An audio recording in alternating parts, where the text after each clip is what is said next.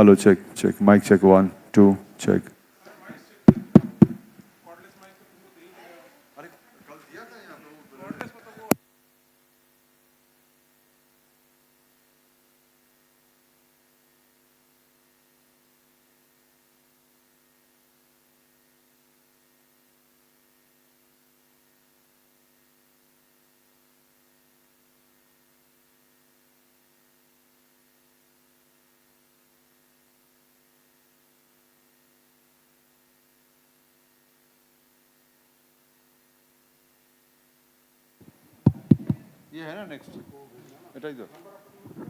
Hello, check, check. Mic check, one, two, three, four, one, one. Mic check.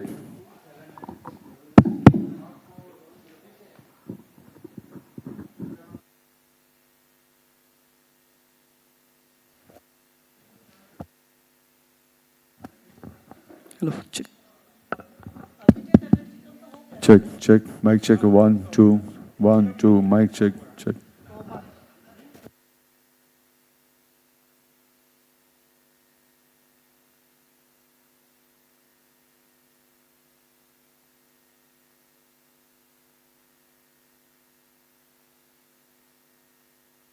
Hello, check, check. Mic check.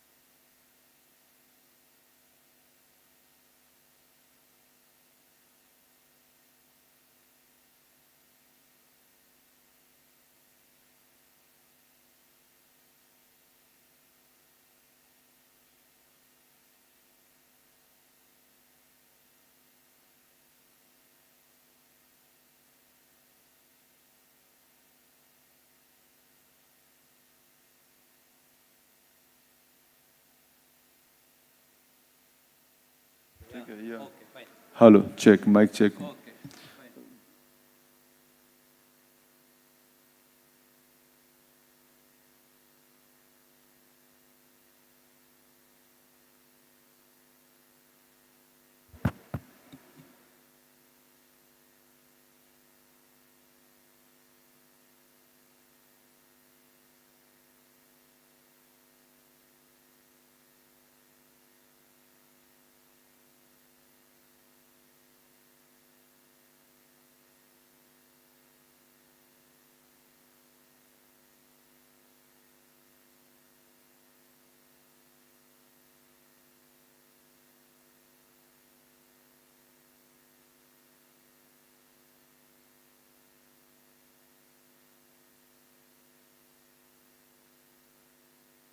Hello, check, check, mic check. 1, 2, hello. Hello, check, check, mic check. Hello, check.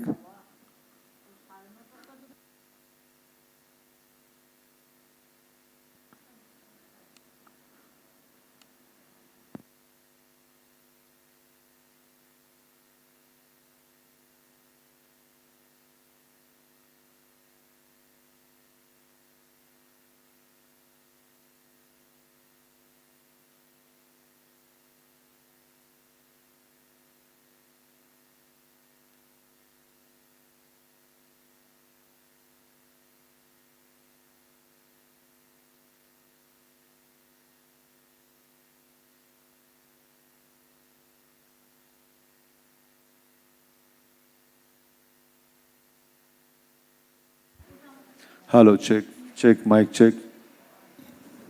Stage monitor, stage monitor.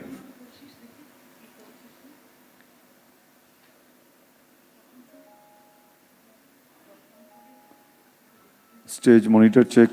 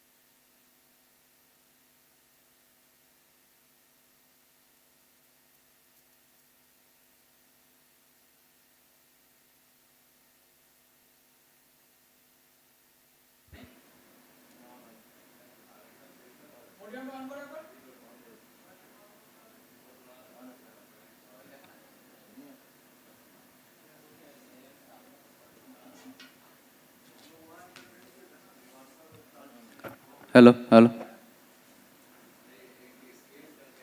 Hello hello sound দাও দি sound দাও একবার hello hello বলো বলো না তাহলে এখানে এসে দেখো শোনো শোনা জিনিস দেখো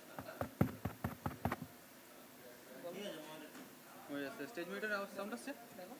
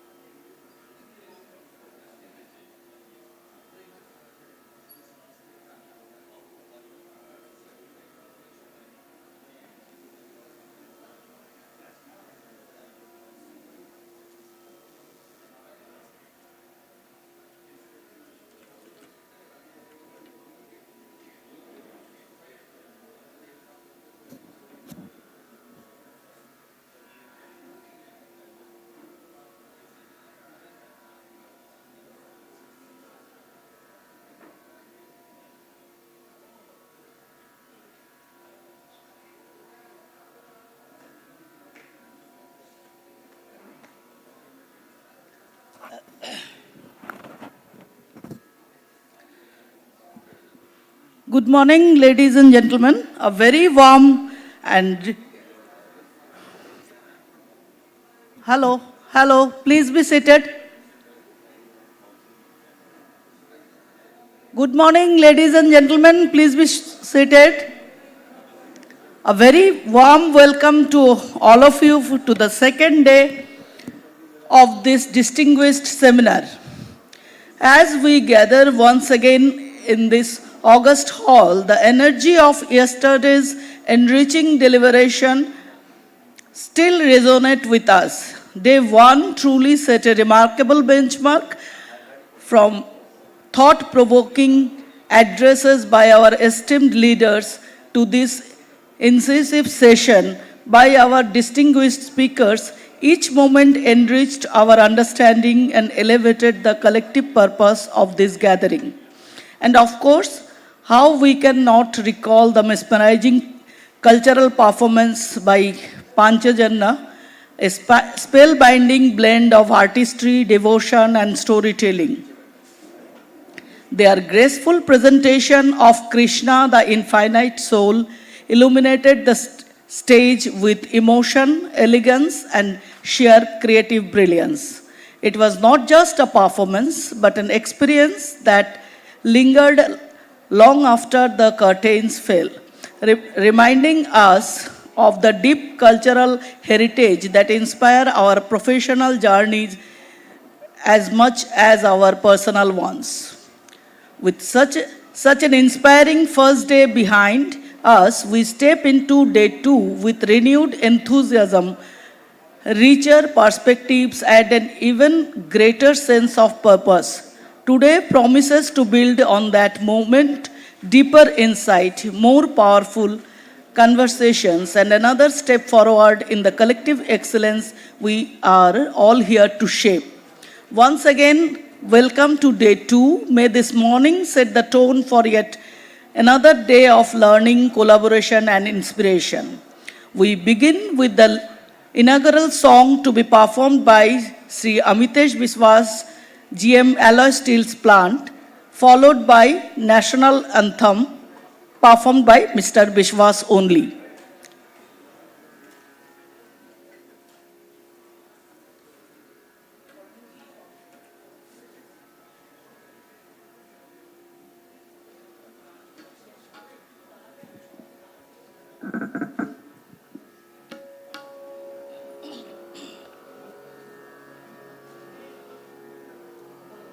উপরে করা আছে করেছে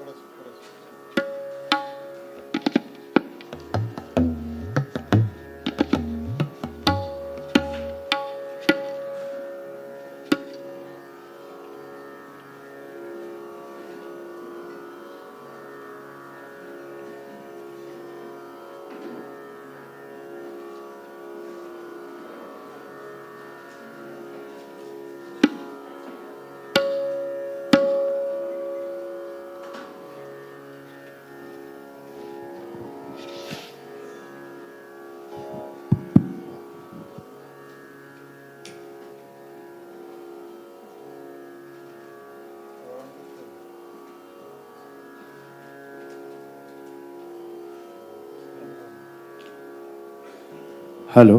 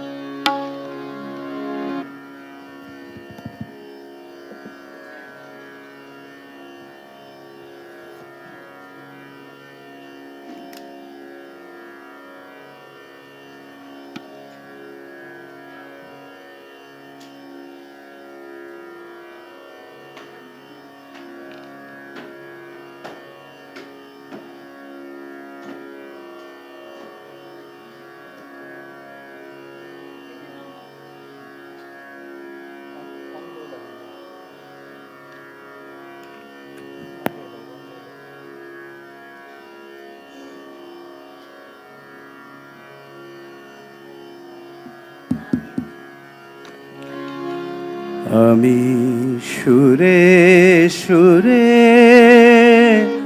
ও গো তোমায় ছুঁয়ে যাই, আমি সুরে সুরে ও গো তোমায় ছুঁয়ে যাই। নাই বা পেলাম দরস তোমার, নাই বা পেলাম দরস তোমার, গানে গানে যদি তোমায় পাই, তোমায় ছুঁয়ে যাই।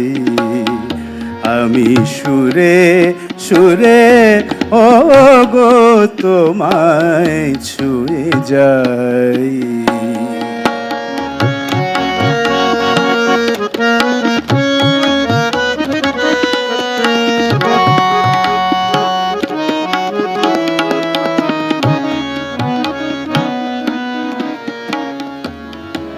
তোমায় চেয়ে সারা বেলা কাটলো নিয়ে সুরের খেলা, তোমায় চেয়ে সারা বেলা কাটলো নিয়ে সুরের খেলা।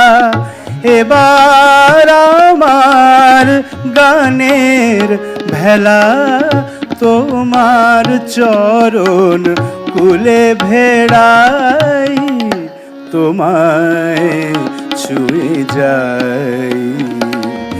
আমি সুরে সুরে ও গো তোমায় ছুঁয়ে যাই।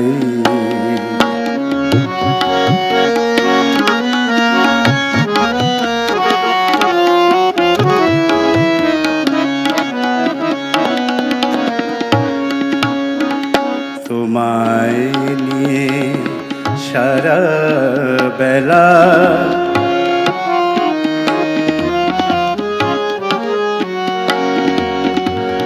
তোমায় নিয়ে সারা বেলা বিপুল চরাচরে আমি খেলি তোমায় খুঁজে ফিরি বারে বারে,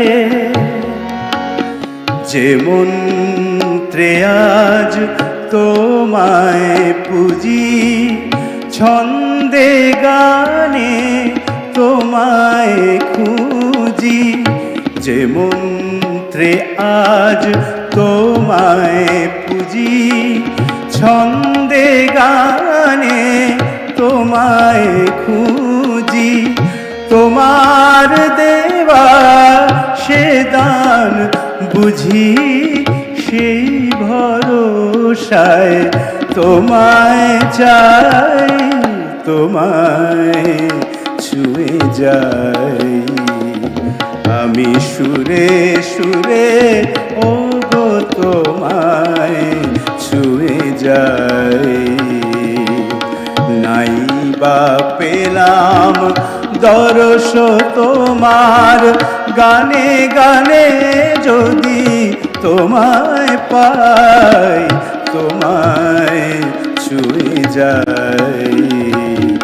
আমি সুরে সুরে ও গো তোমায় ছুঁয়ে যাই। আমি সুরে সুরে ও গো তোমায় ছুঁয়ে যাই। Thank you. Ladies and gentlemen, may I now request everyone to rise in respect, in pride and in unity for the national anthem of India. In this dignified moment, let us allow our hearts to resonate with the spirit of our nation, its ideals and its enduring greatness. जनगण मन अधिनायक जय हे भारत भाग्य विधाता, पंजाब सिंध गुजरात मराठा द्राविड़ उत्कल बंगो विंध्य हिमाचल यमुना गंगा उच्छल जलधि तरंग तब शुभ नामे जागे तब शुभ आशीष मागे गाहे तब जय गाथा जन गण मंगलदायक जय हे भारत भाग विधाता जय हे जय हे जय हे जय जय जय जय हे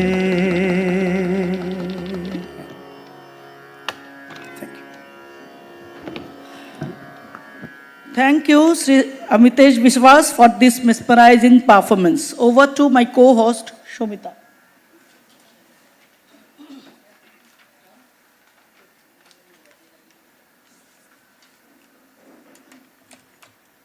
Today, we have with us Sri P.M. Bidappa, National President, Indian Institute of Metals Management, 2025 to 27. Sri P.M. Bidappa is a distinguished leader within the Indian Institute of Metals Management, currently serving as the National President for the term 2025 to 27. A key contributor to the Institute's national initiatives, he plays a pivotal role in the National Executive Committee and actively supports the strategic direction of IIMM. He has led several major institutional events, notably serving as the convener of Scale 2023, a flagship supply chain management and logistic conference that also marked the Bangalore branch's Golden Jubilee. A dedicated professional, Sri Bidappa is also a regular speaker and moderator at various IIMM forums, contributing to knowledge sharing and industry engagement. We are honored to invite Sri P.M. Bidappa to address the gathering.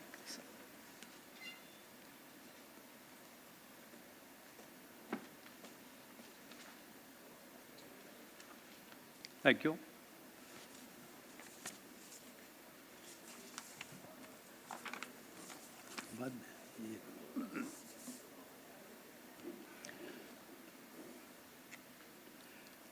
Dignitaries sitting on the dais, organizers of this event, Pradeep Kumar, my colleague, Vice President East, IMM colleagues, exhibitors, vendors, delegates, participants, ladies and gentlemen, good morning, and I am extremely happy to be here on this occasion of National Seminar and Vendors Meet hosted by Durgapur branch under the able leadership of Nirmal Parida and his dynamic team.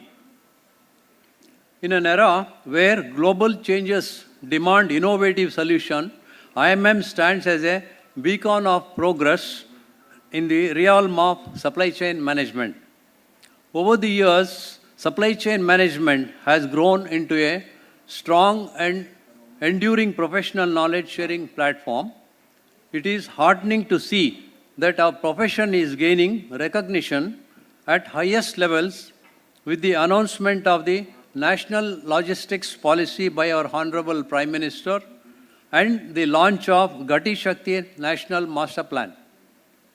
The benefit of these initiatives is already visible, reinforcing the role of supply chain management as the lifeline of global trade and national economies.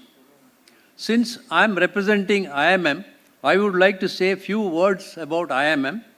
IMM is the national apex body representing a wide spectrum of professionals engaged in various facets of supply chain management, responsible for planning, sourcing, logistics, and material management mainly.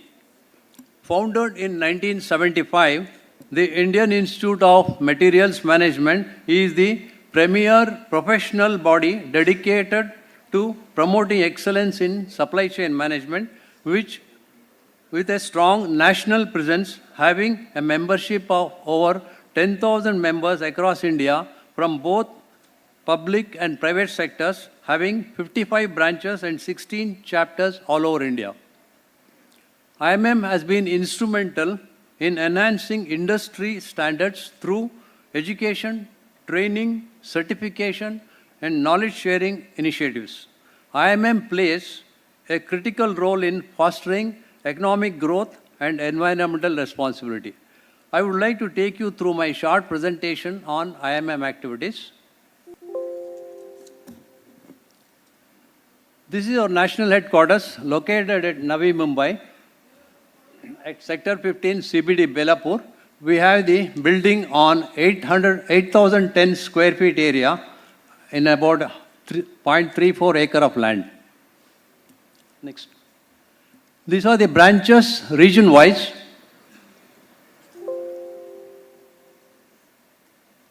We have 55 branches. Geographically, we have more branches in Western region and Northern region. Western region, we have 15 branches, and Northern region, we have 14 branches. All put together, it is 55 branches across India.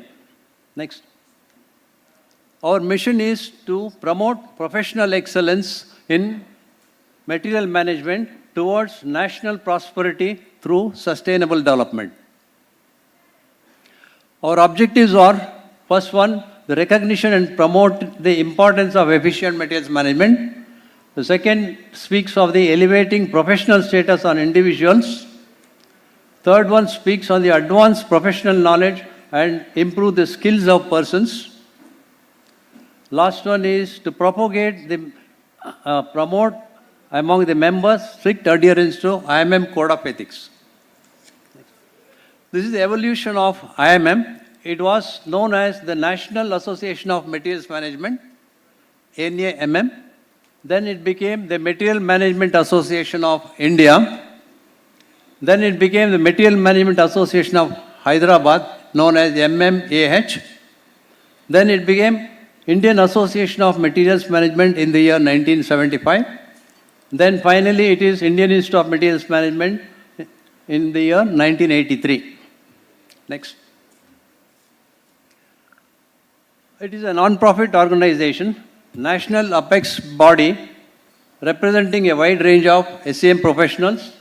We have 56 branches and 18 chapters dedicated to the promotion of supply chain management, a union of 48 nationals and regional purchasing associations.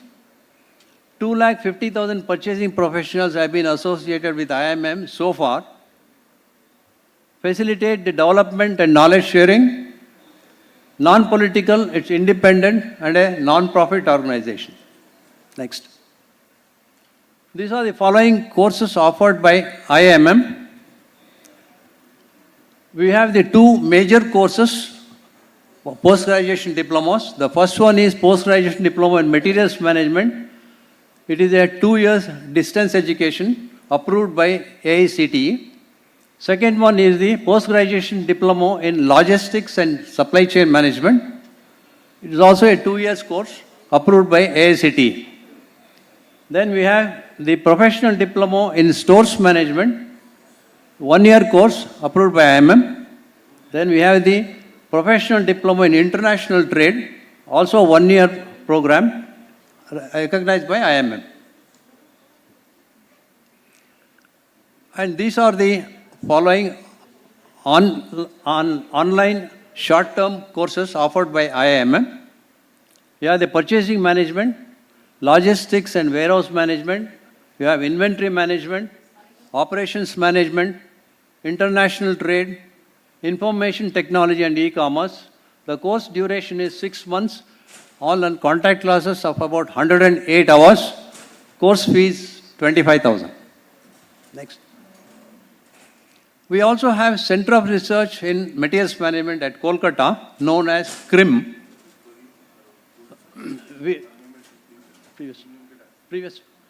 To enhance the research activities, CRIM conducted a Lean Sigma certification program during September 2024, and total research scholars were 22, Fellowship awarded for 14 people, and in the process, 8 people are there. Next. This is a professional diploma in contracts management. For sale, we conducted in the end of January 2024. Second batch was in December 2024, having 28 participants. Results also declared, and the new MOU for 2026 is in progress. We also conducted for Coal India Limited. In January, the batch is completed. There were 228 participants, and then results also declared, and the new MOU is already under progress. See, we have the branch events, and then the regional events, and also the international, that is the NATCOM. A lot of, take part, people from all over India come in the national conventions. In the this branch specific activities, we had Spectrum 2025 organized by Chennai branch. They conduct every year. And we had Disha 2024 on 27-28 November 2024 by Mumbai branch. The theme was Supply Chain Transformation, Vikas Steel to Vishisht Bharat. And recently, in the last week, they conducted Disha 2025, which I had attended. That was on 10th. Same date falls on 10th and 11th. It is. And then we had Scale 2025 at Bangalore in 6th September 2025. The theme was Resilient, Responsive, Collaborative, AI and ML-driven supply chain for future vision. Then we had the regional conferences. We had the Central Regional Conference at Nagpur branch. It was on 21st and 22nd December. The theme was Revolutionizing and Supply Chain with Artificial Intelligence. Then we had the Southern Regional Conference on 11th and 12th January, held by the Cochin branch. The theme was Industry 5.0 Supply Chains, a paradigm shift for better future. Then we had NATCOM 2025 recently at Ahmedabad on 29th and 30th November. The theme was Sustainable Supply Chain, a pathway to net zero carbon print. What a member gets, a new member who gets into IMM, what he gets is the communication of the events, all events conducted across branches, he will get the information. And also he gets the discounted fee for attending workshops and online programs. Then he has access to the library. Then he has free entry to monthly lecture programs. So there are many branches conducting monthly lecture sessions. So they have a free entry to those monthly lecture programs. Then free participation MM Day. This is once in a year, MM Day we celebrate across India in all branches. So he gets a free participation in that. Then monthly management review, the MMR we call it. So that is, he can have access to that, and a copy will also be sent, soft copy will be sent to all the members. Then we have a networking platform with SCM professionals. That also he can attend. Regularly it is happening in some branches. This is the admission fee is 500 plus annual subscription 1,000. And for life member it is 500 is the admission fee and one-time fee of 12,000. People who have not become members, I think this is the right time to take membership and reap the benefit of IMM and join the 10,000 brigade. That is my request. So with this, I close my short presentation on IMM activities. Thank you.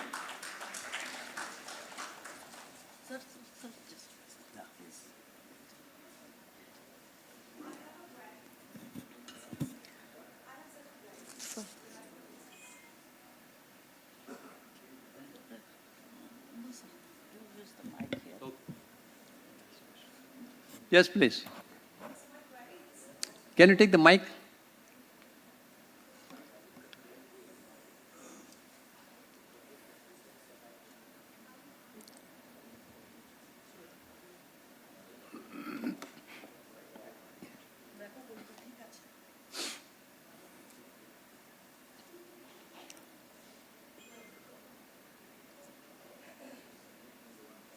Hello, hello.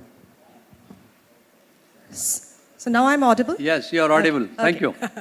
So I just wanted to ask, what do you offer in your Six Sigma course? What is the structure of that course? Just wanted to understand. See, green belt you're talking? Yeah. Okay, that is conducted by our CRIM.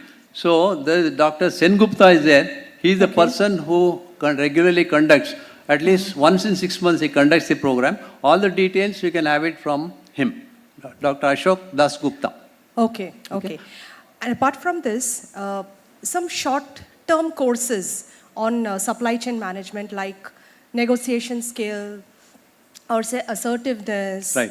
Many things, I mean like terms and condition or new tax structuring. Regarding that, do you offer any such kind of short-term courses? Certainly for the organization, I mean for the professionals? Yeah, many vibrant branches conduct these courses, short-term courses.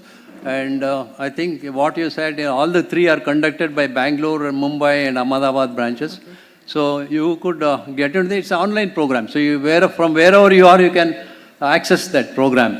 What is the tariff for those programs? Can I get a... Pardon me? The tariffs, I mean the course fees. Yeah, course fees, it is about, depends from 12,000 rupees approximately. Okay. Approximately. I mean, is there any boundaries like you need to have this many candidates for that training in a particular session, or the 12,000 is fixed? Whoever, I mean, how many candidates? No, in between you cannot join. See, you should find out when the course starts. Okay. So because the duration is there, no? So 64 hours you have to attend. So you cannot join in between. No, I'm not interested in that. I know the course starts from a particular day, we need to attend it. Yeah. My query is 12,000 is for each candidate, or 12,000 is, suppose like my organization is going to sponsor for my team. Yeah. So maybe I have 4 members in my team. Okay. So all the 4 members together, if they take the training, it is 12,000 altogether, or just one member 12,000? See, there is one thing. You have a discount structure available. Okay. A group of 5, there will be a discount. A group of 10, there will be a separate discount. So that can be negotiated. Great. Okay, then regarding that, we will talk later. Okay, thank you. Thank you so much. Yeah. It is fixed and organizations are paid for TCN. Yeah. See, short-term courses, fees are fixed, but the branch gives a discount, special discount on the group of 5 or group of 10. So that discount is offered. And we have 17, 18 short-term courses. And we also have a tailor-made specific program for industries. It's called in-house programs. So we go to industries, tailor-made, we sit across the table and decide what they want, what we can offer. So combinedly we do that program. And we have the faculty. So we have at least every branch has got some 40 to 50 faculties available on various supply chain management issues. So the faculty can be drawn even from the other branches also. For example, Bangalore is conducting in Delhi, Mumbai. Recently it is conducted in Kolkata also. So we draw faculty from the concerned branch nearest to the venue. That's it. Okay, thank you.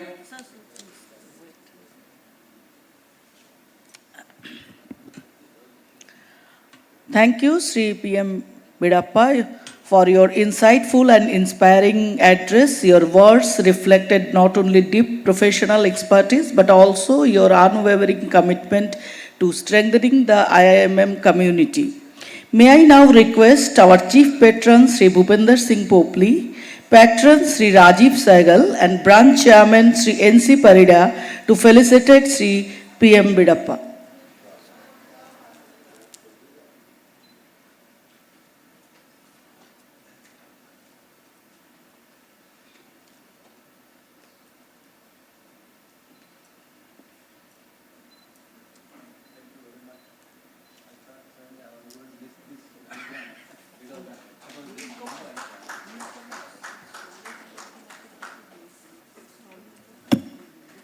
Sir, the floral bouquet being presented have been handcrafted entirely from the date palm leaves by the tribal students of the education centers in DSP's model steel villages. The Uttariya has been crafted by women artisans, mentored by the Mahila group, trained in art and craft through Swami Vivekananda Vani Prachar Samiti under the DSP CSR initiative.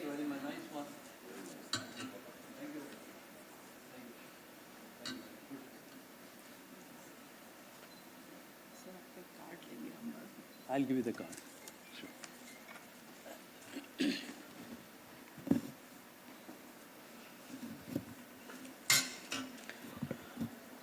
Ladies and gentlemen, we now proceed to one of the most cherished moments of today's program, the felicitation ceremony.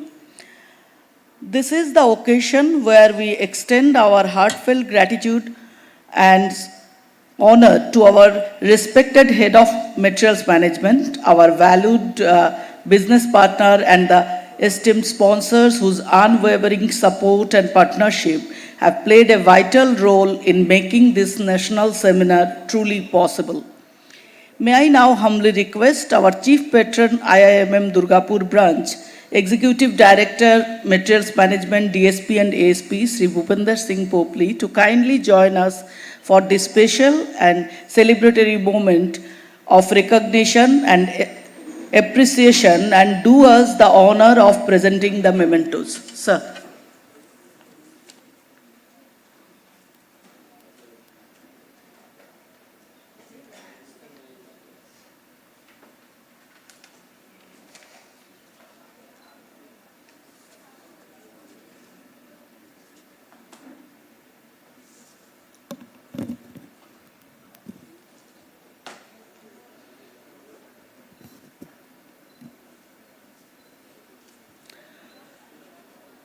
Sri S.J. Ahmed, ED CMMG.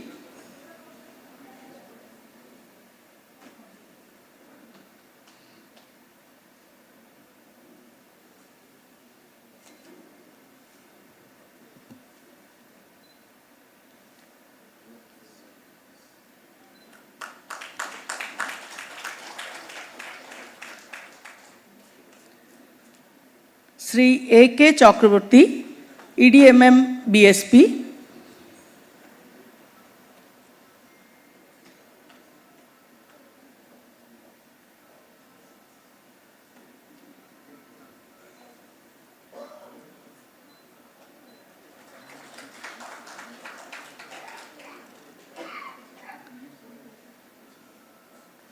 Sri Anil Kumar, EDMM RSP.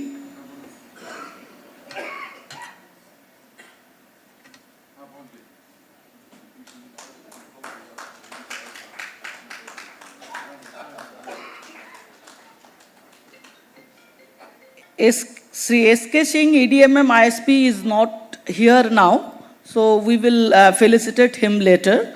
Now, our ex-MM veterans.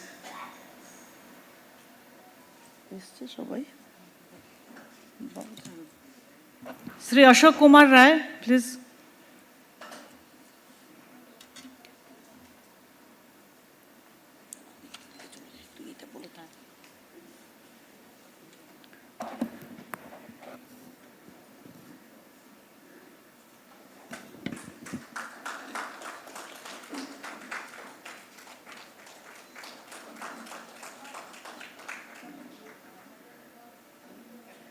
Sri Shantanu Chakraborty.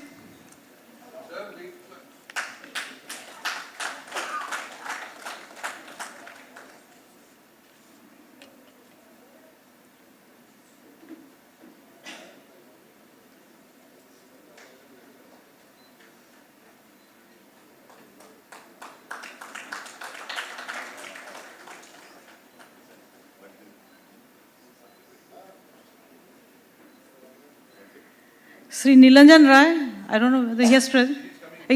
Okay, he has not yet arrived. Sri Himadri Bhattacharya, sir.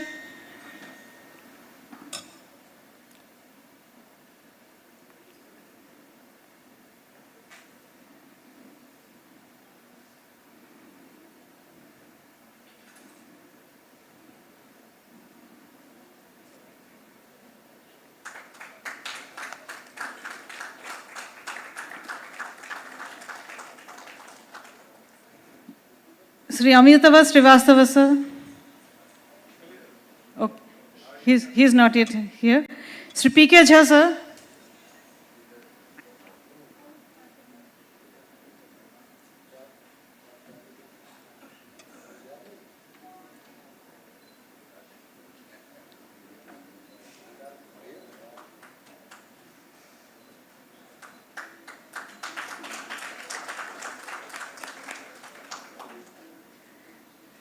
Sri Shekhar Kanti Bairagis.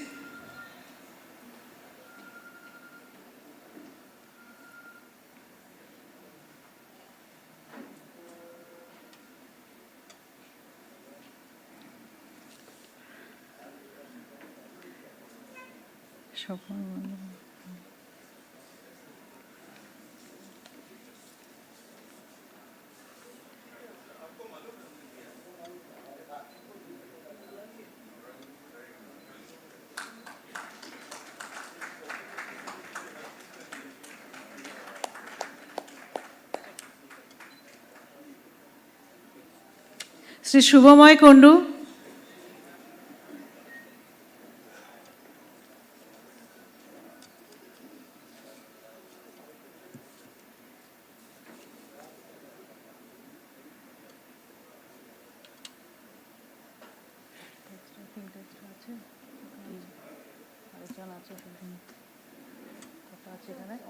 আচ্ছা ঠিক আছে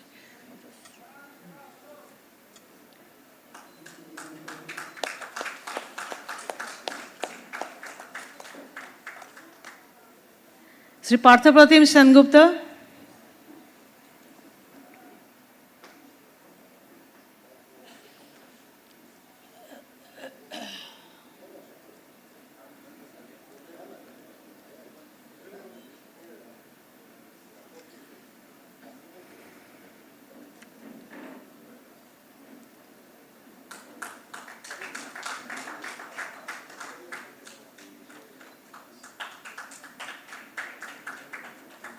Sri Gautam Haldar.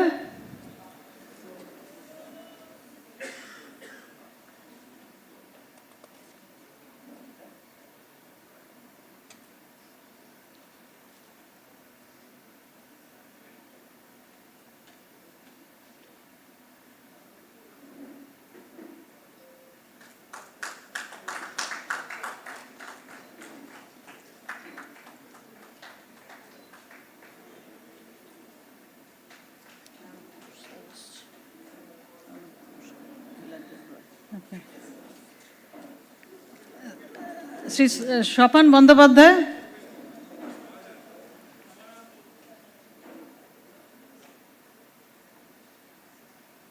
I think he's not there.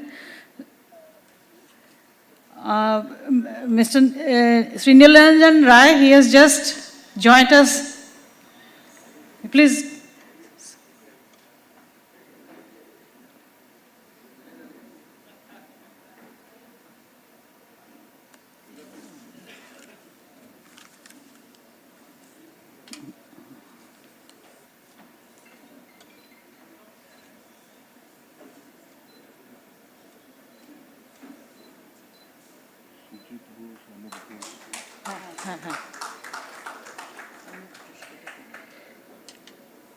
Sri Anup Ghosa.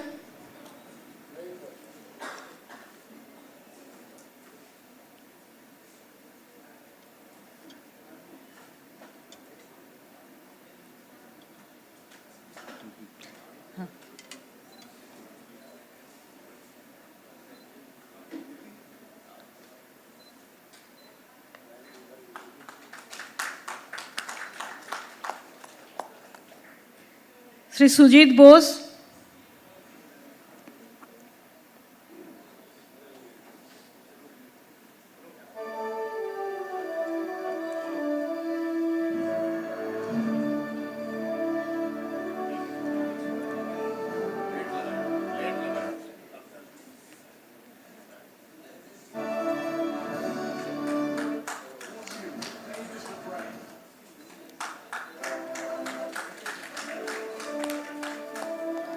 Thank you, sir. I think we have done it right. We'll continue maybe after joining of the others again. Thank you, sir. Sir, sir.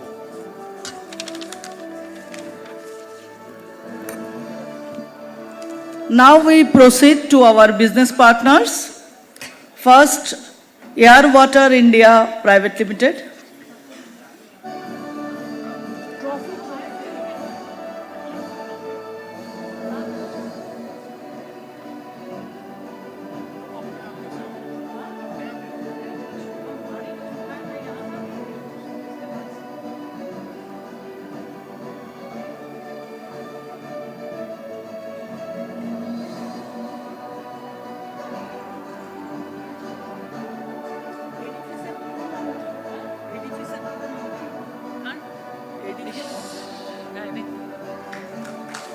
পরে রাখি পরে রাখি এটা কেটে গেল।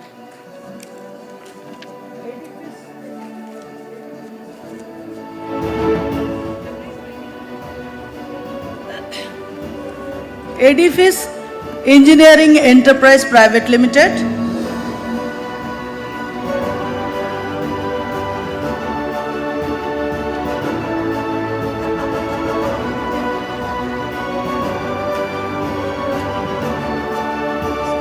Edifice.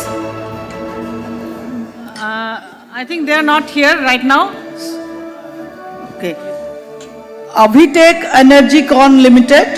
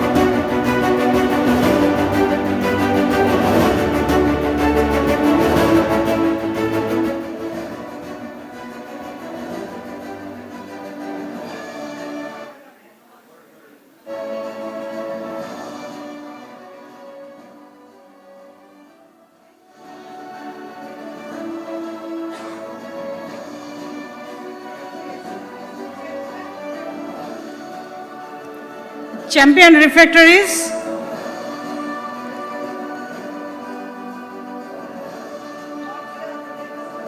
I think they are not here. Lalwani Ferroalloys.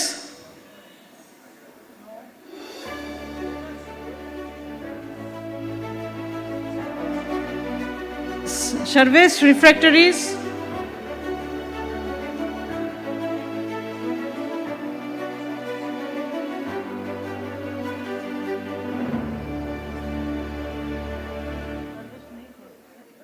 ওটা ঢালু জমি বেচে দাও।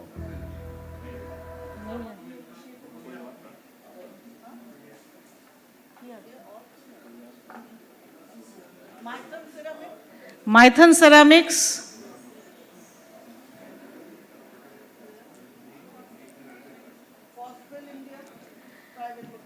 Foswell India Private Limited.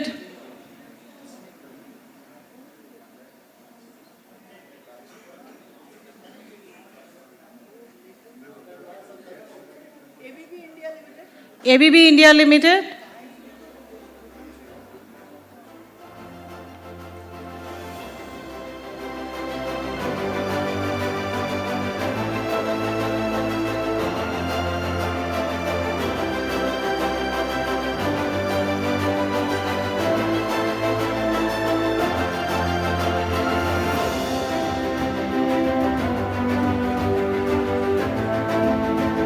Delta Electronics India Private Limited,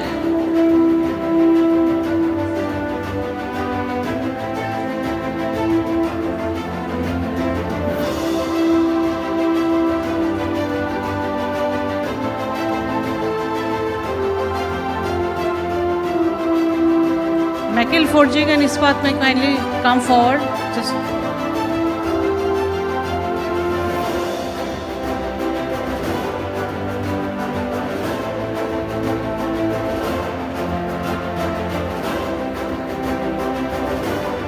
Makil Ispat and Forging Limited,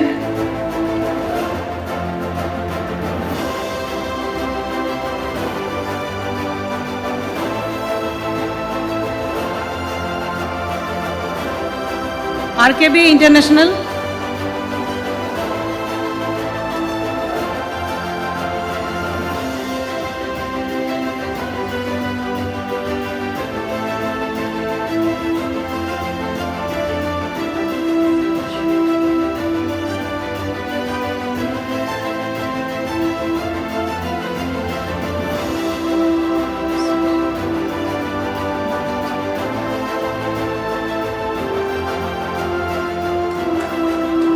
BCH Electric Limited,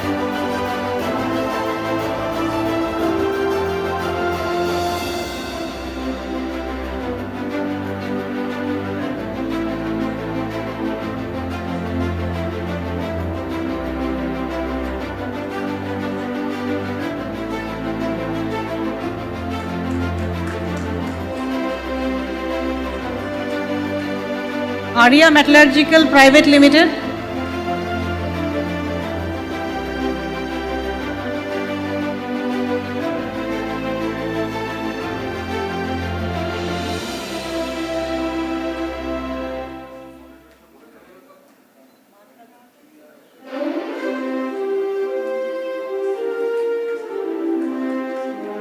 Makali Engineering Works,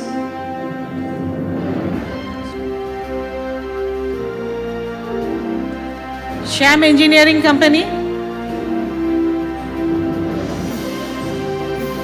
CMS Techno Services,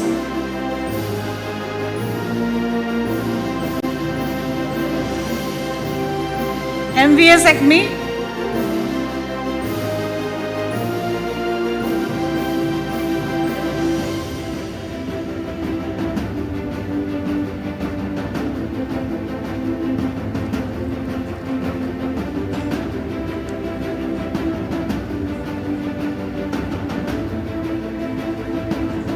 Yaskawa India Private Limited,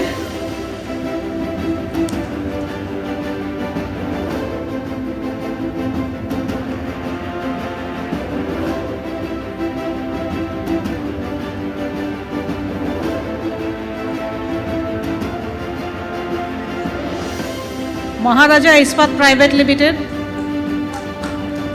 Maharaja Ispat Private Limited,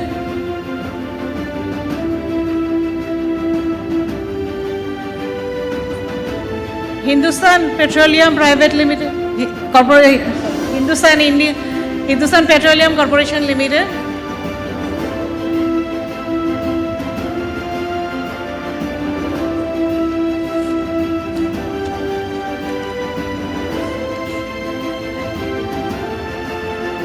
Emule Research LLP,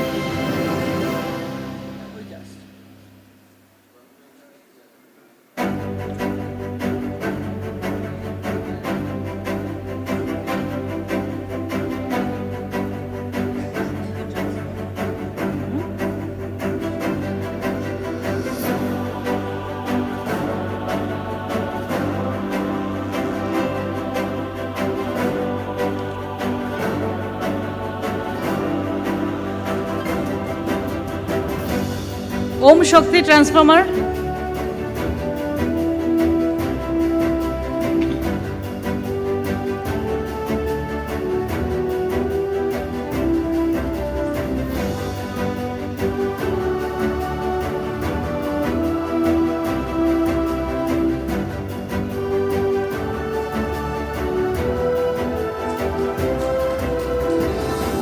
Marathon Electric Motors Limited,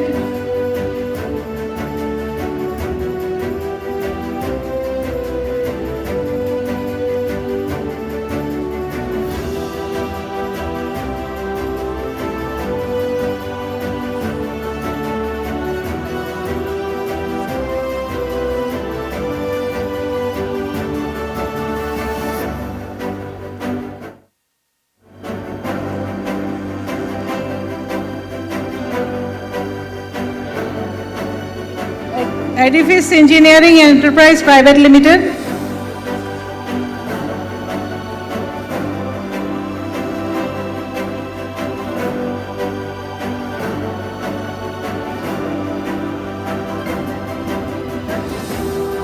Modern Engineering Works. Modern Engineering Works.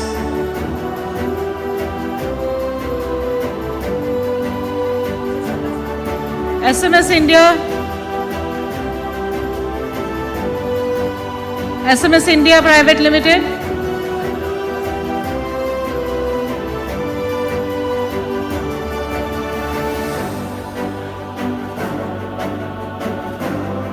Bengal Electricals Industries.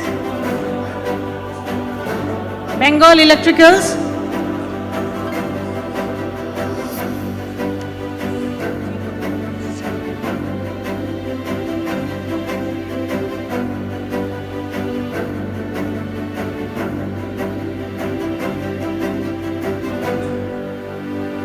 China Corporation India Private Limited.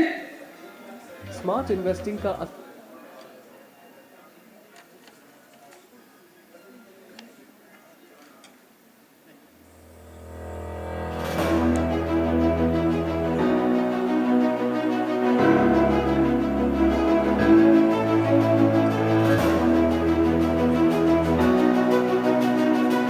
Grace Castings Limited.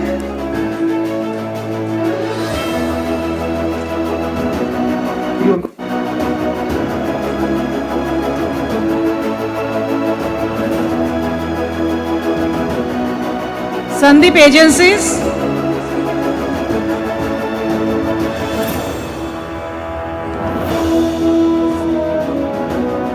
Sandeep Agencies.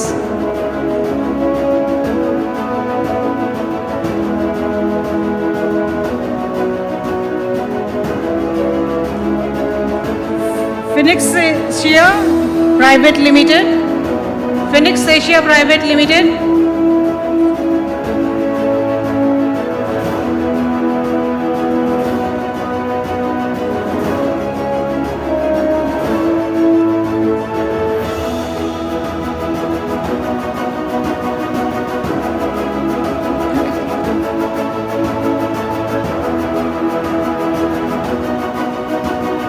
Vulcan Enterprise. Vulcan Enterprise. Indian Oil Corporation Limited. Indian Oil Corporation Limited. Mandalia Engineering Works. Mandalia Engineering Works.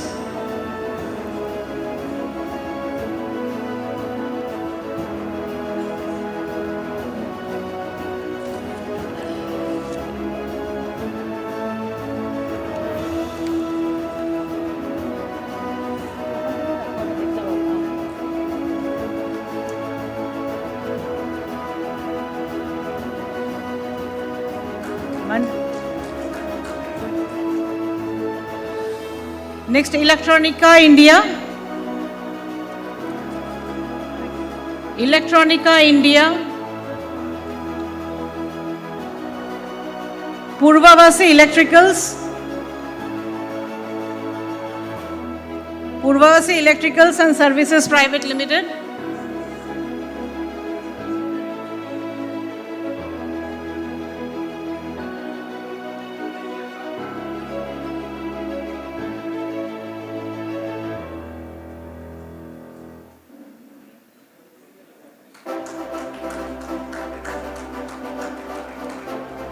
Jyoti Commercial.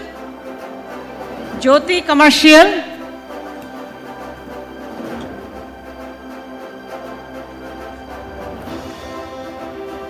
Energia Systems Private Limited.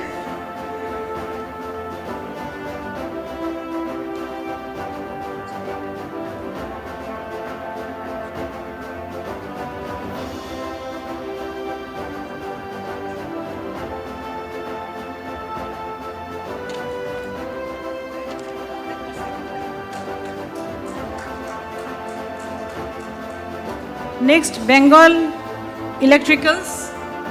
Bengal Electricals Industries.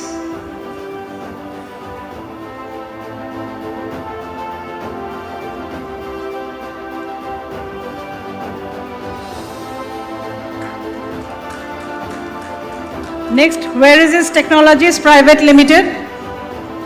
Where is this Technologies Private Limited? Vyas and Company. Vyas and Company. Modern Engineering Works.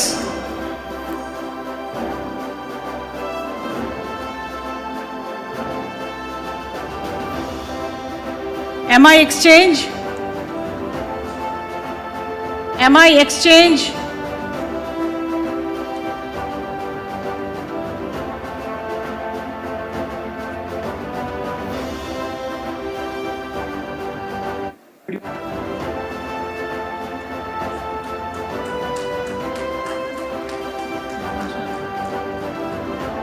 Vyas and Company.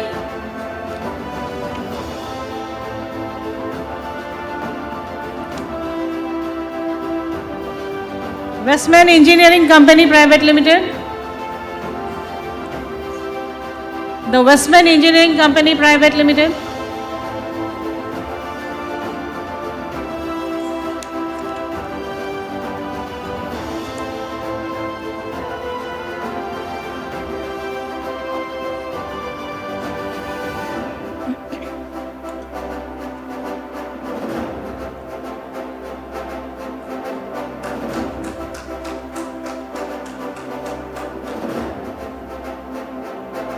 Tom and Engineering Limited. Tom and Engineering Limited. PS Jivraj and Company. PS Jivraj and Company.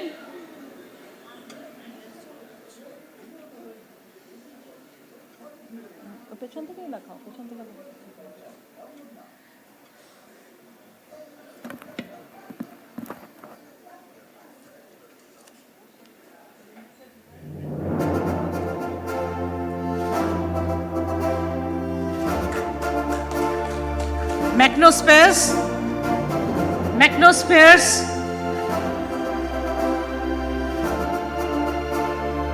Cotmec Electronics Private Limited.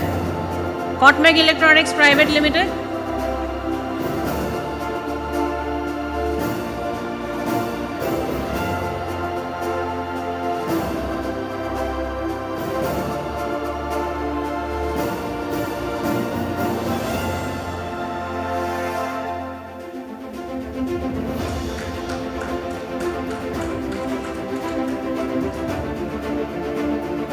Hansel Electric India Private Limited.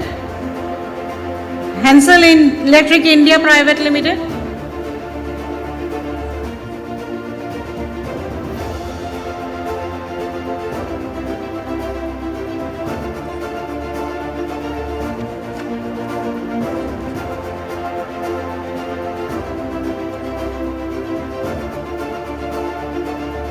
Matex Engineers. Matex Engineers.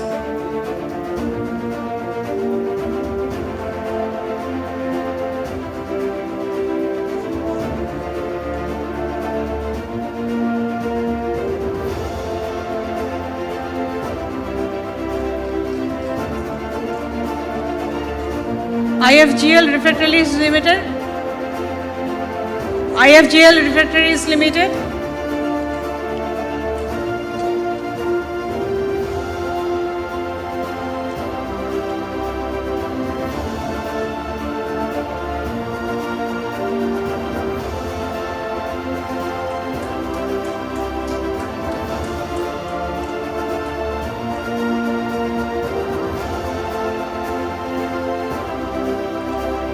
Havels India Limited.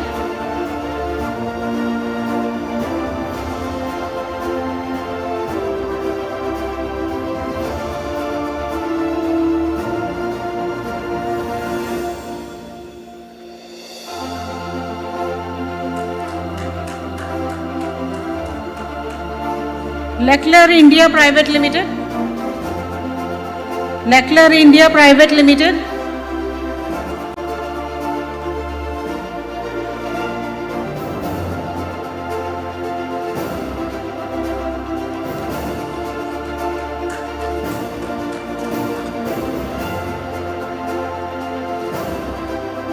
M Junction Services Limited,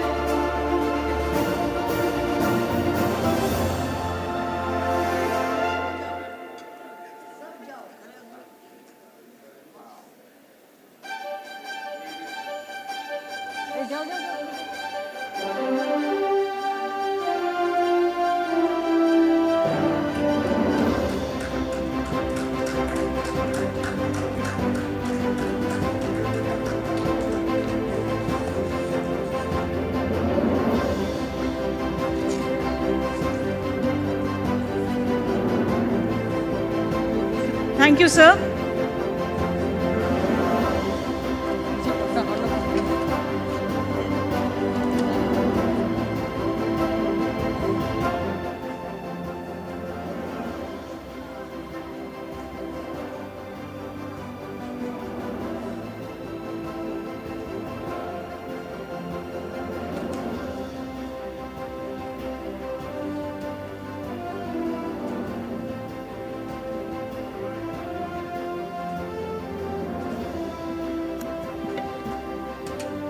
We now begin with the technical presentations, and the first presentation will be by Sri Raghav Malhan from GAIL India Limited. Sri Raghav Malhan is a mechanical engineer from the prestigious Delhi Technological University and is currently serving as Senior Officer, Contracts and Procurement at GAIL. With over 4 years of experience in high-stakes multi-category procurement in the petrochemical sector, Sri Malhan brings both depth and dynamism to his work. He is passionately committed to modernizing public procurement through digital solutions, driving greater ease of doing business, enhanced efficiency, and strengthened governance. I request Sri Raghav Malhan to kindly come to the stage.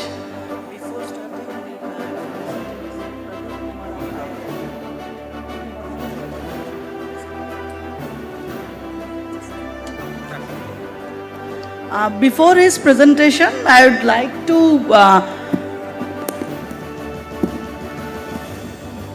to invite Sri Pradeep Kumar's Vice Eastern Region IIMM Vice President. So please come to the dais, and I also request Branch Chairman Sri N.C. Parida to felicitate him.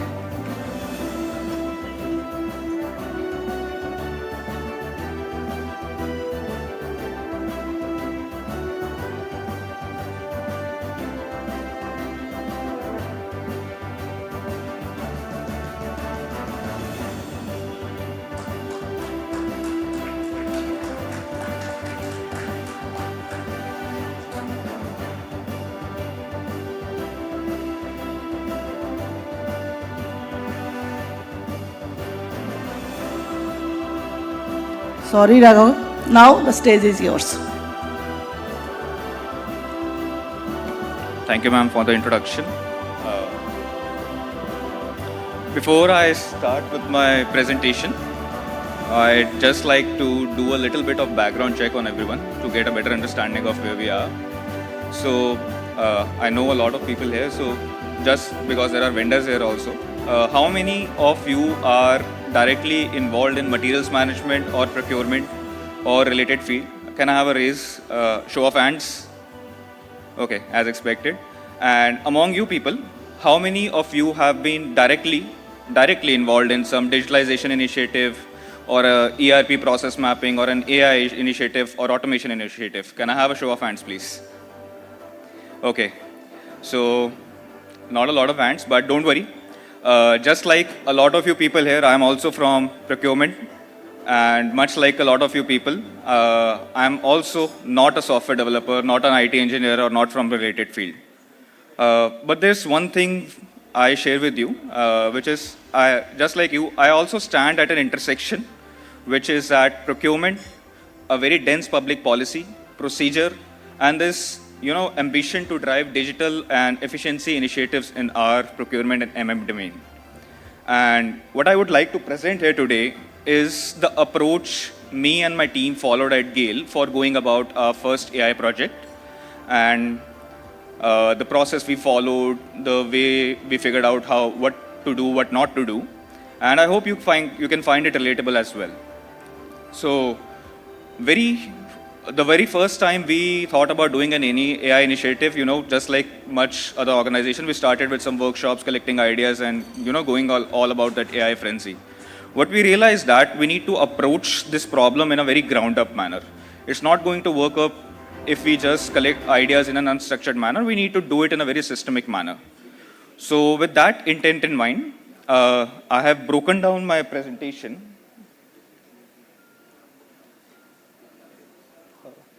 Can we have the next slide? It's not working.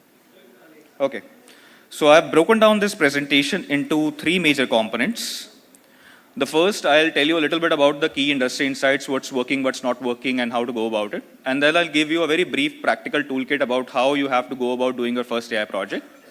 And then we'll end up on a strong note, have a very forward-looking perspective about how we can enhance our AI maturity in our respective organizations. I look at it a little bit from the PSU perspective, but I'm very sure that it is applicable to all. So, okay. So, when you look at MIT's latest report, that is one of the leading institutions when it comes to AI and technology, we look at a very surprising fact. Out of all organizations MIT studied in the last 1 year, it includes roughly around 300, 350 organizations that have done an AI projects and a lot of top management officials. It shows that merely 5% of the organizations are actually deriving any value from AI. When I say value, it means something that affects your bottom line or something that leads you to a significant time efficiency or cost savings or any other way. So makes us wonder that for such a stark divide between successful and non-successful ratios, what are the key observations? When you look at the slide, the key observations have been that when you look at the type of destruction, it has been very limited. It's been mainly restricted in tech and media, while energy and material management sector has been among the lower segments of experimentation. You would naturally assume that big companies have been making it big, but it's quite the opposite. Small companies with very focused and niche products are the one that making it successful. And then there is still a general bias for AI products that promote market visibility or some other form of visibility rather than actual ROI. And then there is a partnership advantage. So between the people who are leading, there is a clear sign that they are partnering with subject matter experts rather than doing it everything internally. That quite makes sense. As humans, we often have tendency to do it everything on our own in-house, but it is one of the domains you need to have a subject matter expert on. And then there is a wide trait among the leaders, that is, they are solving robustly for workflow adaptation and memory problems. What it means is that they are focusing not on complete disruption of the processes. They want AI to be integrated in their workflow in as smooth a manner as possible. Now, it's natural, being from PSU, we'll look at a little bit about how PSU sector is looking at. So again, for this, I pulled out this Capgemini report, a very latest one in 2025. Again, you see a very similar number, that only 6% of PSU studies have been putting Gen AI into production. And if you look at the population size of this report as well from Capgemini, it includes public sector organizations and departments right from APAC region to European countries and some North American countries as well. And when you look at the top cases these companies have been following, specifically in the public sector department, it's been knowledge management, content summarization, and content generation. The later two you are quite familiar with, having used ChatGPT or Cloud or Notebook LLM or Copilot, etc. Now again, when you look at the deterrents for PSUs, which has been quite evident, they are quite similar to we saw on the last slide, that it is something regards to trust issues. Trust issues means that you find that the output generated by AI is good enough for your initial drafts or brainstorming, but you quite don't have the confidence to make it as a decisive role, or take the output state as right it is and use it for any decision making or taking a good call. Then there is data security concerns. You don't want your internal data to be given to AI system or a foreign system. There is data sovereignty concern. The sovereignty means there are many data laws that are applicable to public sector organization and other organization regarding the residency of data that we are processing through AI. It means where data is stored, where it is processed, and where the output goes. And then there are cost constraints, and there are also some internal resistance. It's changing on its own. The next slide, please. Okay. And then there is some internal resistance. Internal resistance broadly categorizes in two manners. One is an internal resistance to change of status quo, the way you are doing things. And then there is a behavioral resistance that with advent of AI and too much automation, we might end up losing our jobs. So when you look at the figures, that such a stark difference, surprising that only 6%, 5% organizations succeeding, you naturally wonder, is it that in some way people are not ready for it? For that,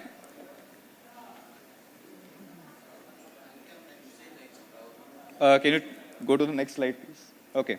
So again, I referred this popular MIT report, which shows that, again, for a sample size of 350 odd organizations that have deployed LLMs, that have been working on LLMs, 40% of these companies have deployed an enterprise level LLM subscription, right? Just like a Copilot Enterprise Edition. But when you look at the employees of this population, when surveyed, they depicted that almost 90% of employees of these companies were using AI. So it means that it is not that people are not comfortable with it. What it actually means is that with general purpose tools like ChatGPT and Copilot getting so good, people have become so used to good LLMs and good AI models that they have become less tolerant of any enterprise solution that is static or rigid and does not perform at par levels. Now, next slide. Can we do the next slide, please? Once we have looked at, back please, one slide back. Okay. So once we have looked at it from the people's perspective, it is natural we look at it from AI perspective. What's wrong with the system as from a user perspective? As I have explained earlier, many have been built for visibility rather than any actual returns. Many solutions do not focus appropriately on user experience. They could be having a lot of jargon or percentage figures or probability figures that makes it very difficult for a normal user to adapt to it. Then outputs, as I said earlier, are only as good as drafts. You cannot take a final binding decision on it. For example, if you're using a tool for your proposal preparation or a draft recommendation preparation, you often find that, it's good for a brainstorming session or a first draft, but then you have to put a lot of effort into refining it. And you might end up spending more time than having to manually draft it or copying it from somewhere else. Then there is resistance to change, and then there is a limited leadership push as well. Okay? When it comes to core technical side of the challenges, these have been mostly restricted to integration level complexity, adaptability. By adaptability, I mean it enters into your process, workflow, and causes the least amount of disruption. And then there is the learning and memory problem. You want your AI tool to actually remember the context you provided and the feedback you provided and apply it in the next scenario when a repeat assignment comes across. For example, you could have a very common, let's say, a works approval process. You have taught it that use this DOP, that procedural clause, and refer this, refer that, and route it through finance or through something. And if you have to do it again and again for every same assignment, then that doesn't make any sense and doesn't provide any real success to us. With next slide, please. So after studying all this industry insights, what we did at Gale is that we compiled a list of traits that a person who is leading an AI project should have. The very first is that the target should be very clear and focused. It means that you should have a very right vision of what you want to automate or use an AI on first. Do not try to, if you have, let's say, 40 processes in your workflow, you're thinking that in the very first project, I'm going to automate or use AI in every 48 of the processes. There are two problems with it. First, it's going to take a lot of resources and planning and money as well. And rather than that, if you stick with a very focused approach, start with one project that is scalable, you'll eventually have a very structured project and a more success chance. Then again, we have to focus on ROI. Again, build through partnerships. Try to onboard a subject matter expert that can help you with it. It could be a vendor, it could be a consultant, it could be a mixture of both. And then when you're doing your AI projects, it is very important that you keep into mind, you don't have to plan only till a proof of concept. You have to plan till implementation, you have to plan for maintenance for multi-years, you have to plan for scaling for multiple years. Because this is something that is going to be an inherent part of your workflow, just like Excel or Outlook is. So you need to do this planning beforehand and do a cost analysis on it. And when it comes to measuring the success of your AI project, do not try to get yourself very narrowed down onto how accurate my model is, how many tokens it consumes, how efficient it is. It is good to some extent, but try to focus your KPIs on what your process parameters are. For example, you want your KPI to be, I want a 30% reduction in my tender processing time. I want a 20% reduction in the cost that it takes to process one tender. Your KPIs should be very process and business oriented. Once we have looked at it from the leader's perspective, there are few traits of a successful AI system. We have discussed a little about it, and I'll go quickly through them. It should learn from regular feedback. It should adapt to the context given. It should keep improving over time. You want it to improve over and over again. It should be trained on a very large volume of correct data, not incorrect data. So you have to be selective with the data you train it on. And make sure that your objective is not to replace humans, but to assist humans. Your purpose is not to eliminate a person in an organization, but to make an AI assistant or an intern who can help do the grunt work for you, okay? And then tailor your AI product very specifically to your use case, a very niche use case, a very focused use case. So, can we go to the next slide, please? Now that we have understood some industry insights, let's get to the juicy part. I'll tell you a very practical toolkit we at Gale adopted to go about our first AI project. It's very basic. It'll get a little bit theoretical in the middle. I'll try to keep it interesting for all you guys. But trust me, it's very important and it works. Next slide, please. Now, as we like to do it, first principles first.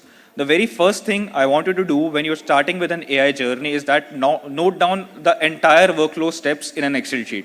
Whether it is receipt of PR or requisition, whether you are checking a requisition, whether you're doing a query with your indenter, whether you're checking compliance, or whether you're doing commercial bid analysis or approval process or EMD processing or anything.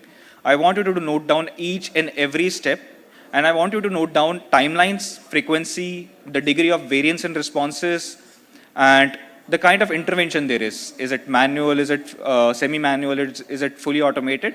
And for a best practice approach, write the explanation for an entire process. Now, I'm not sure if it's fully visible or not. If you look at the centermost process, it's commercial bid evaluation. And we looked at it.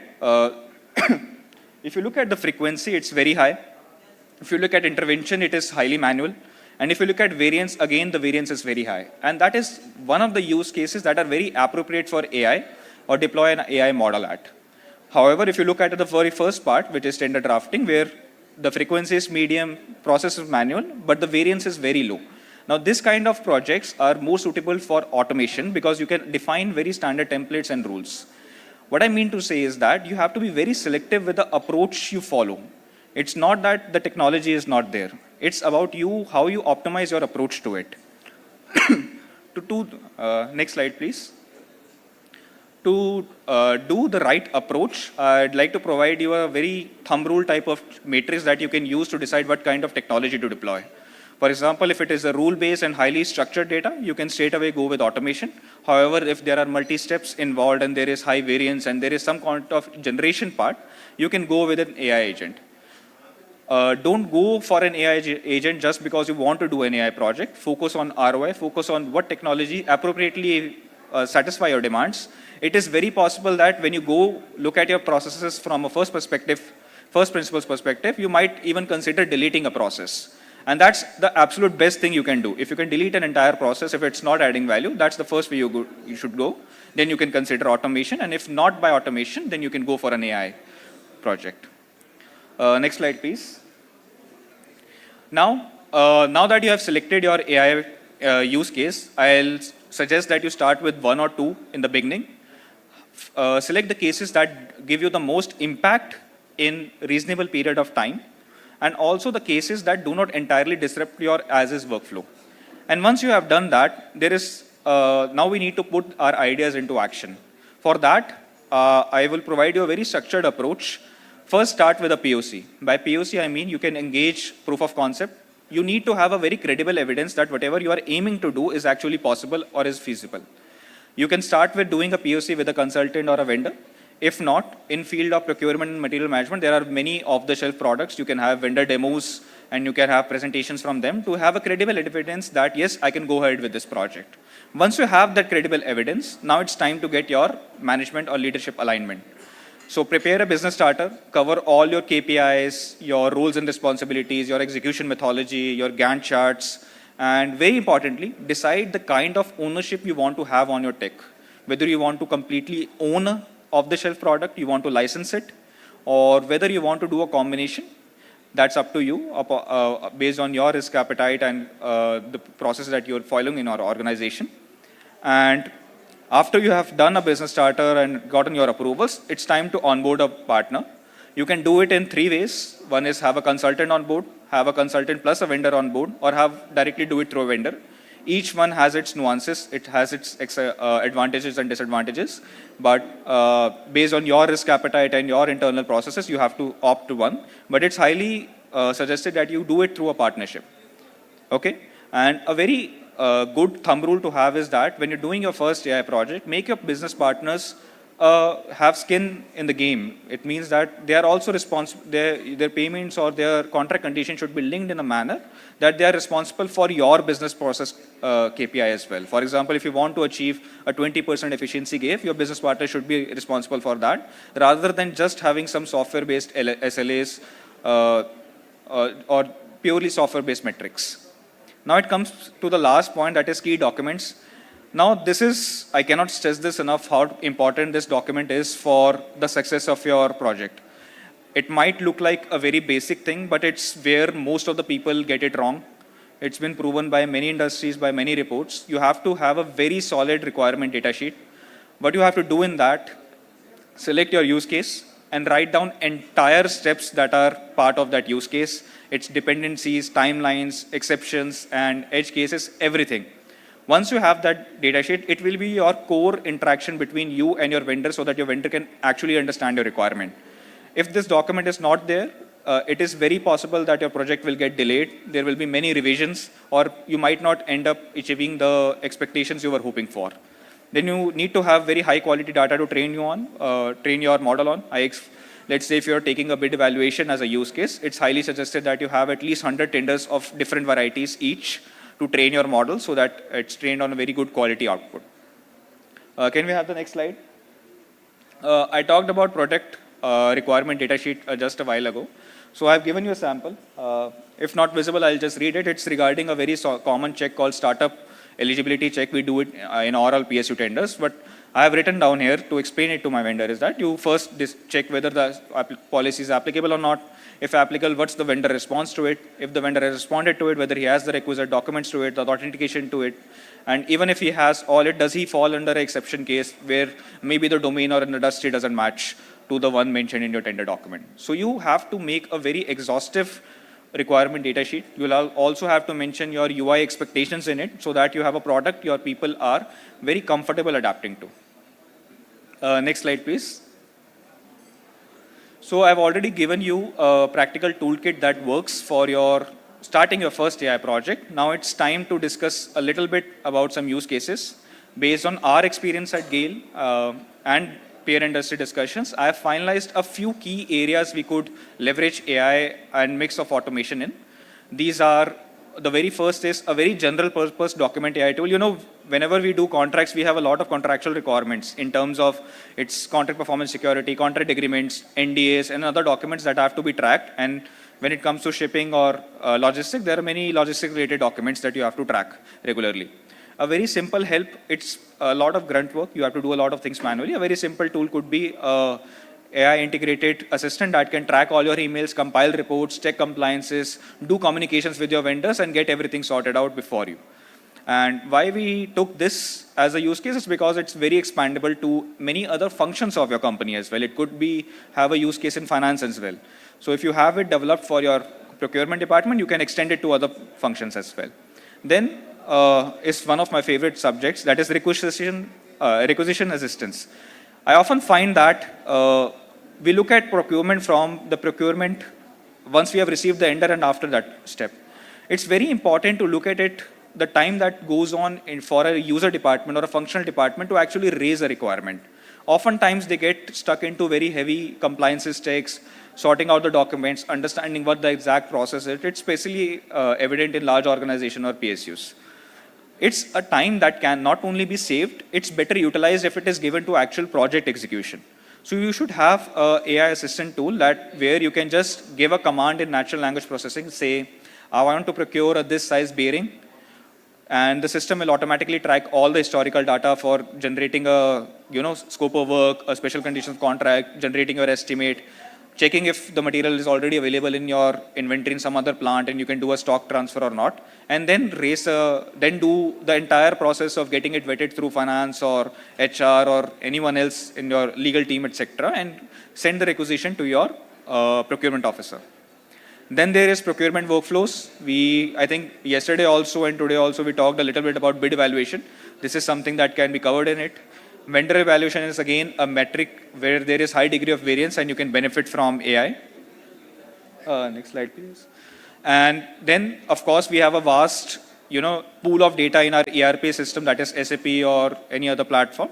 It would be good to have a conversation layer that is built on top of it, just like Joule is there, that you can give it a command in natural language and it can give you an output as you require it. And then there is a very common tool that is, I think, employed in a large number of organizations. That is a knowledge management tool. It should be a center where you can just give a natural language command and it will go through entire procedures, policies, addendums, corrigendums, etc., and give you a reference report on your query. After you have done these 5 projects, there is a natural end to it. You want this all to be integrated into a single platform. And that is what we call as AI orchestration. Now, there are very off-the-shelf products available in the market. It's up to you if you want to go down that path. But in our organization, we prefer a more owned version of products that we built for our customers, for customized to us. We own it, we maintain it on our accord, and we upscale it on our terms. Next slide, please. So, we have gone through some industry insights, a practical toolkit, and some few use cases that are very genuine to procurement and are actually being widely followed if you look at the market. Now, let's end it on a high note and look at some forward-looking perspectives. These are best practices. It is not that without these best practices, you won't be able to do your AI project. But if you want to scale your AI ambition and do it the right way, structured way, efficient way, it's highly recommended that you follow these steps. First is as you need to invest on upskilling and talent development. At Gale, we have a program called Tarang, where every week hundreds of employees are trained on basic AI knowledge and data analytics. It's very recommended to have a chief AI policy or data role in your company who can, look at it from a leadership perspective, act as a nodal point from where all the projects can be managed. It can also be at a department level or at an organizational level. Next, you have to be AI data ready. Without good data, there is no point in doing predictive analytics or any kind of data analytics. If you're, for example, I think yesterday it was mentioned by one of the consulting teams that the vendor codes, vendor master and service master is very important area. So if these are not properly maintained, it's highly unlikely you're going to get any proper reports from it. There should be a very clear defined AI project strategy. You should have in-house system built for AI systems, AI SOPs, AI contract languages so that you can do it efficiently. And last but not the least, you need to have a governance network, a network that is, gives a positive push to innovation, but at the same time doesn't compromise on any form of compliance or any unethical thing. So with that, I would like to close my presentation. Thank you, Iimm, and thank you, SAIL, for having Gale here. And thank you for your attention.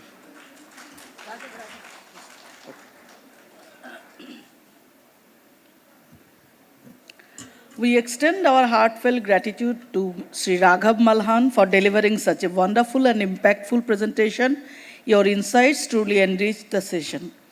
I now have the privilege to invite the chairman of Iimm Durgapur branch, Sri N.C. Parida, to kindly come onto the dais to hand over the mementos to Sri Raghav Malhan.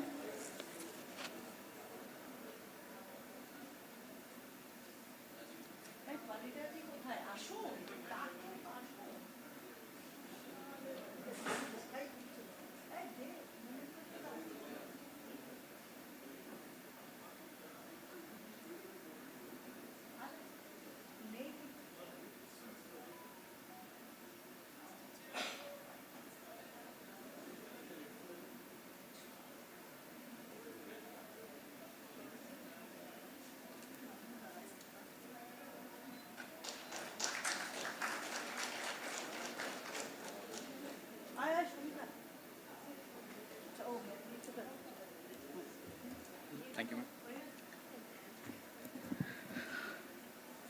We now invite Makil Ishpat and Forging Limited to deliver their presentation.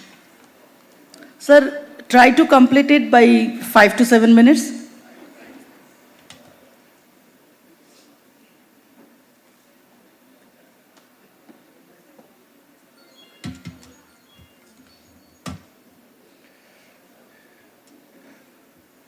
Yes, presentations.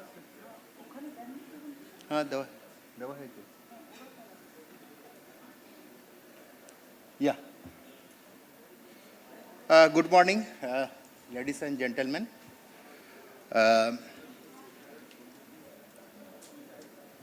Makil Ispat and Forging is one of the largest forging company in Eastern India. Next slide. Makil is the unit of Jai Group, and Jai Group is the integrated steel plant, which is Habe, West Bengal, Odisha, and Chhattisgarh. And that annual capacity is 1.5 million ton. This revenue is almost 9,000 crores, and Jai Group have a 1,000 employees, 10,000 employees. And this group, under group, Makil is the open die forging company, which is have a 30 acres of land, and out of that 10 acre is a plant, and balance 20-acre land is our expansion is going on. We are the largest open die forging facility in Eastern India, and in Eastern India we have a total 27 forging company, and out of that, in Eastern India we have a total 27 forging company, and out of that Makil is the one of the largest open die forging. And Makil have a one roof, we have a forging, heat treatment and machining facility. And we are making the minimum is 500 kg to 25 ton single job. And our furnaces, all furnaces is running by CBM, that is coal-based methane, and it is the green technology. And all the furnaces is running by PLC and SCADA, which is fully automatic. We have our own raw material sources. We are making the ingots, that is maximum is 15 ton. We have a induction and arc furnaces.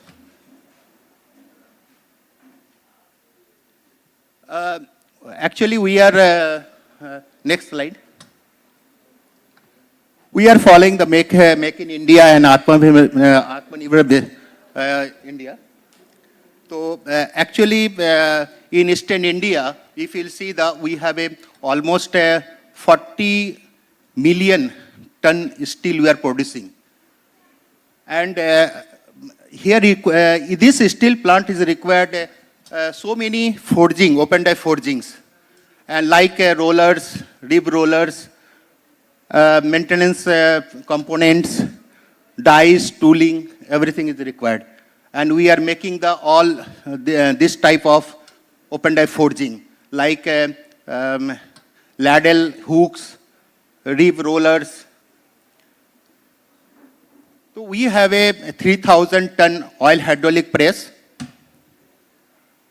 This daylight is a 4 meter, and this is running fully automatic, and this is programmable. We have a, next, we have a manipulator which have a capacity of 35 ton, and it is rotating 360 degree, and it is fully automatic integrated rail bound manipulator.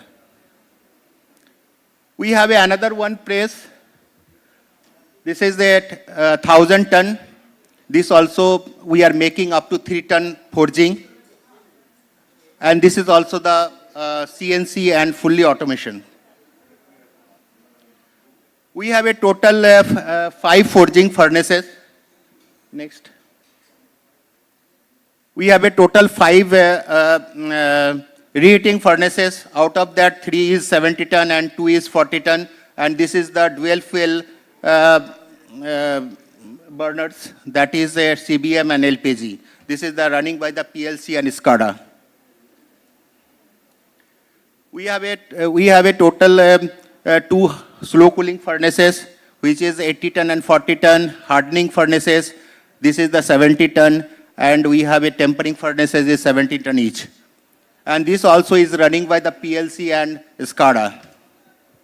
This is a very, all furnaces is very pressurized temperature control. This is giving is plus minus 8 degrees centigrade. This is the screenshot of SCADA.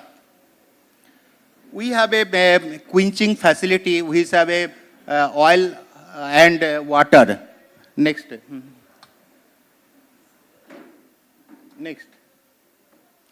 We have a oil and water quenching facility. Oil is a Meta Quench 39, and it is a 1.2 lakh capacity of tank. We can do up to 10-meter shafts quenching. Our plant capacity is, we are doing almost 2,500 metric ton per month.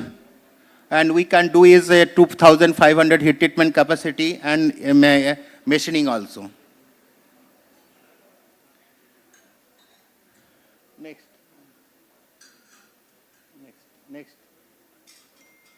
Next. We have a machining facility also. We can do up to 1.2 meter dia shafts and 10 meter length.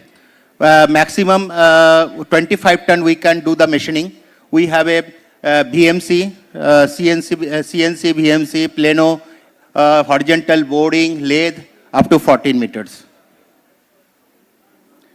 We have a in-house testing facility also. Almost in open die forging, whatever the testing is required, all facility we have like a tensile, hardness, then spectro, microscope, and UT, hardness, everything we have. And this lab is affiliated by NABL also. These are the next. These are the equipment we have in our laboratory. Next.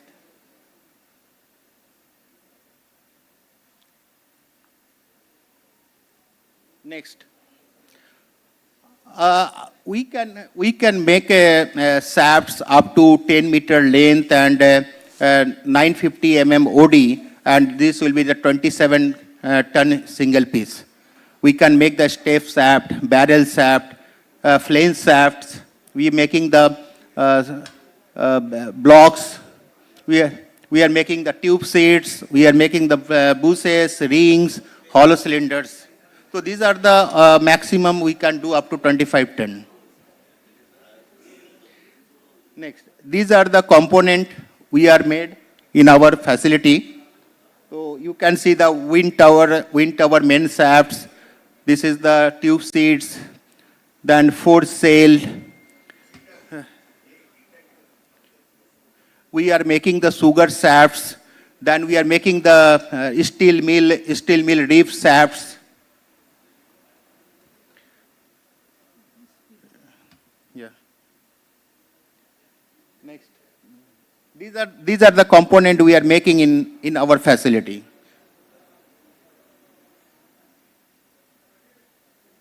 Next.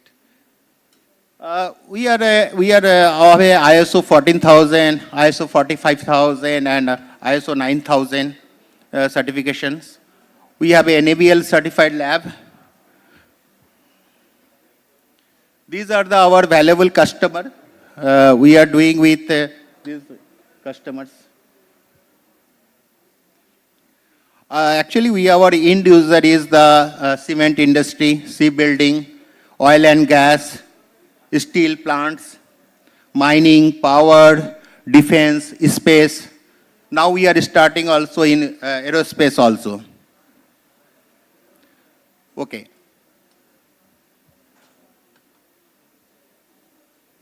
Thank you.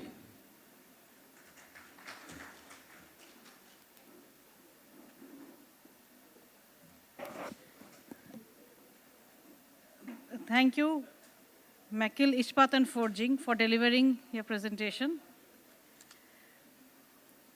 As industries worldwide accelerate their adoption of artificial intelligence and data analytics, the pace of transformation has never been faster. SAIL is actively aligning itself with this shift, reshaping its operations and capabilities to become a future-ready, digitally empowered organization. We are privileged to have with us today Rahul Bose from SAIL's Digital Transformation Department, Ranchi, who will enlighten us about the key initiatives undertaken by SAIL in this transformation journey. Yep.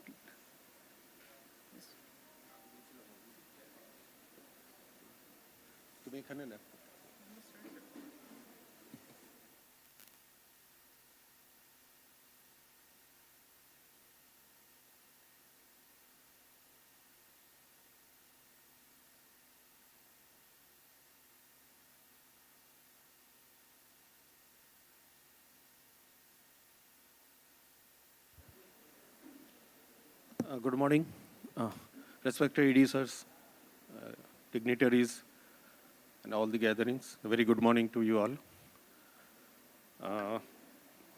We have, as Madam has already explained, SAIL has taken this initiative, digital transformation initiative, very seriously, and we have now a proper governance structure where a new division, SAIL Digital Transformation Division, has been already created 2 years back, and we are on the path of embarked, and SAIL is in fact embarked on a 3 years digital transformation journey under its flagship program called Pravartanam. Yes, you can see the logo there. This program, the program aims to improve the operational efficiencies across all these integrated steel plants, 5 of them, all the mines, and all the central command centers, corporate office, raw material group, and other central agencies. As a part of this initiative, SAIL plans to develop and deploy over 50 digital transformation use cases by leveraging the AI and ML and Industry 4.0 technology tools in all the sectors, starting from mining to manufacturing. We are going to touch all the parts of our journey, all the departments in our total SAIL portfolio. To support this program, SAIL intend to implement a modern data platform, which will be primarily data platform will be implemented on the edge of the plant sites, and also a unified cloud, where all the plant sites and the mines will have their individual data centers at the on-premises, which have a hybrid. We are going for a hybrid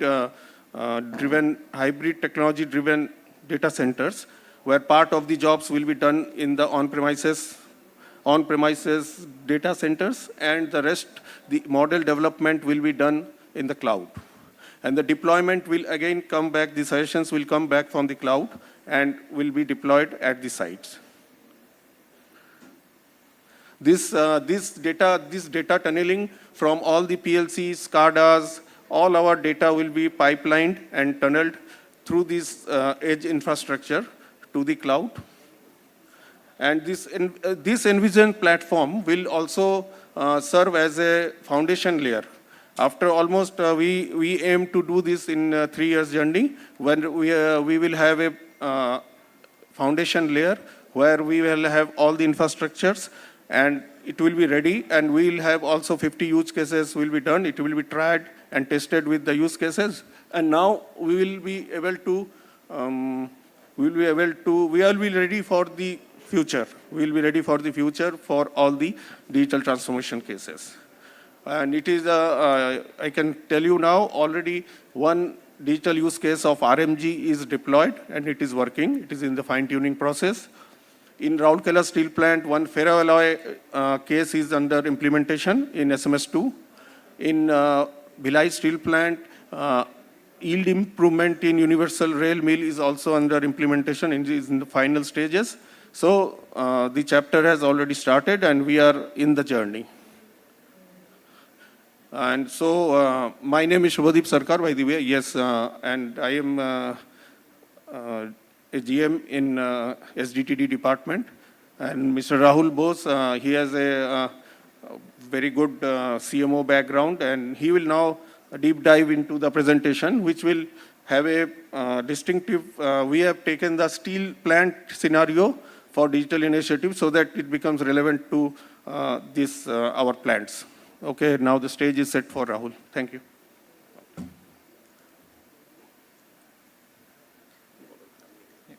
Thank you, sir. I'm Rahul Bose. I am a senior manager in SDDT.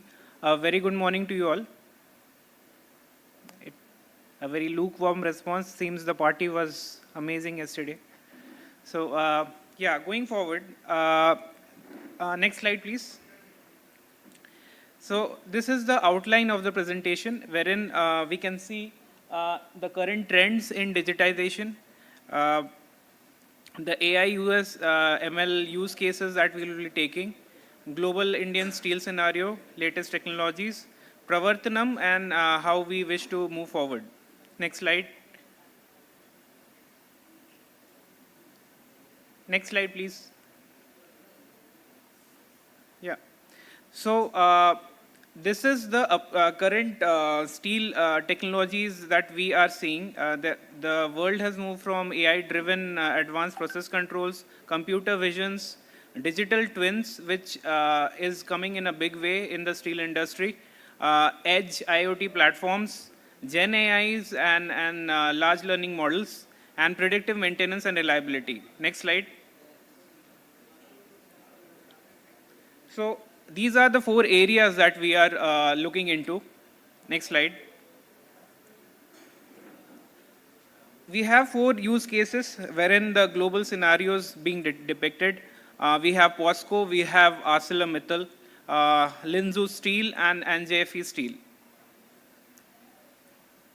Next slide. Can we play the video?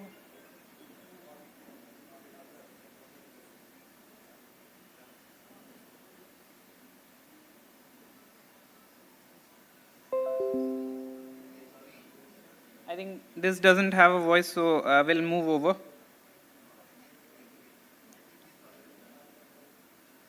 Next slide, please. So this is the use case of JFE Steel, wherein they have monitored an anomaly detection for their hot strip mills. Next slide. This is again a continuation. Next slide. Next slide, please.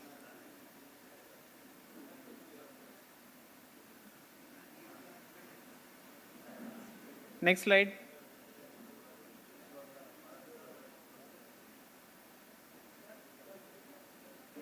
Next slide.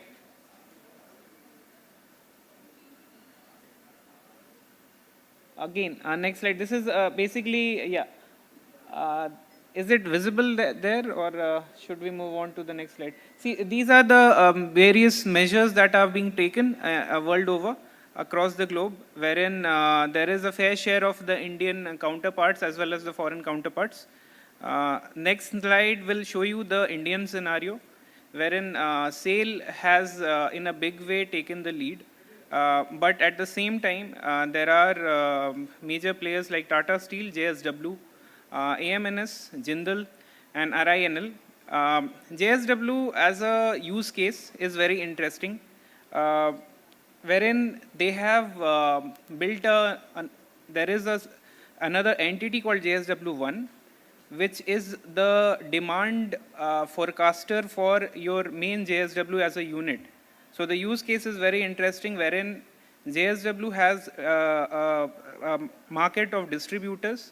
These distributors in turn sell to the biggest purchaser for them is JSW1, and the model is something like that, that JSW sells to the distributor sells it in turn to the JSW1, who bills it and who sells it to the ultimate consumer. So in a way, what it does is that it has the end mile visibility of sales. And at the end of the day, they are now able to predict the sales even at a local fabrication store, which is not the case with us, because we as a entity in sales are more or less dependent on the distributors, and we do not have an end mile view as to who is selling where. So when the market turns bad, we do not have a visibility as to how our next demand will be coming. So this is a very important thing that we need to get into. Our demand planning as well as the production planning has to be aligned, which is not the case because it is very largely dependent on the trade. Next slide.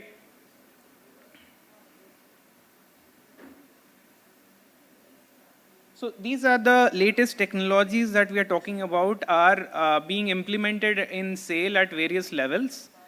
If we start off, we have an in-house, next slide please. We have a fully in-house developed digital twin of a blast furnace. Next slide. These are the process parameters. I'll not go deeper into this because it is more on the production side. We will skip a couple of slides wherein we can see that we have a freight cost optimizer. Can you skip a couple of slides? Yeah. So the problem statement here is very interesting. Right now we have around 11 mines wherein we have Chhattisgarh group of mines, Odisha group of mines and Jharkhand group of mines. Of them, we have tried to solve the problem for the Jharkhand group and the Odisha group of mines, and we are trying to optimize the problem there. So right now, the average cost of transportation comes to around 611 rupees per ton. The optimizer model that we envisage to build, or rather have implemented in a pilot stage, is that we are targeting a cost of 580 rupees. So a cost saving of around 31 rupees per ton will give us a benefit in the range of 20 CR to 60 CR, depending upon how well we built it and how the options are implemented in the entirety. Next slide. So yeah, as I mentioned that right now the use case is solving for the Jharkhand and the Odisha group of mines, and Chhattisgarh will be taken up later because of the likelihood that they have an inclination of using a particular mine which is for their production only. But since the levels of iron ore content is reducing, they have to move into another structure. So next slide. Yeah, so this is the linkage or the problem or the optimizing problem that we are solving here. We have some 11 mines and we have to optimize the problem here. Next slide.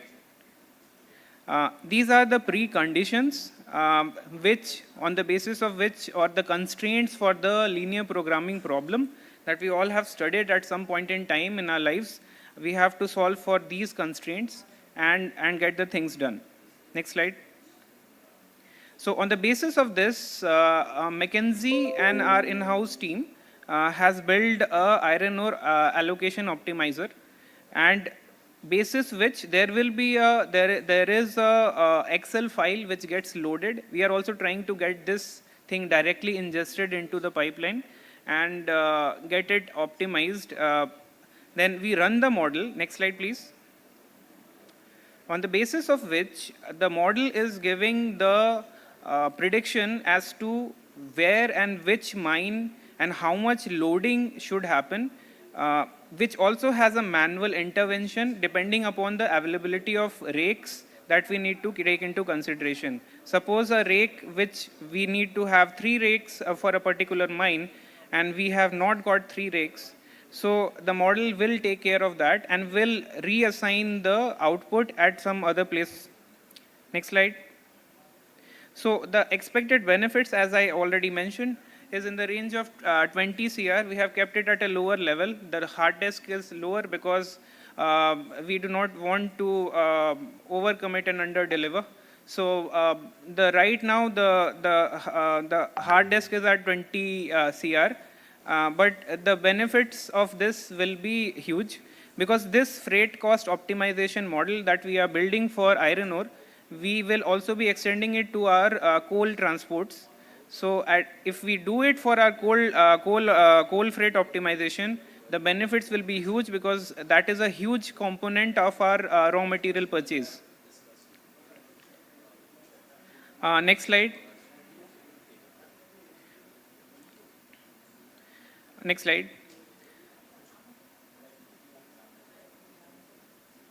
Yeah, so we have now started with a concept called a Sale GPT, wherein we are using Claude platform. We have built in Claude platform using it, and we have now trained our processes, procedures, and we have trained the models on the basis of that.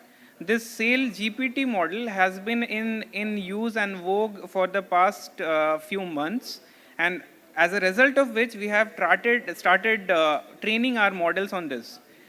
This is still under training. The component of impacts that we are getting out of it will be in the range of wherein our own process manuals will be loaded and people can use this.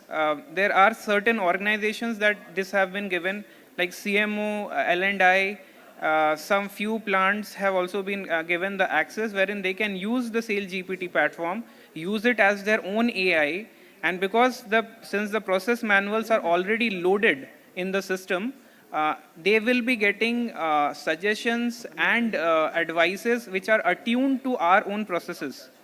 So in a way, it will save time because right now what we feel is everybody, right from writing a note sheet to summarizing a committee note, everything is happening. People are using it. They may not say that they are not using, but they are using it. So in a way, for the adoption point of view, I feel this is the way forward. Next slide.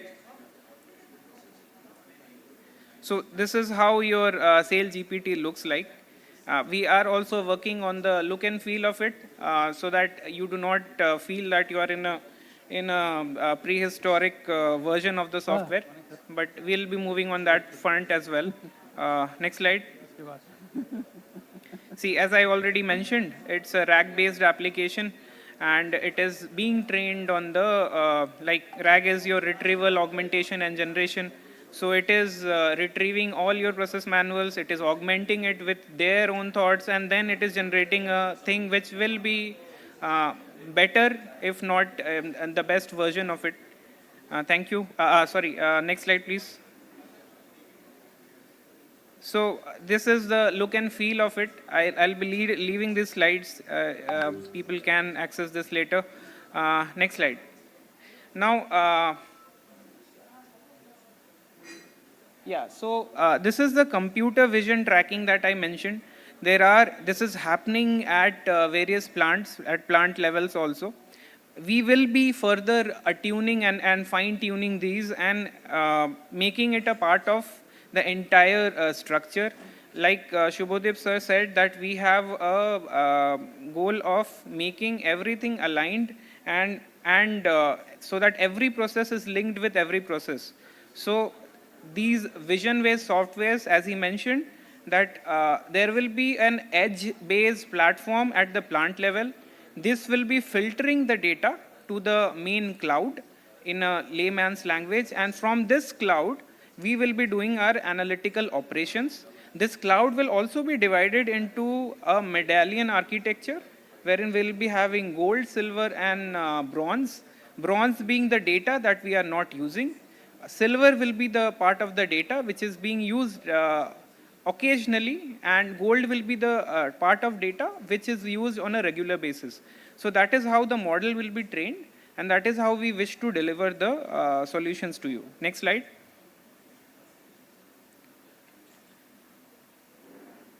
Yeah, so if you see, this is already being implemented at ISCO Steel Plant. If you visit ISCO Steel Plant's website as on this date, you will be seeing that people who are over speeding, their names and their designation or everything comes down that this person is over speeding. The concept behind that is this particular thing which analyzes the vehicles, their speeds, and then since the vehicle is mapped to a user, they give the name of that user and say that this person has overspeeded. So this is just the starting of it. But there are many more applications which can be done beyond this. Next slide. So as sir has already said that what Pravartanam wants to achieve, for McKinsey the target and the timeline is 1,000 crores of actionable insights which will generate us 1,000 crores on an ongoing basis will be the what we are looking at. What we intend to do in-house is much beyond that. That would be in the range of 3,000 CR, which is a very, very ambitious target as on this date. But given the nature of the work that we are in, and given the Leviathan of an organization that SAIL is, and the data that we have, which has not been tapped for a long, long time, I feel that this is very much achievable. Next slide. This is more about where it has been launched and all. Next slide. So if you can, next slide please.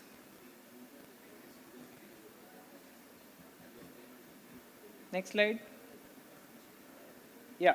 So if you see, this is the logistics infrastructure use cases that has been identified. So yesterday I had a specific question on a recommender system for the Baltic Dry Index, because that is one of the key pain points identified by infrastructure, logistics and infrastructure department, where they said that when they go for a ship vessel chartering, they do not know what is the right time to go for that contract. And as a result of which, historically they have seen that they end up paying higher. So is there a way, is there a model which can predict at maybe like what DHL said, that even if the model is 20% accurate to start with, they will be buying it, they will be going for it. So that is our imperative, that we need to build a structure of that sort so that we have a fair idea as to what is happening. Then in the vessel chartering, there is an optimal load port combination analyzer, which is basically the first use case that we will be taking with L&I. And this what we perceive is the benefit should be in the range of 80 to 100 CR because of the quantum of freight that we end up paying. We also have the view of port logistics. We also have RMG department, that iron ore freight optimization that we already discussed. So this is the use cases that in the logistics and infrastructure that we intend to take up. Next slide.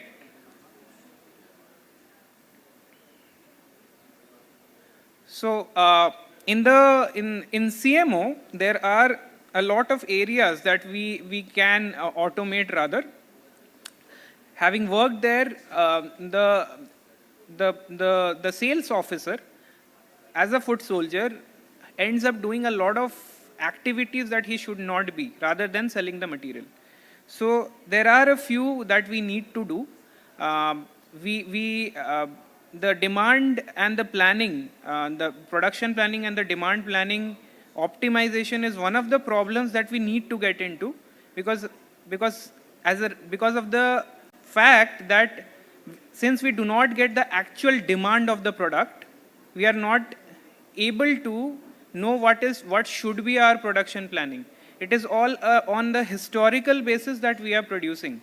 Like for example, if you take Faridabad, it consumes around 35,000 tons of CR every month. But in a bad market, that can go down to 20,000 tons. That is because we are heavily dependent on traders. And from traders, we do not have the end channel view of who the actual consumer is. Because we don't know the consumer, we are not able to predict our actual demand, which is not the case with Tata, which is not the case with JSW, because they know who the consumer is, then they appoint a distributor and they make the distributor accountable. When they are accountable, they know that they are on their toes and they cannot be taken for a ride. That the main company is what it is. So, in a market like Hyderabad or a Bangalore, JSW will ask for a premium of around a rupee or 1,000 rupees in ton if we calculate it for their product, whereas we cannot, because we do not know what is the product and we do not know the demand. So hence, these are the initiatives that we require on a very large scale and as fast as possible. Next slide, please. Now, coming to possibilities of machine learning in procurement. As a purchase officer at heart, because I started at that, there are a lot of areas where we can work. So supervised learning, unsupervised learning, there are a lot of areas that can be worked upon. Like for example, in supervised learning, we have classification of suppliers with training data, unsupervised learning, clustering of tail and spend. Now, the difference between supervised and unsupervised is basically the labeling of the data. If you know what is the outcome and you want to achieve a particular outcome, then that is supervised learning. If you do not know a problem and you do not know what is the solution, like for example, you have an English passage and you know that there are certain questions at the end of it, and you are reading the question and then you are reading the comprehension, then you know what is the thing that is being asked to you. That is supervised learning. And if there is a paragraph and you're reading it without knowing what the outcome should be, that is basically unsupervised learning. So after which, so in purchase, in materials, there are a lot of areas which can be worked upon. After which, reinforcement learning is, again, training the model with whatever insights that you have got. And deep learning is the model giving you suggestions rather than you giving the suggestion to the model. The example can be that currently your lead time is 65 days. You have some 300 cases which are pending. You want your lead time to be 45 days. So the model should give you that for achieving 45 days, which all files you need to close, and in how many days you need to close. That can be your deep learning model at the end of it, which will be desirable as an organization or as a head of materials manager, that you need to know that these are the cases that you need to close, these are the officers you need to identify, and this is the number of days that you need to close it. Your model should give you like that. This is the use case that we can take up, which is as on this date not available with us. Next slide. Now, even for that matter, whatever data that we have, we can have a spend analytics. For example, the concept of M junction, like who are managing our tail spend. We are not managing our major spend, but the tail spend. So when we are identifying what is our tail spend, there can be a lot of data analytics on that, and which all areas you need to put in your tail spend, which all areas you do not need to put in your tail spend, can be identified using these all tools that we have. Next slide. Now, this is the final of it, the human-like thinking, which I perceive will take time, but if we move in the right direction, we can achieve that as well. The way forward would be to, next slide please. Yeah, so the way forward would be to have a one sale which has smart mines, AI-driven workforce, Gen AI-powered workflow automation, which is actually very possible. The workflow automation can be done. Smart marketing and logistics, security, safety, and intelligent and green plant. Thank you. Thanks a lot.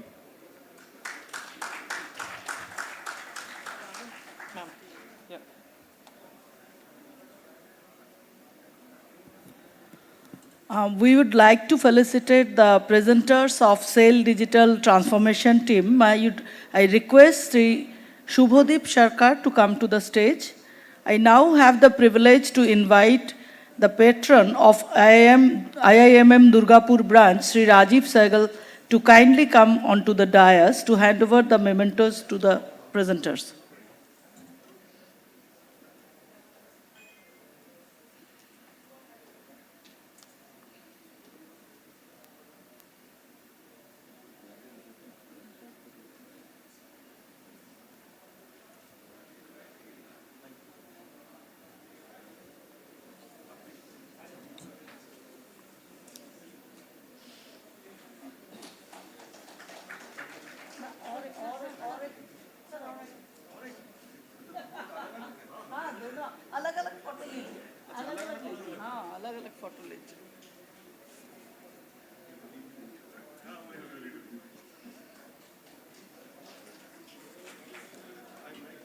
Rahul. Rahul, your left.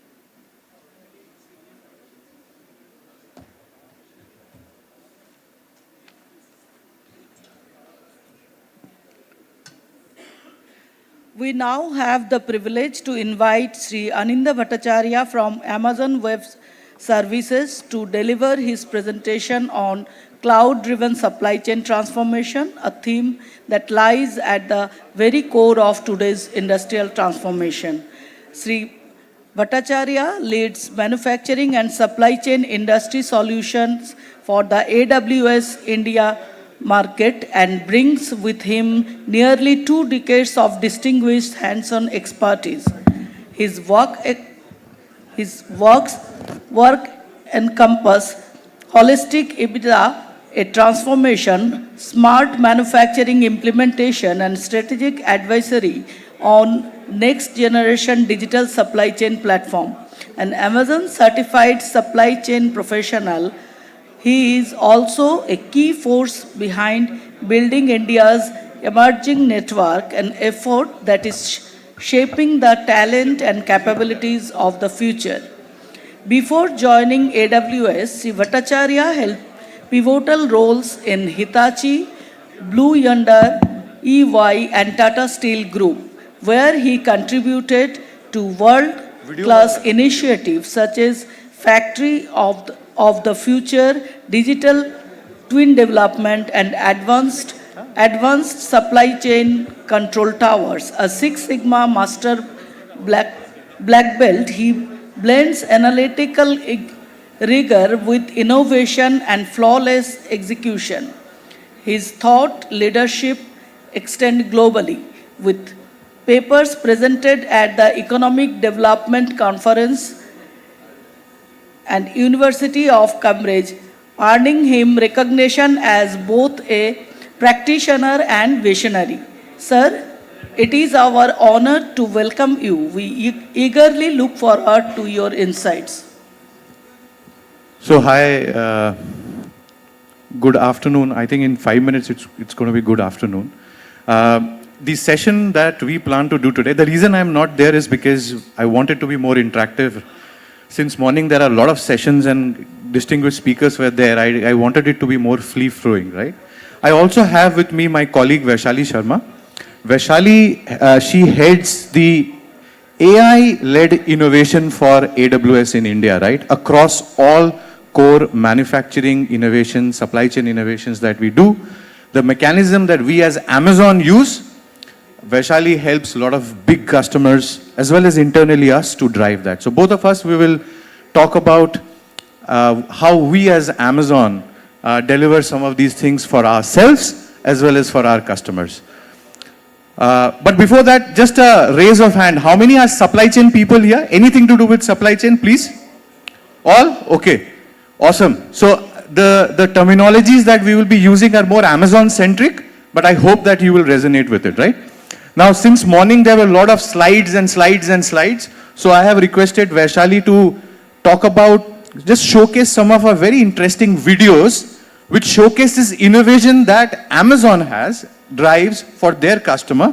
Let's look at the videos first, and Vaishali will run through some of will also narrate. Once Vaishali is done, I will probably just walk through some of the case studies from generative AI, agentic AI and ML, once Vaishali completes. Vaishali, over to you.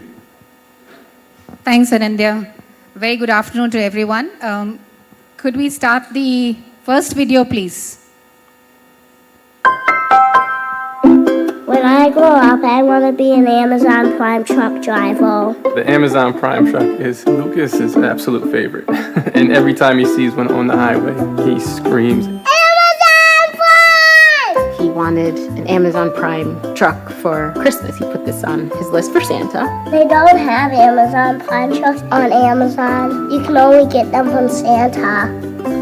So I couldn't find this truck. I joined Twitter and I said, can you help me out? She was looking for an Amazon Prime truck, like the little semi-trucks. My name is Austin Bandy. I work for Amazon in the social media department. We sell blank semi-trucks on Amazon. So we're like, let's get a blank semi-truck and then we'll paint it or something, you know. So I decided to use the vinyl cutter to print out little pieces of vinyl, and then we stuck it on the truck and sent it out. Amazon Prime! Are you super excited for that?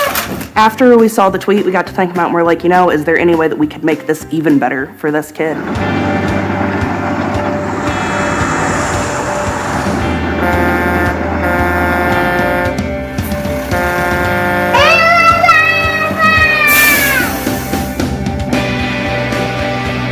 Just seeing him so happy just made me so happy. I'm in an Amazon Prime truck. he'll be talking about this every day, probably for the next year. It's the least we could do, absolutely. It's definitely something I'll never forget, for sure. Never forget.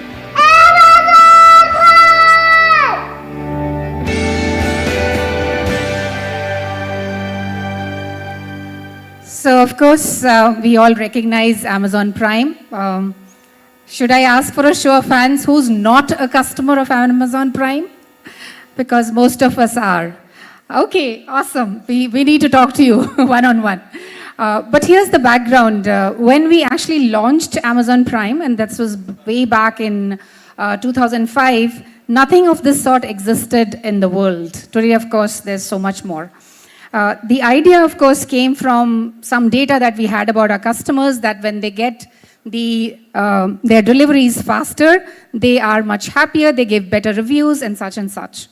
So we set a challenge for ourselves, and this is what I want to focus on a little bit, is that the challenge was how might we make selected products deliveries in 2 days or less, right? At that time, the delivery time was 7 days or more. So you see that while that was a very simple statement, at the back of it, there was a complex system in place that need to be revamped and reworked and reimagined to ensure the 2-day delivery. The worst case scenario was 2 days. We could have done it 1 day, 1.5 days, 2 days or less. And that was all to do with supply chain, of course, as you know, and logistics and everything else, which Anindya is going to talk about. So for us in Amazon, everything first starts with the customer. How do we delight our customers? And then we work backwards in what is it that we need to do to make sure that that happens. And Prime is a prime example of that. Post that, of course, we came out with Prime Video. And there's a story about that. When Prime Video was being launched, and there was a huge discussion in the boardrooms with Jeff Bezos and everyone. Should we charge for Prime Video? Like, it is a new service. This is something we're giving new to our customers. Should we charge for it? And after a bit of deliberation, Jeff said to everyone, and he said, let's not charge. Let's just thank our customers for being our customers. And let's just give it as, oh, by the way, thank you so much. This is Amazon Prime for you. And so on and so forth. And now we have music and reading and whatnot. So that was the innovation Amazon Prime, and then getting better and better at it using the innovation methods that we have, ensuring that our customers are really, really happy. So that is the first one. Second video, please.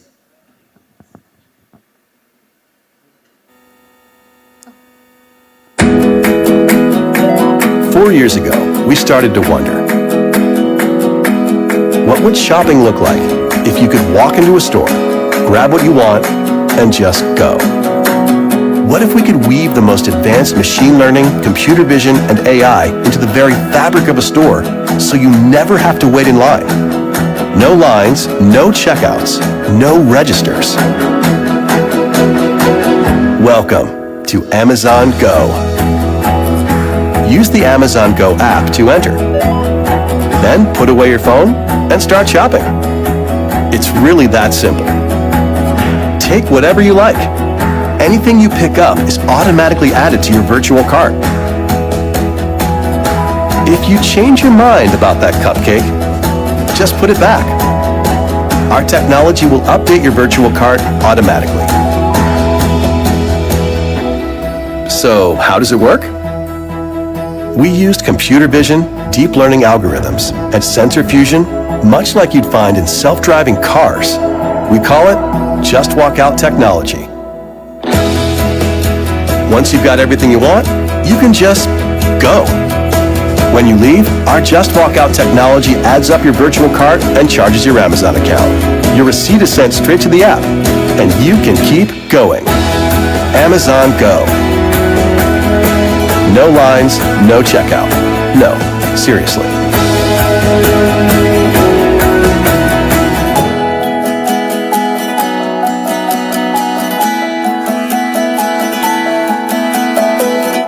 So this was something, it was a concept, idea, experimentation. We are high on experimentation in Amazon. In fact, again, Jeff has said that failure and invention are twins. You can't have one without the other, right? So as much as experimentation you can do, you should do, and once in a while you'll have this great aha moment. So Amazon Go was a stretch for us because we were not in retail stores, but we wanted to solve a customer problem because no one really likes to wait in queues. And for that, we actually saw that there was no technology available, so we built the technology, and we named the technology Just Walk Out. As you saw, it is deep learning, it's vision, it's all those things put together, ensuring that the customers have a fantastic experience. And again, I want to point out the statement that we challenged ourselves with before we built that. And that statement was, how might we make sure that the checkout is as fast as possible? But somebody somewhere said, you know, this doesn't sound right. Can we make it bigger and better? And the final statement was, how might we eliminate checkout, not have checkout at all? And that was the result of this. After we made this technology and we actually have Amazon Go stores, we actually whitelisted it. People can actually buy this technology and build their shops or their malls around it. And one of the chains that picked it up is called Hudson Stores. Hudson Stores is a chain which builds these places within the airports. Now, where else do you want to save time, right? The airports. I mean, with the recent crisis, we all know that. But the point is, in a Hudson store, it's like a long store. You enter on one side, you pick up stuff from the sides, and then you just walk out. And they're building hundreds stores with that. So again, pointing to the fact that, whatever you innovate, someone somewhere will find it useful, and it'll be useful to your customers. And on this, I also want to say, we actually partnered, AWS partnered with the Airport Authority of India, and with an application that all of you have used to make your life better at the airports. Do you know what I'm talking about? Absolutely, yes. DigiYatra. So DigiYatra used the same innovation mechanism that we use internally at Amazon. It's called Working Backwards. We partnered with them for over a year, and the challenge was that we set for ourselves, how might we make the experience for the passengers as good as if a star is walking through? a film star. And they actually chose Akshay Kumar. I mean, they could have chosen Shah Rukh also, but okay, Akshay. So when these film stars walk through, there's some people just, somewhere walking around them, and the doors seem to just open for them. They don't have to wait ever in lines. And that was the thought process. So DigiYatra came out of that, where your face is your boarding pass, right? Next one, please.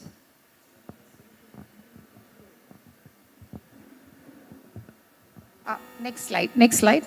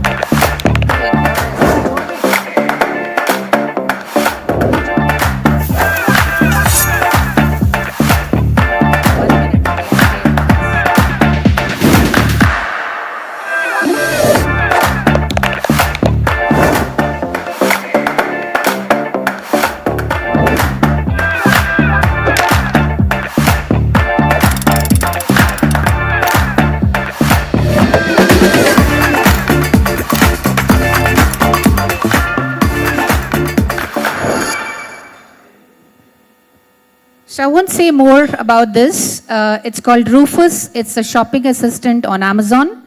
And the reason for this was, with so much choice, it was becoming difficult to shop. We're spending more time analyzing things than buying things. And this is a trusted, knowledgeable friend, and that was the challenge we set for ourselves, who knows everything about everything, but most importantly, knows a lot about you as a customer. And it would give you personalized information rather than generalized information. With that, the last slide, and then I hand it over to Anindya to take you through the back engine of Amazon, right? So the last one, please. Last slide, please.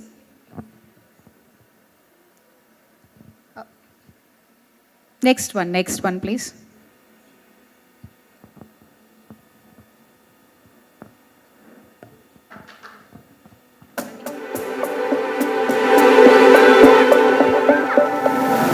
Innovation begins with a simple gesture. With a click, harvests can multiply. With a tap, lessons can come alive. With a post, you can reach the world. Just imagine what's possible with AI on AWS. It is possible. It is possible. It is possible. It is possible. Awesome. So I think it's very apt for Vaishali to hand this over to me. And if you can switch to my laptop, please, and go to the slides. And I'll tell you which slides to kind of do it. The Just Walkout technology that Vaishali showed you, right? You remember that Just Walkout technology? You buy it and you just walk, literally. You don't have to do billing. You just scan and go. So we are actually trying that out with a steel company. I don't know if you've heard of BlueScope. So BlueScope in Australia is trying out their retail end. So they don't just want to be a steel producer, but they want to basically give what a customer wants end to end. So therefore, one of the retail arm of BlueScope is now trying out that can they do an aftermarket, a supermarket of all the steel grades that they produce, right? And therefore, they are now trying the Just Walkout technology. Just Walkout, they need the password, sorry. I have to come back, sorry for this. Unfortunately not. And I hope that the slides were visible here. It just shows my face. But anyways, so that it is visible at the end.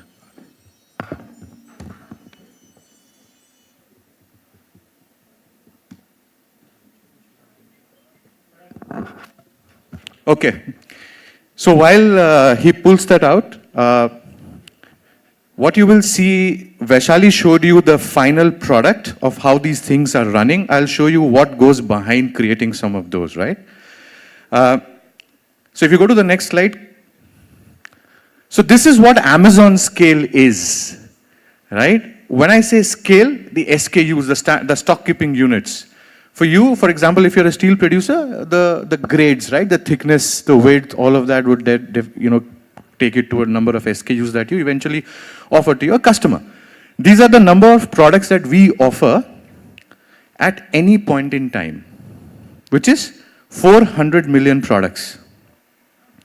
Now I'm setting the stage for why is AI important? Why is it practically impossible for human to do what we do as Amazon, right? 400 million SKUs available at any point in time.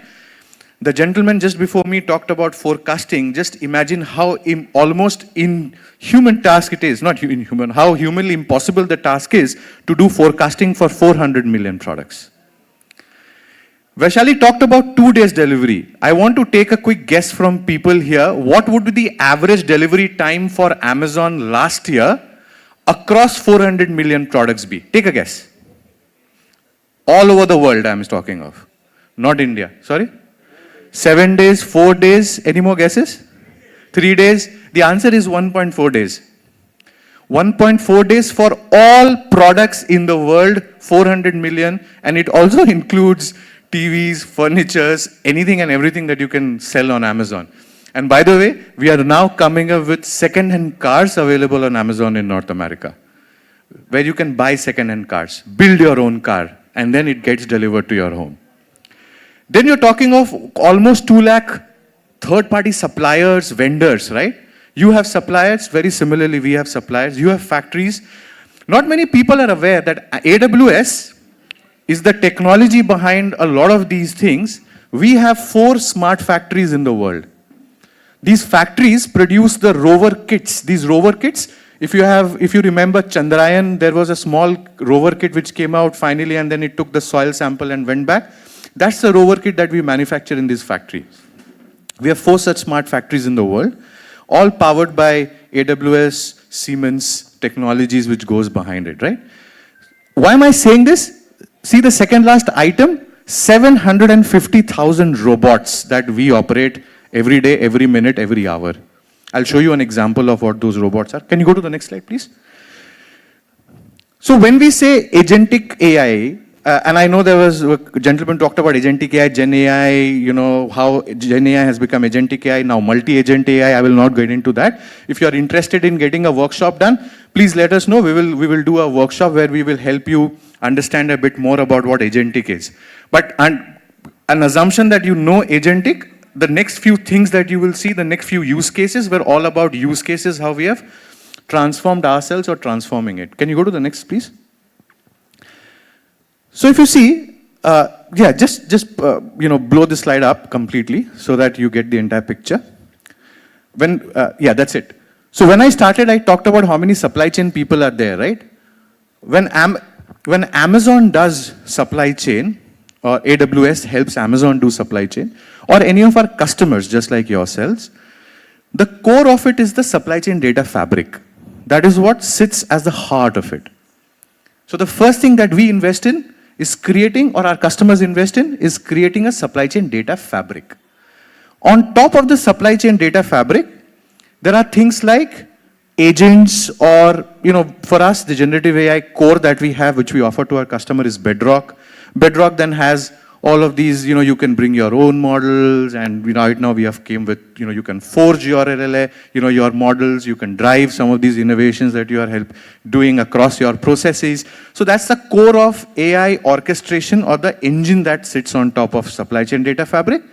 And then at the top, there are adaptive agents where the possibility is infinite. So there are steel customers who's doing commodity forecasting. I'm sure you do commodity forecasting also, right? So where you will look at all the metal indices and you try and forecast and also use it for hedging purpose, right? So we have commodity forecasting when it comes to sub-sourcing insights. We have automated reasoning when it comes to predictive maintenance for the factories, all of that. So the use cases possibility are infinite. So therefore, this is the crux, a supply chain data fabric a core generative AI, enterprise AI block at the center, and on top of it, the agents. We are giving our customers the power to create some of these agents, which we now call as, I'll show an example, multi-agent. In fact, Vaishali is running a workshop tomorrow for the SAIL Durgapur folks on how to use some of these agentic AI agents. So if you're interested, and this is for business user, you don't need to know any coding, any background as such in Gen AI or AI. So if you're interested, please, let the point of contact know. Vaishali is doing a couple of our workshop tomorrow on this. So if you can go to the next slide. With this supply chain data fabric in mind, you saw Rufus, right? Vaishali talked about Rufus. So what is Rufus? And what is this Gen AI agent per se? So this is help me decide what I want. This is for the end consumer in helping them decide what they want. I will not get into the detail because Vaishali already showed you a video. If you can go to the next one, because there is a bit of content I want to, and this is again, help me decide what I want, and then it comes with recommendations, it comes with features, comparatives, battle cards, where you can eventually decide what you want is the right product or not. Can you go to the next one? This is Amazon Pharmacy. If you please go to the next one, you will see. This is called Blue Jay. What is Blue Jay? Blue Jay is extra set of hands that we have given to our fulfillment center people to do the lifting, stowing activity. So this is completely driven by a robot. We have about 5 to 6 kinds of robot in our Amazon factories, or we call it as FC, Fulfillment Center. This is one of the product family members, which is called Blue Jay. Blue Jay basically performs picking, placing, stowing activity. So all the human related activities which is around picking, stowing, and consolidation is completely performed by Blue Jay. Likewise, there are other ones. This is very interesting. This is called a command control center, right? In the command control center, we as Amazon are taking all the decisions hands-free. You see that the image is changing, right? What you see at the starting of the image, which is this one, are multiple screens. What we have done is last 6 months, we have transformed from multiple screens to only 2 screens. It doesn't mean that we have gotten rid of any KPIs or dashboards. It's still the same. The multi-agent, which is working in the background, the multi-agent now decides what this person has to see and take action on. So therefore, this is called DSS, Decision Support System for Supply Chain, where only those things which are to be prioritized, which are to be focused, which are to be acted upon is what this operator is focusing on. Rest, everything is garbage data for me, at least from an operator standpoint, that can sit at the background and can help me take decisions if there is any problem.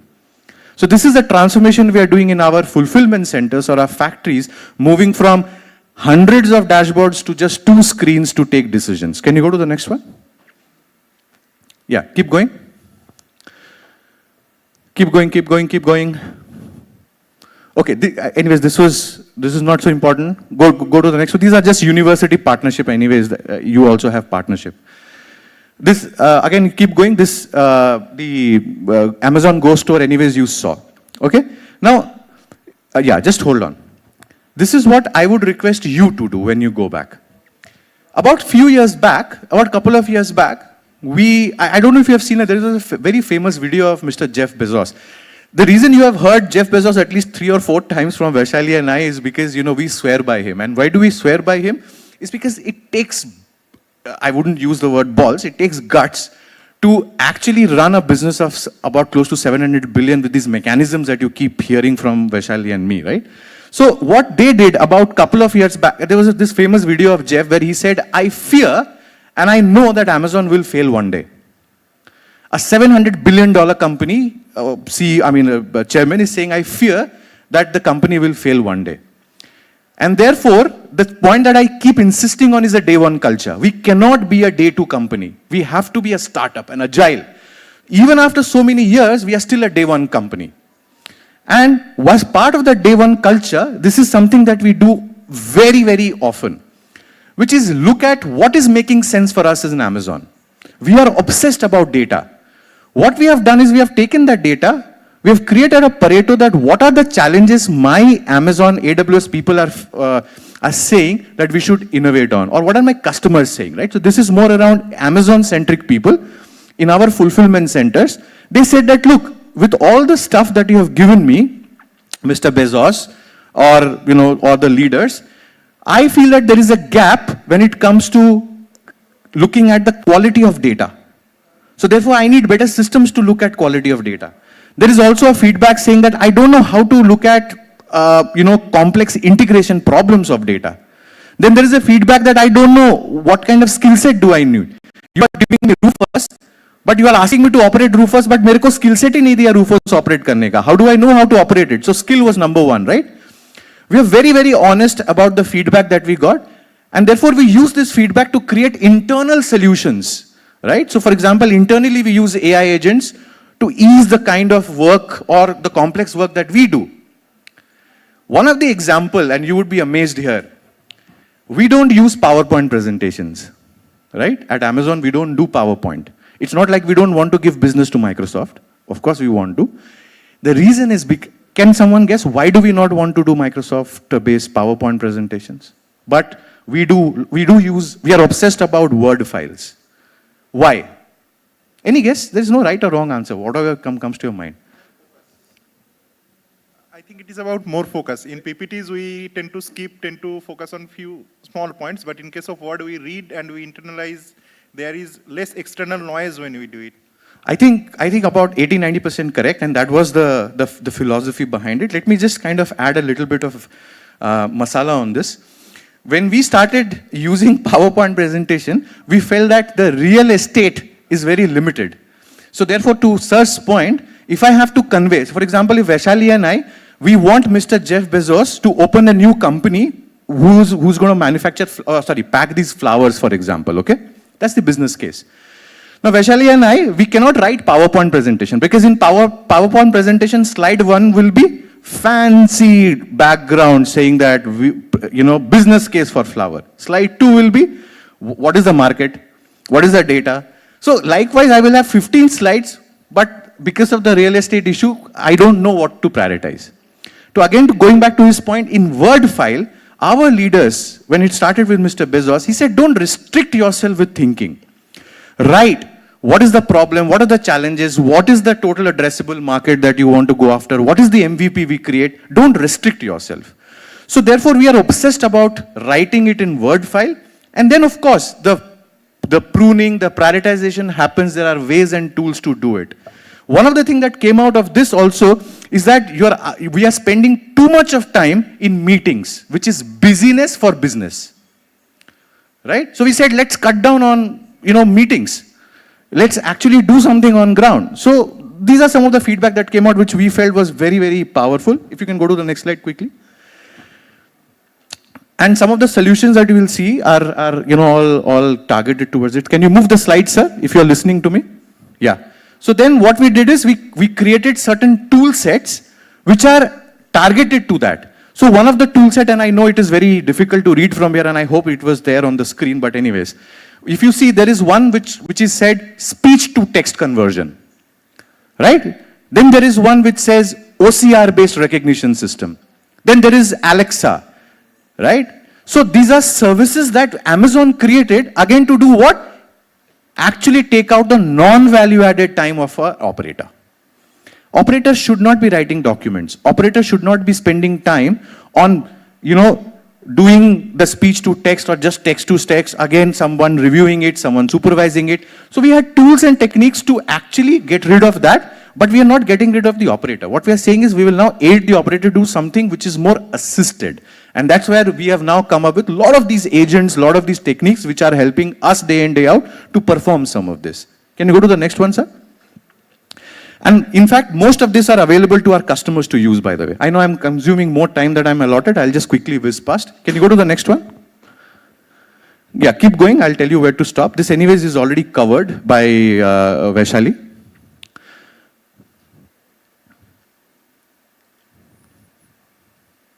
Okay, just hold on. this is how we do real-time demand sensing problem, right? 400 million products, classical use of AI and generative AI in practice. I will show you one demonstration if time permits. So if you see here, this is how we do real-time demand sensing.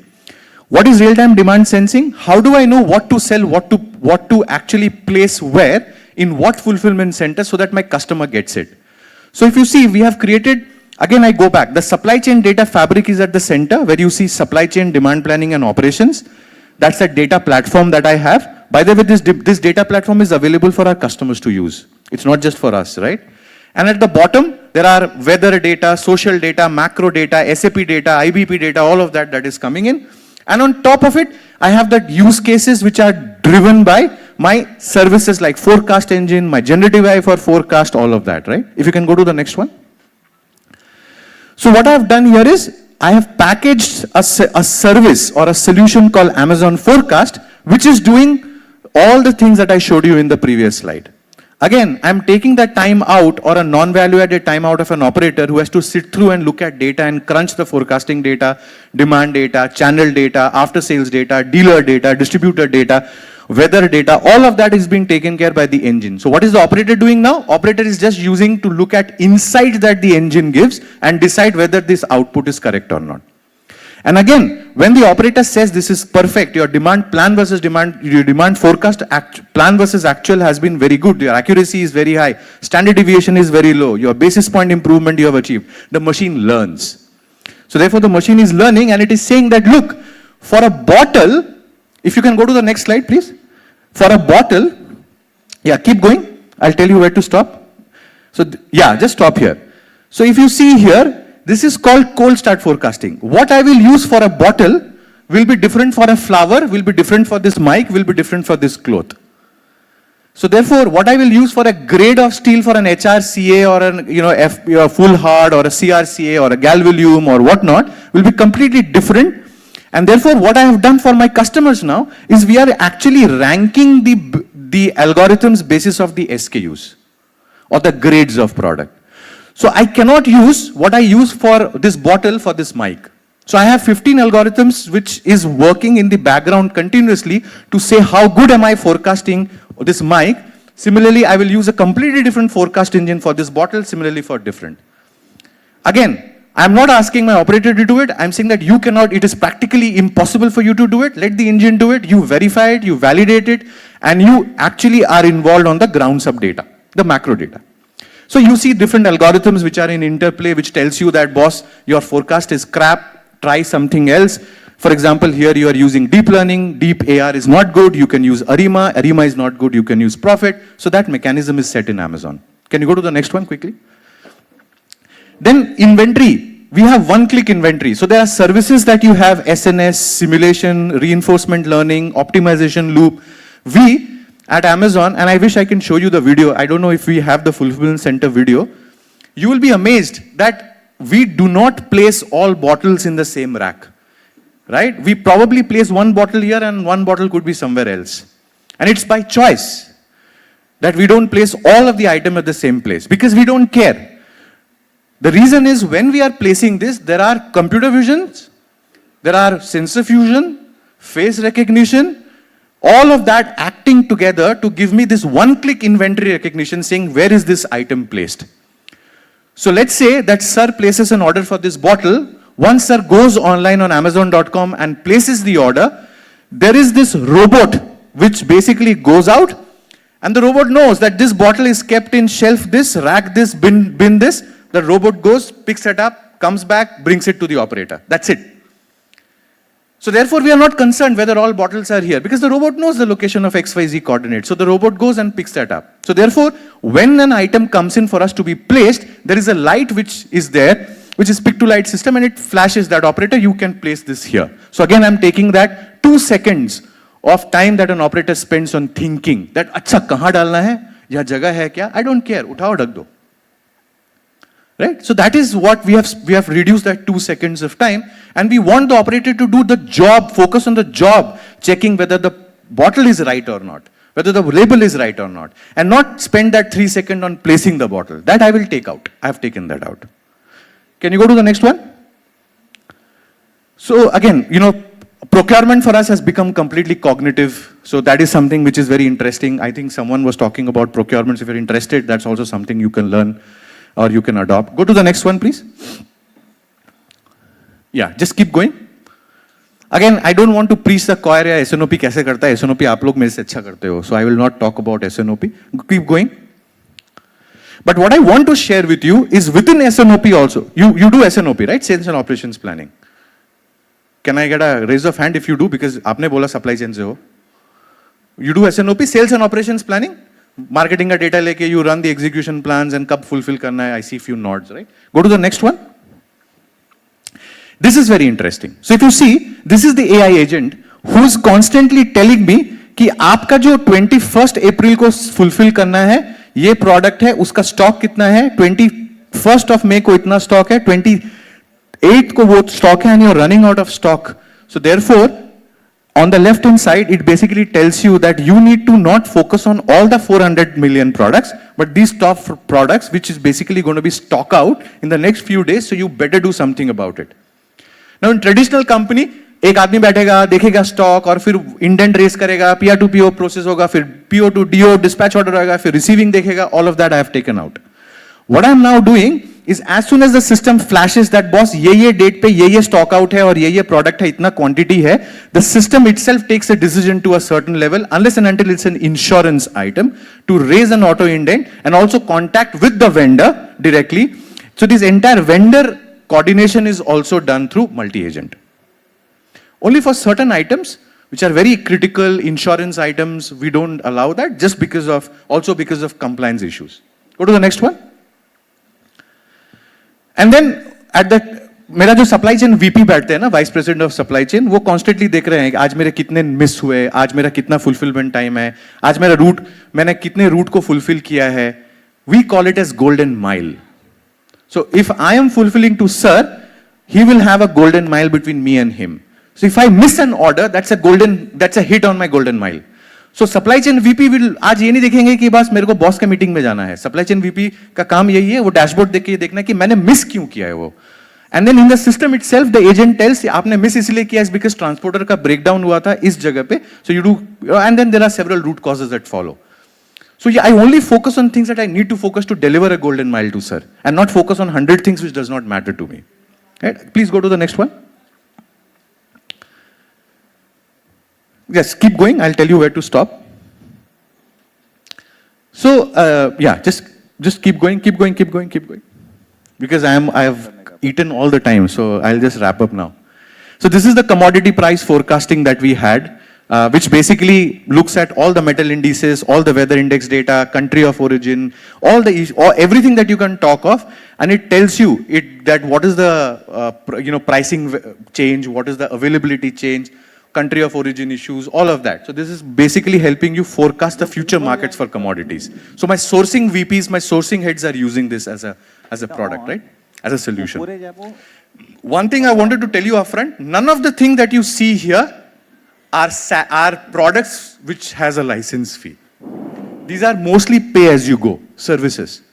So that is where we democratized some of these solutions and we say customer को जितना ज़रूरत है उतना ही उसको देने का. We don't say that you have a bulky license fee, jo saal bar saal you are paying a license fee, right? We say if you want to use it, we will help you build it for you, or you build it using the services and you run with it. It is called pay as you go. जितना मेरे को consume किया है उतना ही, I'll come to you. जितना ही मेरे को ज़रूरत है उतना ही मैंने consume किया है. Now there are, if I have 100 products, not 100 products are like that, probably 80 are that, 20 products are where we have to still work with few partners and have it. But our effort is mostly we need to pass on the benefit to customers. So we don't have bulky license fee or a recurring license fee. Sir, you wanted to say something, Justice. Okay, just go back to the previous slide where he was. Just keep going. You please tell me, sir, which one? Huh? This one? Next one. पीछे नहीं, आगे जाइए. This one? Contribution margin?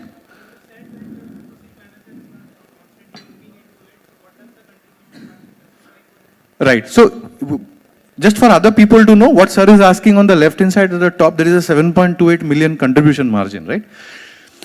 We have these commodity managers commodity managers are that we have people or agents, let's say, for example, who are tasked for specialty chemicals, for example, who are tasked for certain furniture items. So certain types of commodities. So one of the dashboard item for them is what is the CM for his product or her product line. And while that is being shown here, that is also a derivative that at a day level or a week level, or whatever the sourcing that he or she is performing, how is it helping that contribution margin to go up or down? How does it happen? It is also about negotiations, competitive pricing, per ton per kilo. For example, in your case, per ton per kilometer benchmarking. Amazon is very easy. For you, the contracts are very long term. For us, we don't have a long term contracting. So therefore, when we say our contracting is, for example, we have transporter who is traveling from point A to point B through a truck, a 20-ton truck to deliver a product. I, as Amazon, can choose to go with a completely different mode, use a completely different road, and use a completely different delivery mechanism, right? So therefore, that is contributing to contribution margin, that while the system is helping the procurement head or procurement VP decide that what is the best mode, how is it helping in the CM? So more of EBITDA, right, or operating costs. And I keep getting that from a commodity to commodity and a delivery standpoint. Yes, sir, you have a question. You have mic. Yeah. I understand your company is innovation-based and algorithm-based. Algorithm dominance. In few years, artificial intelligence is going to get democratized. Under such situation, it will become very difficult for company who are innovative, or who are based on innovation, to compete in the market, because most of the companies will come in with the same product and same features. So how you are going to differentiate in future? Amazing question. In fact, in that video that I was referring to in LinkedIn, Jeff talks about that what we think as a differentiation for ourselves as an edge will no longer be the edge. So I would want to say two things first. First is, let's say, a validation of whether this is true or not. So if you see, agentic AI and Gen AI has not happened today. I mean, at least 1.5-2 साल से चल रहा है agentic AI, right? जब से हम लोग अचानक रात को उठे और chat GPT के बारे में सुने थे. So since then, a lot of innovations are happening. If you look at the market share, Amazon's market share, I cannot disclose what publicly is available, is double-digit growth. And this comes at the back of all the innovations on the agents as well as the multi-agent, the core, the foundry that we are doing. But having said that, sir is not wrong. If everybody starts doing it, how do we manage the differentiation? So that's the answer to that question is, to build a LLM is not cheap. You know how much it costs to build an LLM? Just take a guess. If you want to guess, anybody, how much does it cost to build a large language model of your own? Industry specific, case specific. Sorry? $1 billion? I mean, not very off, but millions of dollars, yes. So it's not easy. So first of all, cost is prohibitive. So if I कल को अगर मैं उठ के सोचा कि cell एक LLM बना लेगा और Amazon के साथ compete करेगा in delivery, I would probably welcome it. Then I would, hopefully you use Amazon services in the background. But, if you do, it's the threat of entry into such LLM space is one, the guards are very high. Second, I don't disagree that ये differentiation खत्म होगा, ये होगा धीरे-धीरे. Of course, there will be, it will narrow down. And that's why it's a challenge for us also to keep inventing. So what are we doing, for example? In our network, we have come up with a superconductor, which is basically looking at, which we call spaghetti. कि ये spaghetti क्या करेगा? It's a technology which is already thinking 5 years down the line. It's part of what we call as Amazon Science, which is already thinking कि अब क्या? अब agentic AI के बाद क्या? So there is a quantum black, supercomputing, superconductor. So एक innovation angle भी है where we are never ending. We are thinking what is the next. And then, some of the stuff that you see here, we have democratized already. We are not asking our customers to pay for it, as I said, right? For everything that you see here. Customer only pays for the service. What is that helping us do? Customer बोल रहा है अगर मैं steel बनाऊँ, मैं steel ही बनाऊँगा. मेरे को LLM नहीं करना है, because that is not my business. Right? Similarly, there is an auto company. They also have an AI arm. वो बोल रहा है ठीक है मैं AI बनाऊँगा auto specific, but I'm not going to enter CPG. And the reason for that is, as I said, because it needs very deep industry forging, and that is very difficult. Although I don't disagree, as I said, that it will reduce. You want to add anything? Yeah. Just keep going, and we can keep discussing this on and on. I'm here, so just keep going. By the way, we started with 2 FCs in 1997. you can see what are we now, right? So that's also talking about the scale of innovation and how we keep innovating. Just keep going. Yeah, so this is our fulfillment center. I will share this video with you. It will take 11 minutes otherwise. This is a beautiful video which shows how is technology used in our factories, right? Right from the product inward to a product going out.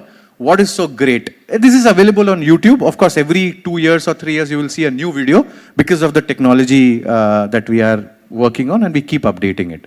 So I'll share that video with you, but this is how big one FC is for us. This is one fulfillment center. So one fulfillment center is on an average 1 lakh square feet in size. I'm sorry? This one is in North America. In India also we have. In India you would not see a lot of robots because of the cost of labor, does not cut the bill for us, and consciously we want to contribute towards employment. So therefore we are not saying that we will replace everything with robot. In India, you will not see a lot of robots, but if you go to Vegas, Seattle, Arlington, there are about 440 plus, right? You will see this. By the way, I'm talking of each one of this as a size of 1 lakh square feet, and there are about 400 plus of this. That's the scale that we're talking of. I have a question here. You're in front. Oh, yes, sir. Sorry. Please, sir. So, you're talking about a delivery average of 1.4 days. Yeah. How has Blinkit and Zepto and these models that are there in India, how are they impacting you in terms of a challenge, and how are you meeting that challenge? Yeah, so that's a great question. In fact, they learned from us. But having said that, it's not a deniable factor. It's not denying that there is a competition. By the way, so that's interesting. Thanks for bringing that up. None of the thing that you see here, none of these FCs that you see here is Amazon Now. Amazon Now and Amazon Fresh is completely different, right? So the Go stores and operating modes, completely different. These are, when I say 1.4 days, and you quoted me 1.4 days, 1.4 days does not include Amazon Fresh and Amazon Now. It does not. So it's a completely different BU for us. Amazon Now and Amazon Fresh is anyways working on a quick service model. But having said that, let me also tell you one thing. And you would have recently heard news also with Supreme Court. We do not believe in creating a threat on the life of delivery people, right? And we are very vocal about it. This is not something we could not have done 2 years back. This is a conscious decision we don't want to do, right? But, I'm sorry? Yes, but then we are taking a decision depending on a lot of guardrails of how to do it, how to incentivize. We have created something called Project Ashray in India. I don't know if you have heard of Ashray. Ashray is small stations. Purane दिनों में there was these sarayas where people used to go and they used to rest और फिर वहाँ से अपना journey आगे कर रहे हैं, right? So we have created ashrays in India, where for the drivers they can go to these ashrays, and there are tens and hundreds of ashrays in a route. Drivers can go and take rest, and they have refreshments, whatever, medical aids, all of that. Then the driver continues. This ashray also is a working backwards, saying that what is the delivery threat or a risk to the person on ergonomically, medically, and all of that. So there are a lot of things, sir. So, but having said that, I don't deny that Zeptos and Blinkits will be competitive. They will be competitive, of course, and everybody would want a pie, share of that pie. We will also continue doing it. Keep going, because she told me, Vaishali told me 2 minutes, and she's telling me it's over. So just keep going. So sorry, just go to the previous one. This is very interesting, sir. You can adopt this, okay? If you have transport data, feed into the engine. What you see on the right-hand side top, right? This is very interesting. What you see on the right-hand side top, and I'll just go and quickly show you. This is very interesting because you can adopt this very quickly. Guys, if you just pay attention just for a second, I'll just tell you. These are the locations, okay? These are the cost. What this shows is that my customer is here. The delivery will happen from here to here. Imagine, okay? If my customer has ordered product and I'm delivering it from here, simultaneously I have all other options to deliver the same product to the customer. Okay? I'm running at least 1,500 simulations parallelly for every order that I need to deliver for a customer. So if a customer says, I want this bottle, I'm running thousands of simulations in the background. कि how can I deliver that product to sir in the fastest time, least cost. So on the right hand side, if you see, that is the cost, and the different color shows multimodal mix. Truck क्या करेगा? First mile होगा, middle mile होगा, last mile होगा. Combined cost of $5 to actually deliver that product to a customer. So what is it doing? My agentic AI in the background, as soon as an order is placed, computing all of that and बोल रहा है मेरे engineers को कि आप ये मत सोचो Excel crunch करना है. That is, the system is already doing it. आपको choose करके already बोल दिया है that you can fulfill this order for the customer from AKC1 at a least cost of $5. That is the use of data that I do. Very powerful. I can fulfill that order in a much faster time, least cost, and I pass that benefit to my customer. How am I passing that benefit to a customer? Because there is also an order जो $14.5 में fulfill होगा. So if a customer chooses कि मेरे को आज नहीं चाहिए, 2 दिन के बाद चाहिए, I can pass on that benefit to customer. कि ठीक है, अगर आपको 2 दिन के बाद चाहिए, I will reduce that cost for you. So sir is asking, how long do you take to take this decision? So sir is saying, because you have to crunch a lot of data, how soon can you do it, right? This is very interesting. Nobody asked that question, sir asked. So this is done even before an order is placed. When you are hovering on your computer and you want a pen to be ordered, that is a demand signal. I know that in this there is a demand which is possible for me as a soft signal, a demand signal that a pen could be sold in Durgapur. If there is a pen to be sold in Durgapur Steel Club, what are the nearest 5 distribution centers? Of those 5 distribution centers, there are 100 transporters. वो transporter में से कौन सा है जो nearest है? This is happening millisecond में, even before you have placed an order. Order place करने के बाद तो there is an engine which says आपका जो forecast था वो versus transporter ने जो आपको reverse auction में दिया है, how is that? Plans versus actual. So that is after, that is post-mortem. We don't do post-mortem at all anyways. That's the reason, sir was very right. You are proactive, you are predictive. So I'm predicting the fulfillment cost. I know I have to end. I'm so sorry. So I have to end. There are so many interesting cases. I wish I could have gone on and on. Yes, sir. Yeah, so how come agentic AI is here? Because earlier people used to do multivariate analysis where these, find out the principal component within, thousands of routes, 400 million products, hundreds of transporters. Now the agentic AI is sitting in the background and I'll just answer that question. Sir, can you just keep going to the, and I'll tell you where to stop. I'll show you an agentic AI, huh? Just 30 seconds. Keep going, keep going, keep going. So I have created 5 agents for you, which I wanted to show you. And that will be the last, I promise that will be the last slide.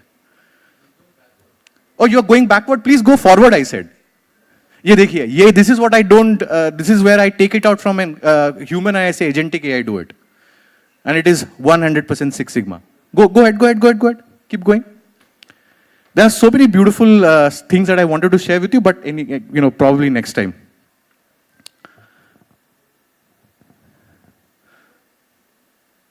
This is agentic AI in our warehouse. Beautiful example I wanted to show you. This is the one. This is the one. So you see, this is the agent, sir. Okay, this is the agent. ये जो picture है, this is not for the physical human. This is an agent. So I have 3 agents. One is, for example, Tracy. Other is Sam. Other is Alan. Tracy क्या करती है? Tracy track and trace करती है. So I don't want anymore my customer to call me and ask और मुझे गाली दे कि order क्यों नहीं पहुंचा, राइट? सो मैंने क्या कि ट्रेसी को क्रिएट किया. ट्रेसी 24 आवर्स पूरा thousands of routes, thousands of transporters, thousands of data को crunch करे जा रही है, algorithm use कर रही है, and then she is only giving me a decision कि there is a possibility of a fault between Asansol and Durgapur. So and I see these are the agents or these are the contributing factors. Tracy ने already flag off किया हुआ है वो using demand signals. It is practically impossible for a person to do it because I'm talking of, you understand the data, right?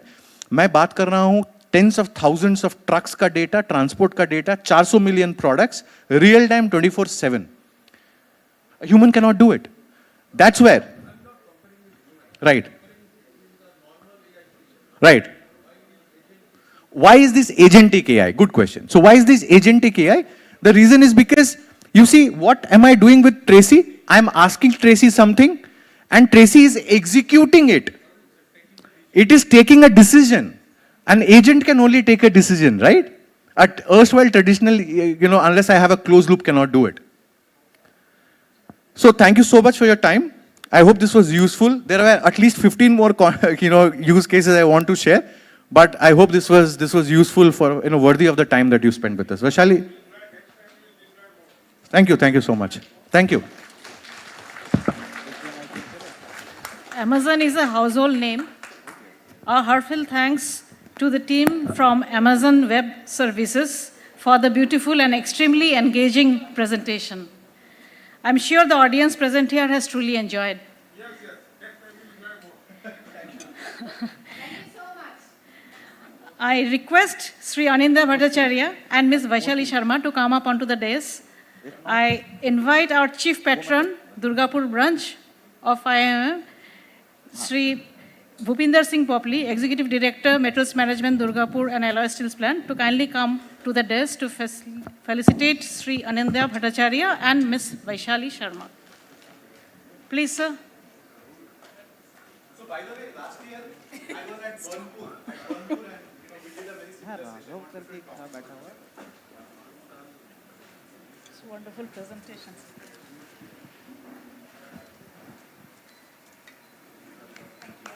Thank you so much.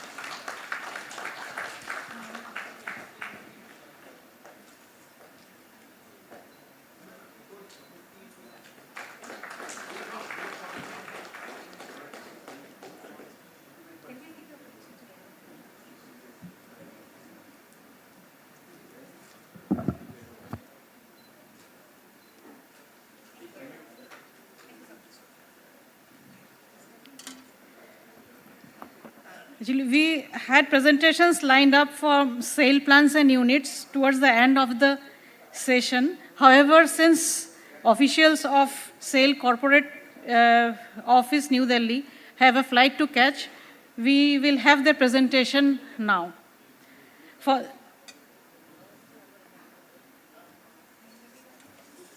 Okay, sir. So we'll have this a change. Next, we'll have a presentation from McKinsey.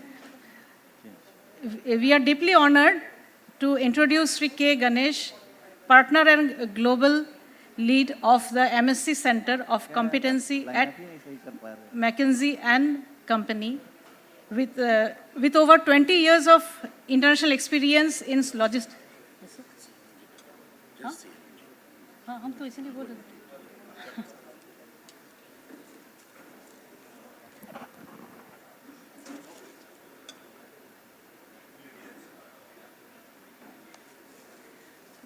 Okay, so again, there is a slight change in the program.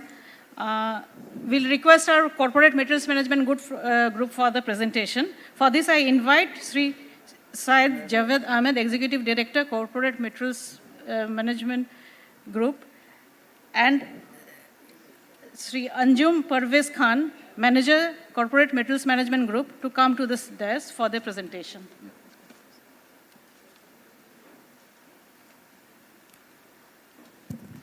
Yeah, very good afternoon. Yeah, a very good afternoon.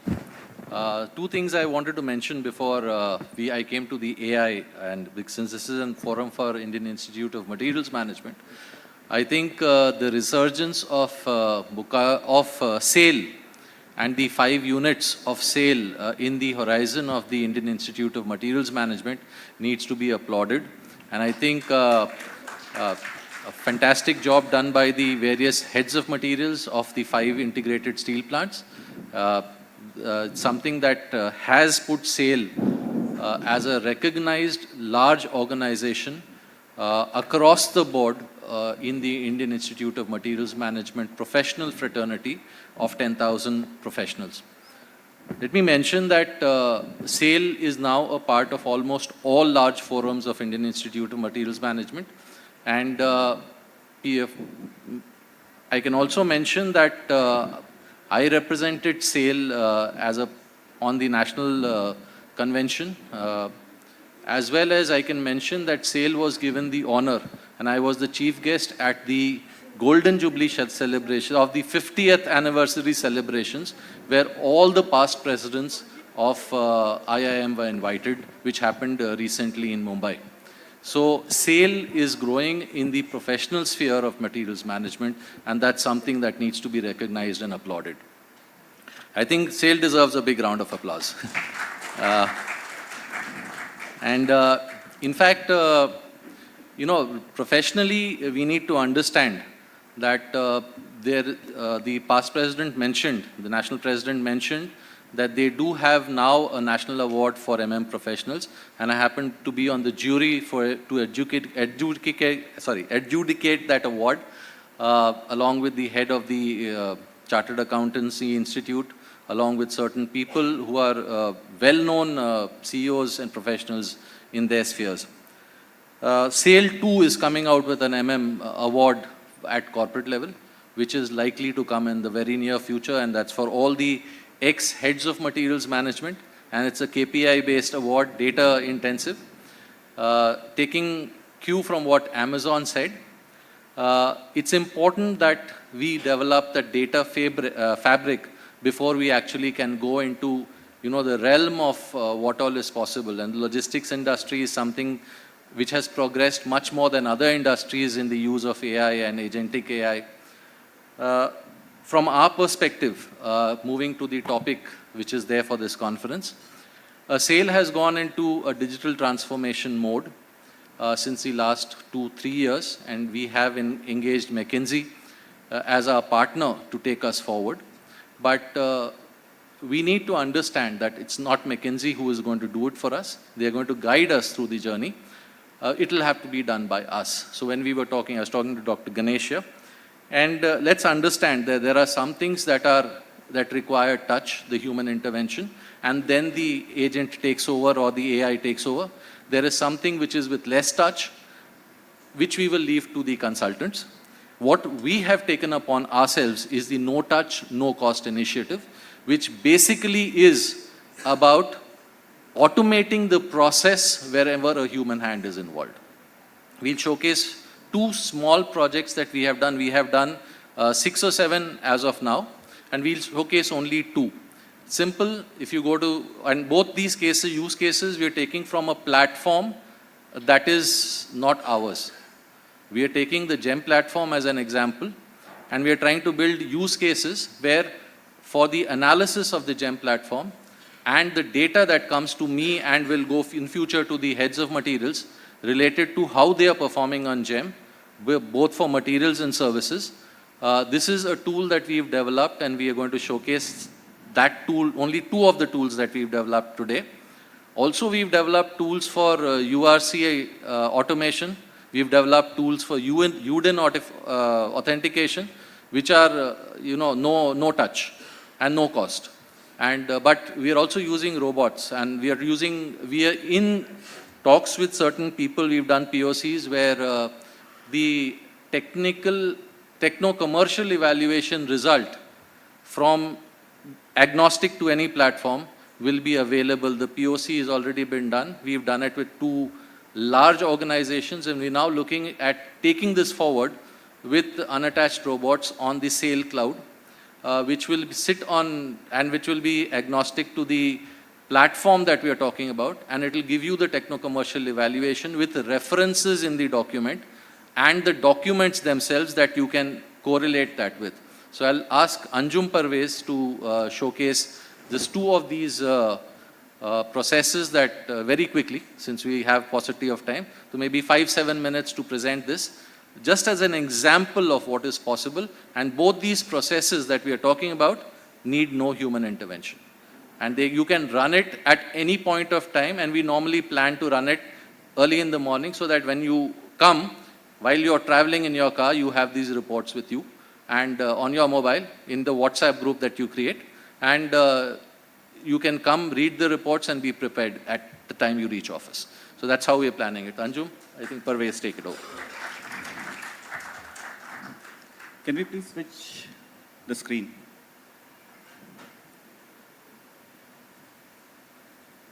It's not working. Can you select the second last section? That is the GEM part. Below that, please. Below that. Yes. Okay. we can go in the presentation view. So let me start with, again, as an organization, first of all, we should know what all, like, we should identify the process, what needs to be automated, and based on that, we should, opt for either RPA or agent, because the cost of the agent is much more higher in comparison with RPA. So the things what we have done here is using RPA method. This is one of the program that we have developed using RPA is sharing the report for the total services and the products on WhatsApp. Next slide, please. So if we do it manually, there are 18 manual steps, repetitive, which we have to do every time. Next step.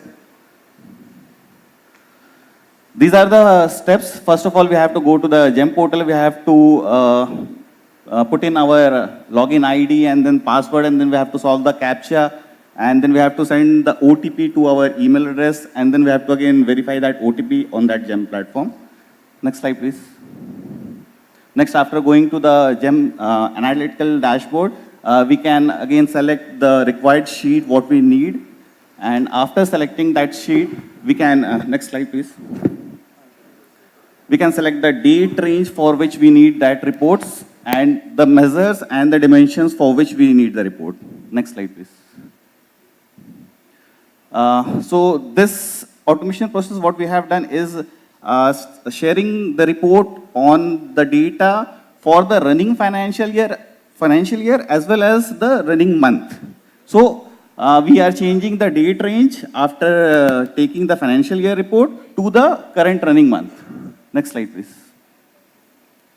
And after capturing all data, like if we want to share it, it's again a method what I use. I go to an Excel sheet where I have created an entry sheet, data entry sheet. We can manually put in the data extracted from the GEM, and again that will automatically create a dashboard to be shared. Next slide, please.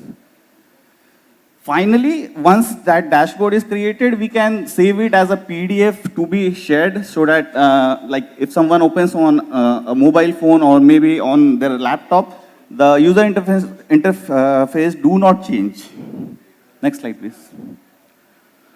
The solution is the RPA, what I mentioned earlier. Using that, we are saving this 15 minutes of time for every time without any manual intervention. And we can schedule it according to the time, whatever is required.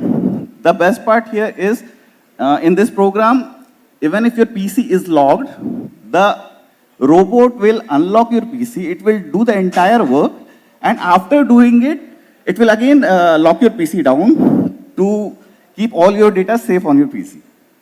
Next slide, please. It's a transformation of manual work to the automation. Next slide. I will be showing you a demo of the entire program here. Next slide. Please, next.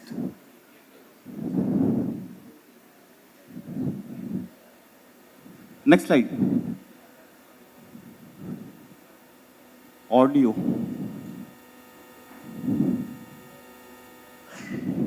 Play from the beginning with audio, please.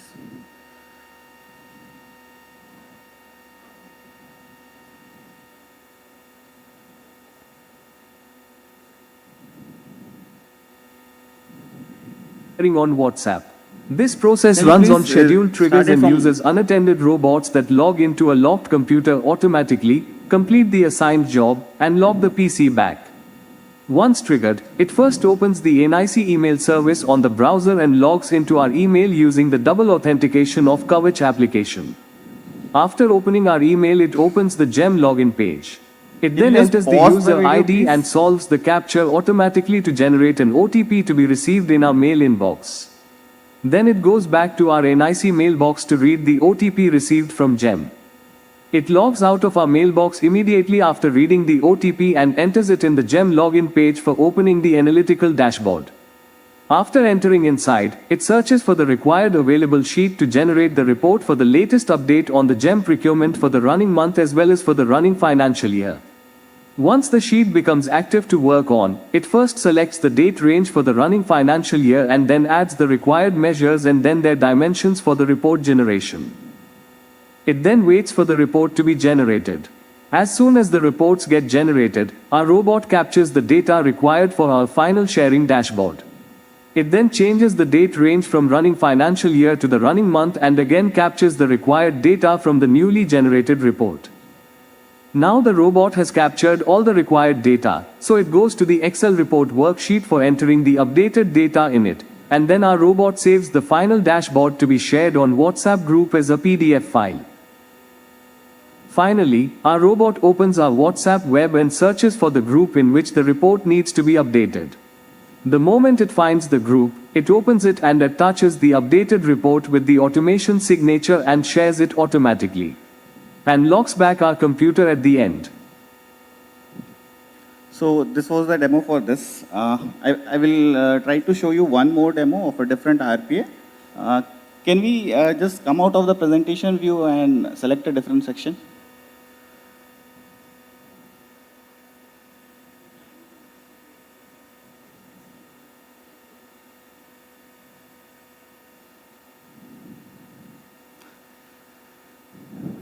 Go back. Scroll. In the reverse direction. Scroll in the reverse direction.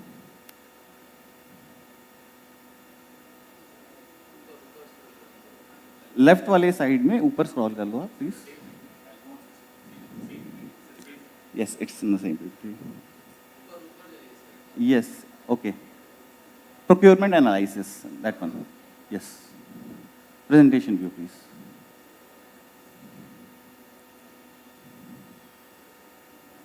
So this was again a RPA program that was developed for the analysis of 10,000 different documents that have been downloaded from GEM platform. Next slide.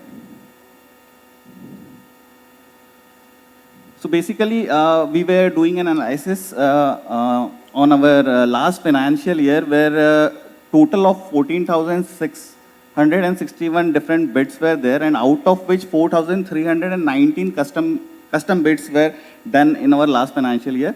You can see the values of these bids. Next slide.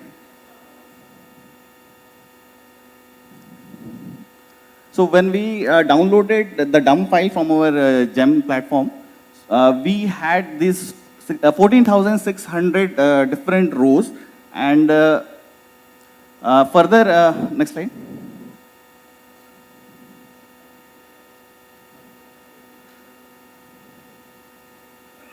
Further, these data that we got, we divided into products and services category. The products were for 3,878 different bids, and for the services, it was 445 different bids. Those were the custom bids. Next slide. Okay. Faster. Faster. Next slide. So this was the manual step. If basically if we need to know about either the name of the product or the scope of work for the service of any of these 4,000 custom bids, the manual steps what we had to do is what I'm trying to show you here. The first step is downloading the bid document from the GEM platform, and if there is any additional terms and condition document, then we have to download the same. And then we have to analyze these two documents, which may be somewhere in between 100 and 180 pages. Next slide. This is a hell lot of work if we are doing analysis, like these kind of analysis manually. Next slide. And because of this burden and early result, we try to do the same using an RPA solution. Next slide.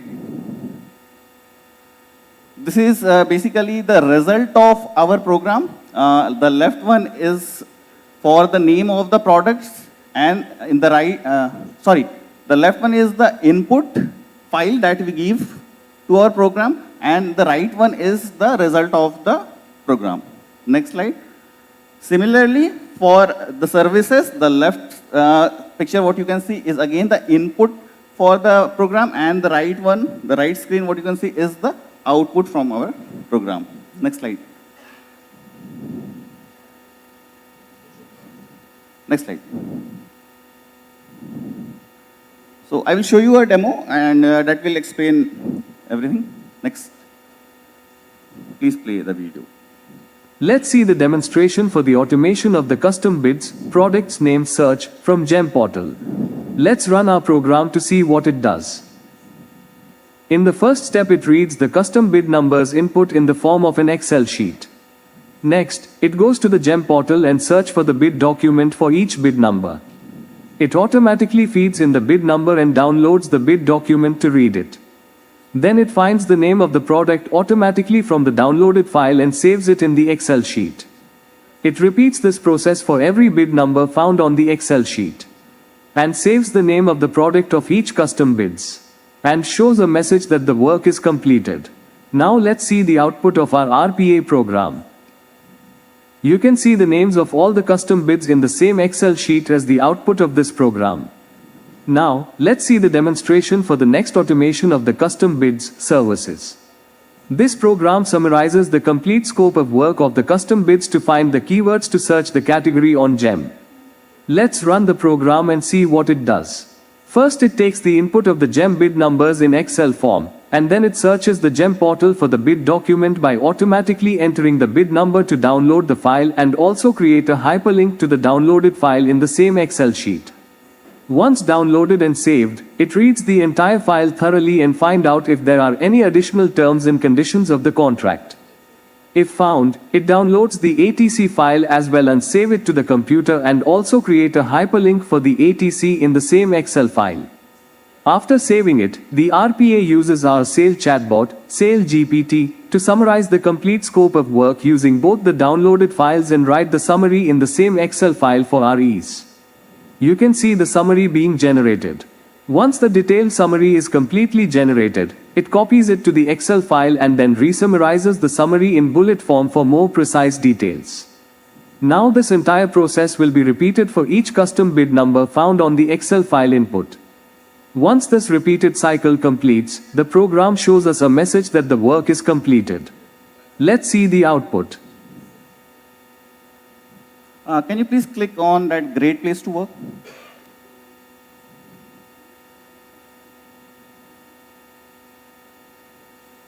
So this is the actual output of this RPA program. On the right hand side, you can see the summary that was created by our Sales GPT. Can you scroll over the right?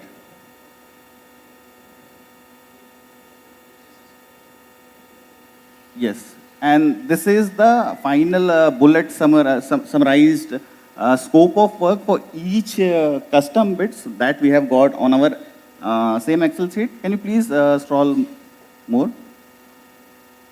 More? Okay, sorry, left side. We also have the hyperlinks for all the downloaded documents here itself if you want to review any of the documents what have been downloaded. Okay. So these were the two demo that I wanted to show. Handing over to our respected sir. Yeah, and just to mention that there's work that is happening at CMMG, there's also work that is happening at the various plants where we are trying to automate and bring in the no-touch, no-cost initiatives other than what we are doing through McKinsey. And if anybody is interested, you can then reach out to us. Bipin already is reaching out to us from Rourkela. He's been doing some work in this sphere. Bipin, stand up and be recognized, yeah? He's doing some work at Rourkela. Parvez is doing some work, and we have other people at other plants who are not here today who are working. And let's take this forward. And I just want to give one example. What we did with the URC and UDIN, thanks, Parvez. What we did with the URC and the UDIN is that we have around 40,000 tenders a year, okay, at sale. 40,000 tenders, an average of 6 to 7 bids against each tender, which if you take, it is around 2.5 lakh bids. And we are looking at URC verification, which normally if you go to the site and do, will take anything between 4 to 5 minutes if the system is running fine. And UDIN verification will take even a little more longer. And in all cases, for every document that you search, you have an OTP. And in case of UDIN, you have an OTP which goes to your mobile, and you have an OTP which goes to your mail. Both are required to be entered. And there is also a CAPTCHA which goes along with that. So if you're looking at it, you say 10 minutes that is saved for the UDIN, and 5 minutes which is saved for the URC, which is 15 minutes. Multiply that by 2.5 lakh, which is the number, and that is the amount of time, the man-hours that we can save by a process automation. Very simple when we are talking about only 2 RPAs. And a lot of more RPAs are in the development stage. And if we take techno-commercial evaluation, we are talking about saving in terms of days. 2,50,000, and we are talking days that we can save. Multiply that, and then you can see the benefit that can come to the organization. Again, no touch, no cost. Thank you. Thank you, MS sir. Thank you, Parvez, for the presentation.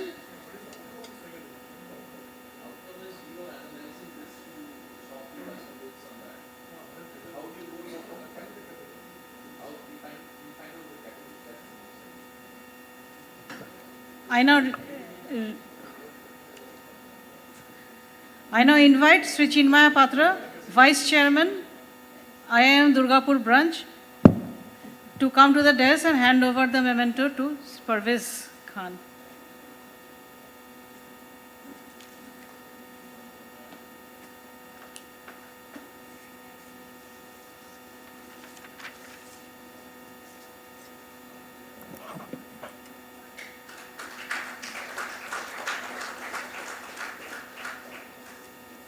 Let's see the demonstration for the automation.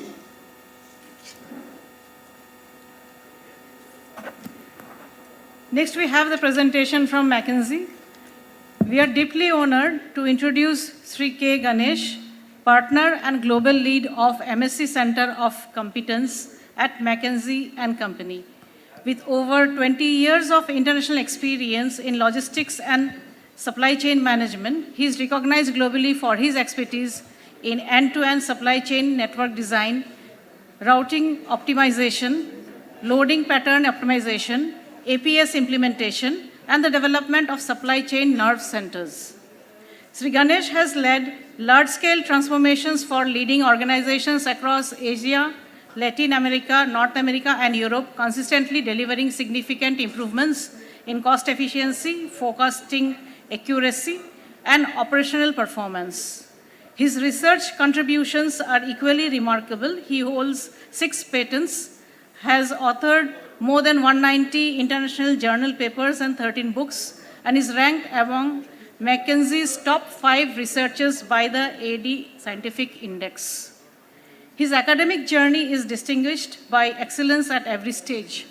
He completed 2 postdoctoral fellowships, one in closed-loop supply chains at University of Bordeaux, France, and another in vehicle routing optimization at National Jiangxing University, Taiwan. He has earned his PhD in Advanced Operation Research from IIT Madras, where he received the Best Thesis Award. He also holds ME in Industrial Engineering from NIT Trichy and his B in Production Engineering from Annamalai University, achieving gold medal honors in both institutions. It's fine. Thank you, sir. Yeah, thanks a lot. Thank you very much. Very good afternoon, everyone. I probably choose not a podium. I know there is a merit and demerit of having the last session. Yeah, I think kudos to Mr. Ahmed and team, right? It reminds me something called intelligent automation. We don't need to automate everything, right? What he has chosen is more of RPA. So many clients come and ask me, right? Hey, should I actually automate everything? Not required. I think that's where many of our clients, because automations cost heavily, right? And that's why we have to step back and think from an intelligent automation, right? So kudos to you, sir. I think from the morning, I think you have heard everything from the AI, Gen AI, I think it's a bit of a repeat, but I'm going to give a real background of how this is evolving and how the country is actually positioning to kind of gain this. So I've given 20 minutes, prepared for 1 hour, but I think let me try and see how I can cover in 20 minutes. Yeah, awesome. My idea is to kind of how do we unlock the AI and Gen AI for you in supply chain, right? My focus is mainly from a procurement and supply chain point of view. Go to the next slide. Let me start with let me make it as a more interactive. I don't want to have a monologue. Keep it 20 minutes interactive, okay? I think let's keep it very tight. I think before we go to the AI, right, there are shocks in the global supply chain. Go to the next slide. Guess how many big supply chain shocks in the last 20 years? Like a semicon crisis, Brexit, the war and so on and so forth. How many guess in the last 20 years, how many big global disruptions in the last 20 years?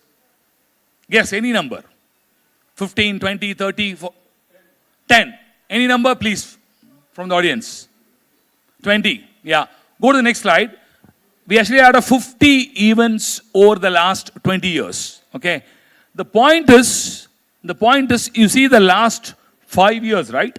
20 events. So imagine we have 50 events in the last 20 years, and we are in the last 5 years, 20 events. The problem is the shocks are getting frequent and severe. Make a click.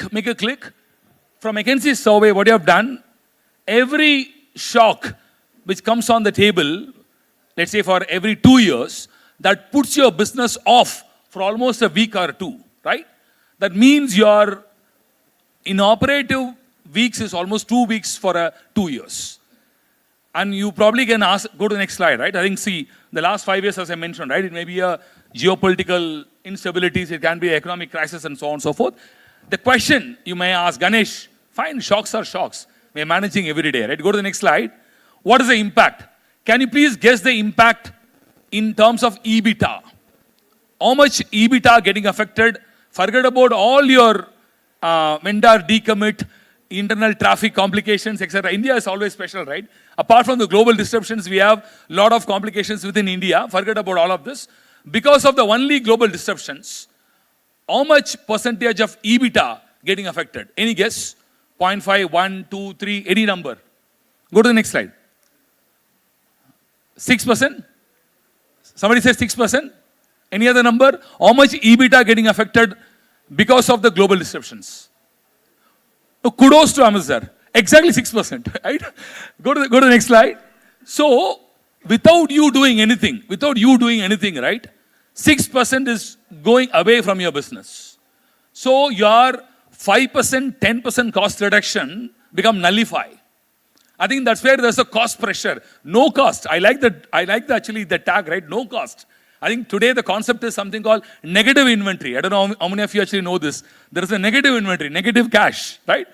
I think many companies are entering into these arena of zero inventory, negative inventory, no cost. The reason being, this 6% is last year, sir. This year it may be 8% or even 8.5%. That means without doing anything, your global disruptions actually puts you off for almost like 6 to 8%.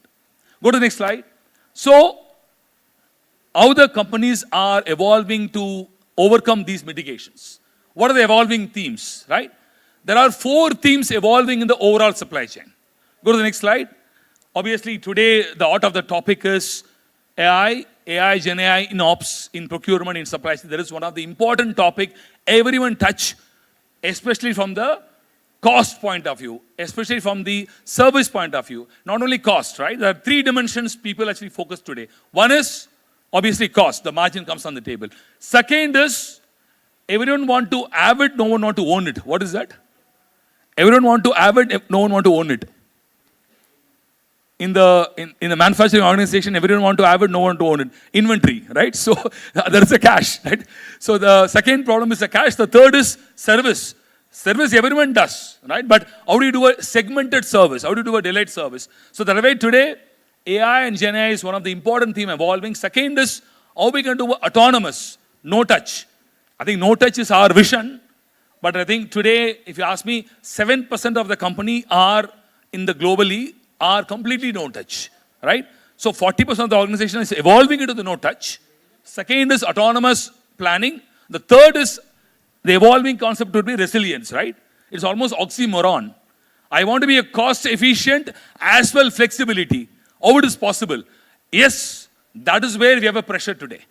You will have a cost efficiency on the table. At the same time, you will have to be resilient enough to manage the uncertainties. That's where the flexibility comes on the table. The fourth is the digital delivery. I think that's where I think very important from a service angle, right? How do we think through a delivery in an effective way? The quick commerce evolved. Today, I think from the morning we are talking about 10 minutes delivery, right? Whether it is needed or not is different, right? There's a pressure. There is a pressure of delivery now, right? So, hey, I can get it. Why not I can go into that segment, right? So there is a digital delivery element evolving. So the four important themes are evolving today in the overall supply chain element to manage the complexity. Go to the next slide. I think this is the McKinsey, not only McKinsey slide, I think India, right? India is like India's a century, right? So it's not India's decade, it's India's century. I think not only McKinsey is saying this is in 2023 we have said this. Even the CEO of HP, Nestle, etc., everyone said this. If you test the product in India, I think you can test the product everywhere, right? So that way, India is the next century. That is for sure. Go to the next slide. In order to kind of think through that, right? Today, if you look at, there are 4.6 trillion global trade value shift is going to happen. Out of which India is going to capture 1 trillion, 20%. Huge opportunity, right? 4.6 trillion, the global trade is going to shift, the entire shift. It can come through Vietnam, through Thailand, from China to somewhere else, right? But India is going to capture this 20% of that 4.6 trillion. That is the biggest number, and every company is getting ready for this. So that way I think India is shining for sure, no doubt. Go to the next slide. So having said this, go to the next slide, please. Yeah.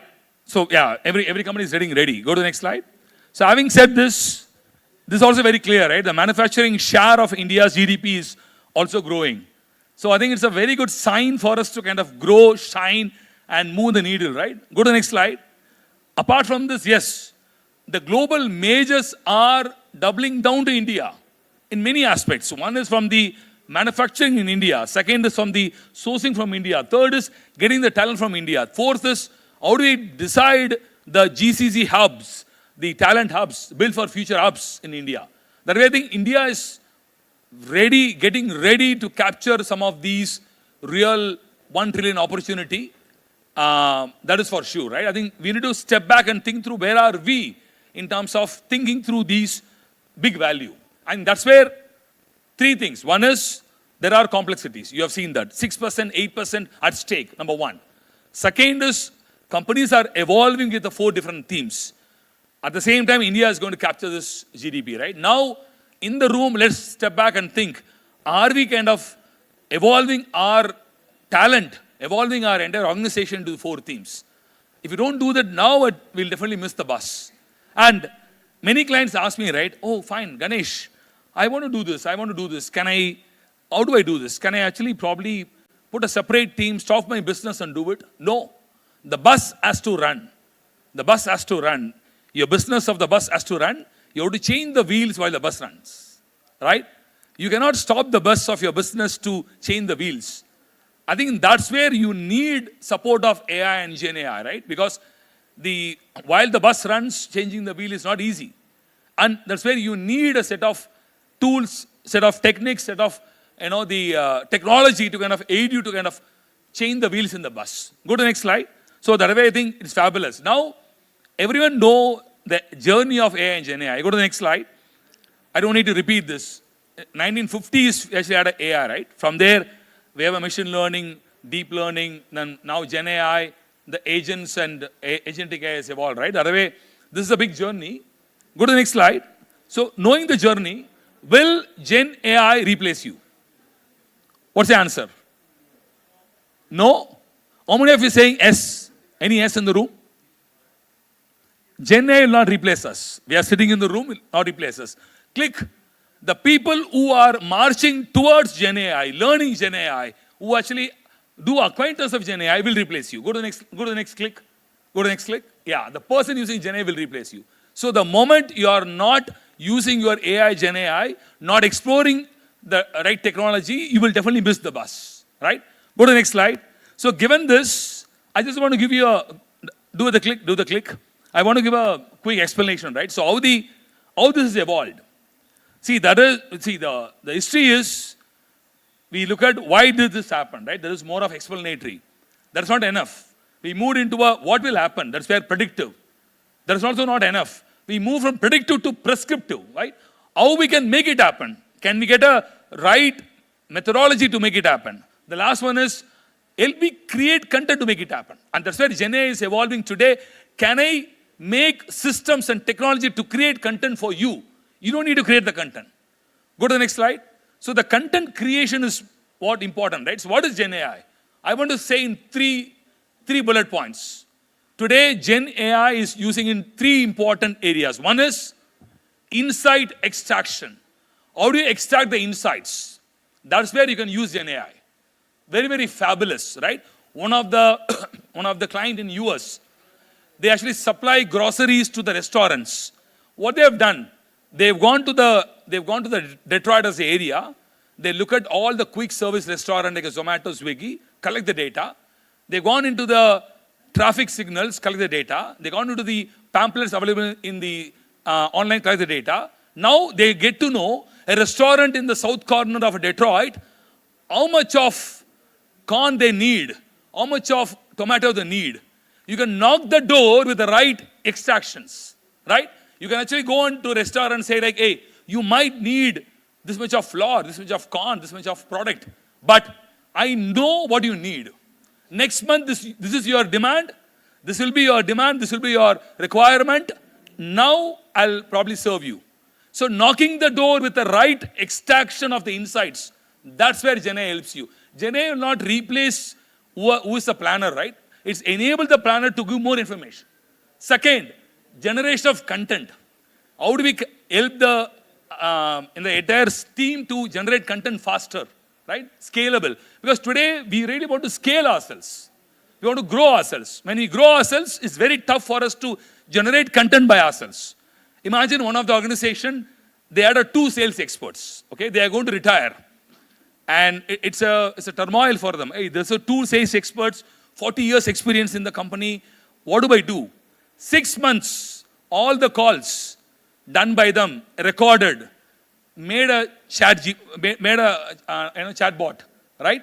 83% of their questions answered by chatbot, right? Remaining 70% is a risk. That is fine. But imagine the 2 important 40-year experienced sales experts going to retire. I cannot replace anyone, but the chatbot I can replace 83%, right? So that's where I think the content generation is where I think very important for you to kind of use Gen AI. The third element, user interaction. How we can actually interact with the user effectively, more human-like interactions, right? Probably you would have tried booking your flight through Indigo or Air India. So the booking happened through, the agent, through Gen AI, right? So that's where I think the Gen AI is super efficient in terms of 3 areas.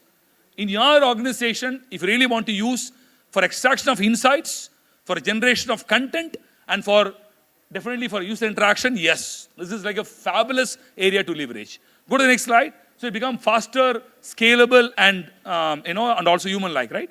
Now, it is in different forms.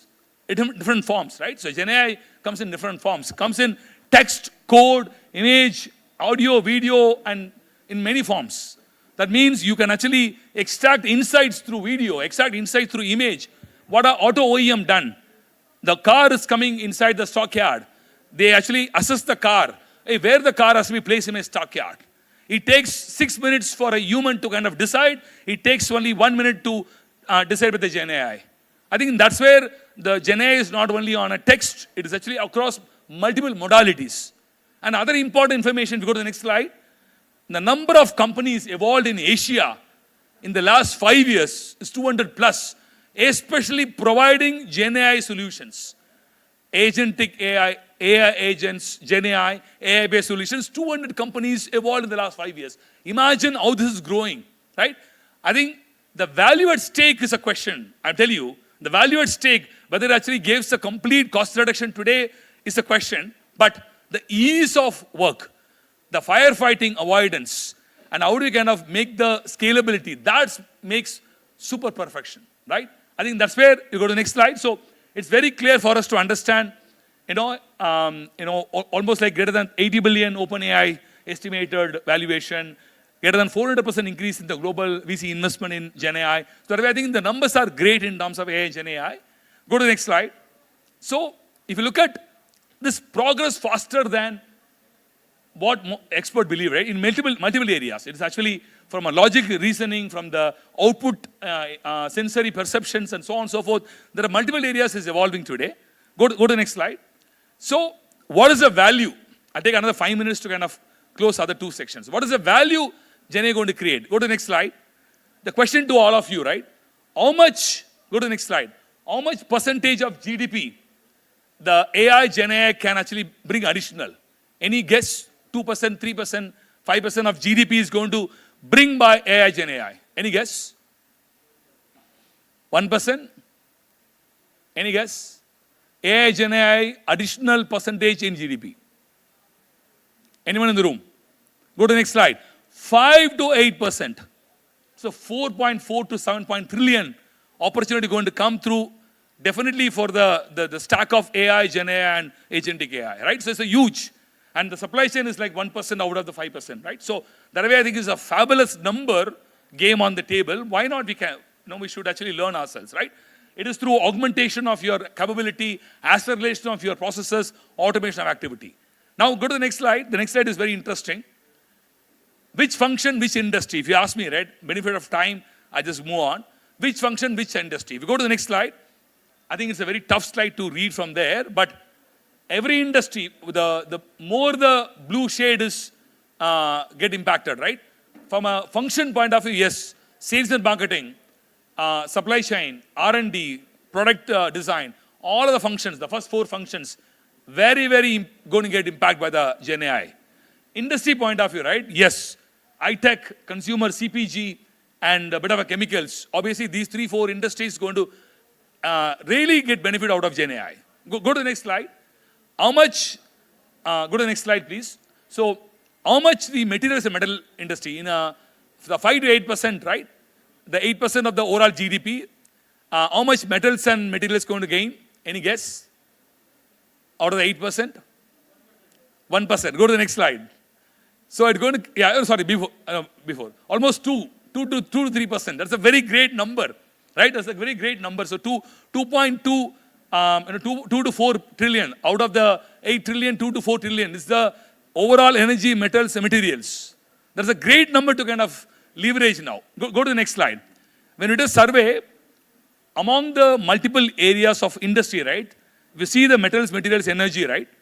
50% of the people are already started trying, right? 50% of the people are started trying, either from the talent, either from the hub, either from a center of excellence or a center of competence, or through a use case, or through a MVP, or through a POC. That is actually happening today. I think that's where the real needle is moving today. Go to the next slide, right? The real is moving today. So real case examples. I probably take another 5 minutes to close the real case example, right? So go to the next slide. So many companies are evolving in this space. If you look at globally, right? Siemens actually globally one of the first lighthouse, the digital lighthouse globally, who actually kind of gained a lot of benefits using AI, Gen AI, agentic AI in the last 5 years, right? Apart from this, there are many organizations. If you go to the next slide, Schneider Electric, consumer companies like HUL, BMW, P&G, all of them are actually cutting-edge digital lighthouses. So this is where I think the world is getting into, right? This slide is very important slide, very important slide. 5 years back, we had only 16 companies who actually recognized by the World Economic Forum as a digital lighthouses. Today, we have a 100, so while I'm talking, it is 206. This is like a last month number. So today, we have a 206 companies are digital lighthouses, from Asia in the last 5 years, right? it's a huge number. And if you're not ready for this, if you're not actually getting into this, we are actually losing the bar. We are losing the competition today, right? I think that's a game plan today happening with multiple industry. You go to the next slide.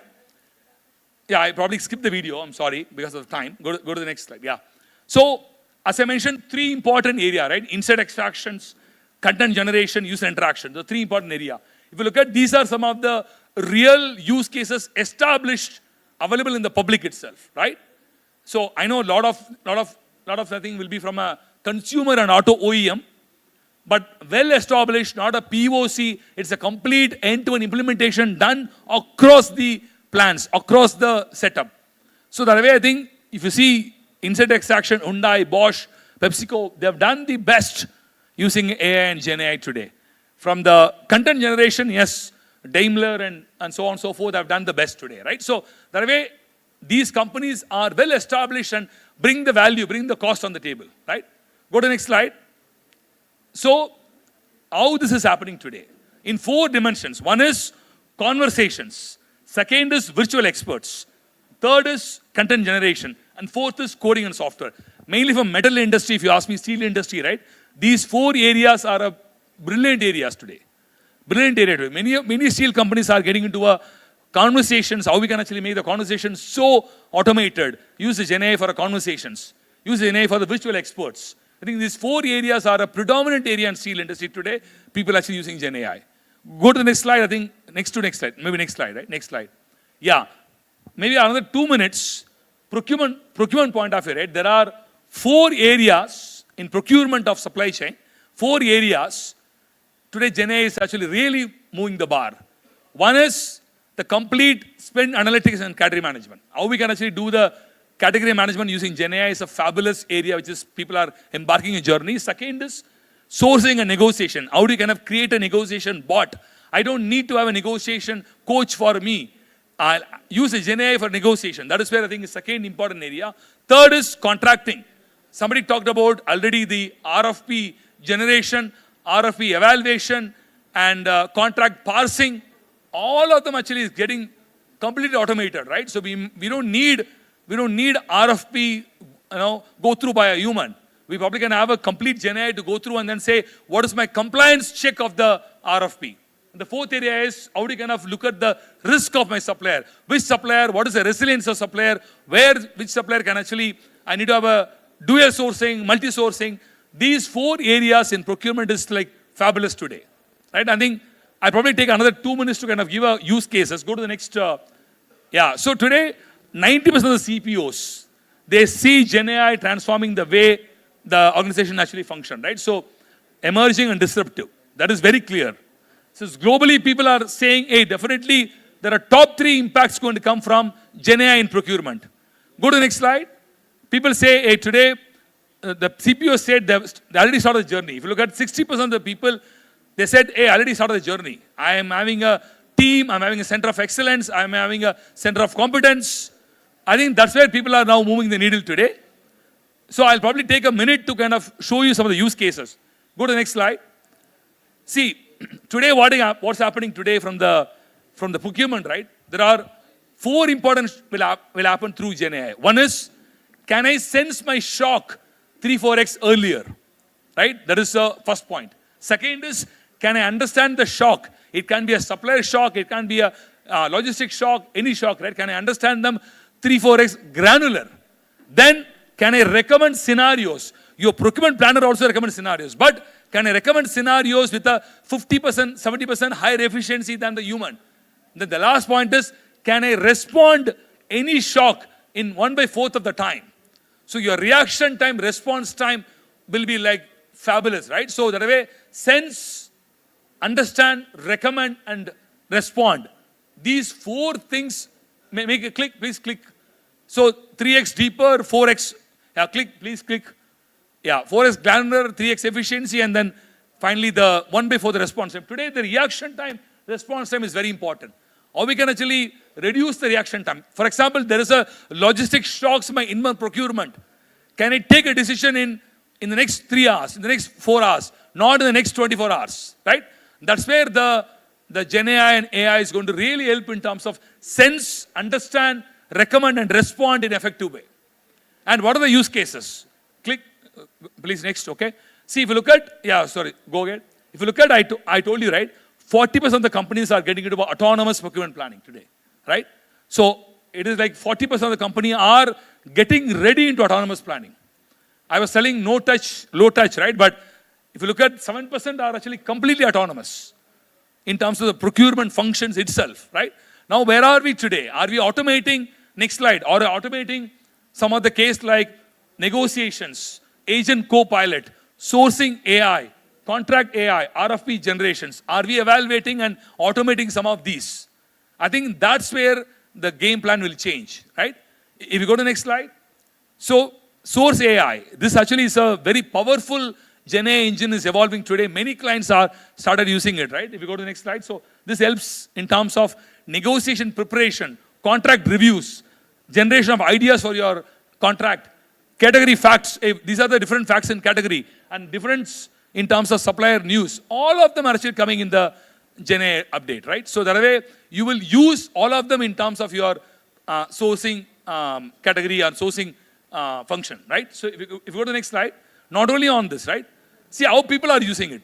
People are using it with respect to multiple sources. It won't come directly, right? You need to connect your platform through multiple sources.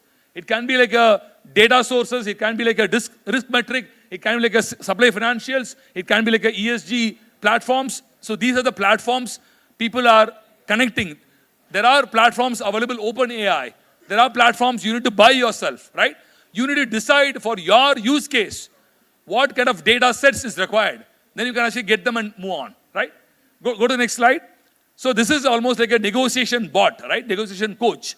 How people are actually doing it. I'll have a negotiation coach. It tells you what question to ask, right? What question to ask. While I sit in the negotiation room, what question I should ask. I think that's where it helps you in a next level.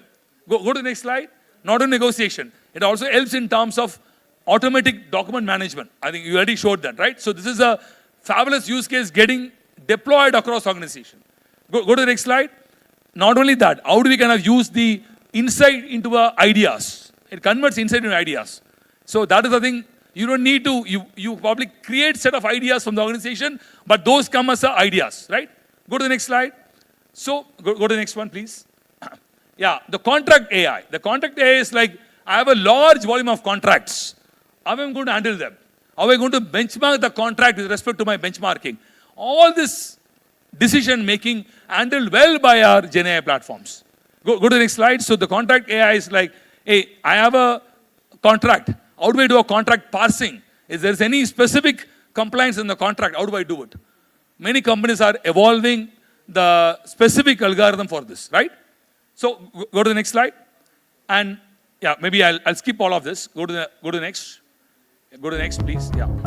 Now skip this, please. Go back.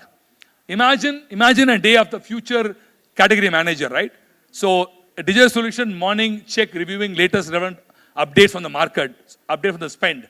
Then the AI will assist the buyer in terms of, hey, what suggestions, what insights, where to negotiate, what negotiate, right? So this is how in the entire day, if you look at, there are like 9 or 10 different activities will be guided by the AI and Gen AI. So your procurement sourcing manager can look at strategic activity than the operational activities today, right? So how people are doing it today? Go next. How we can actually step back and think through to the next steps, right? We go to the next slide. There are people who are taker, there are people who are shaper, there are people who are maker, right?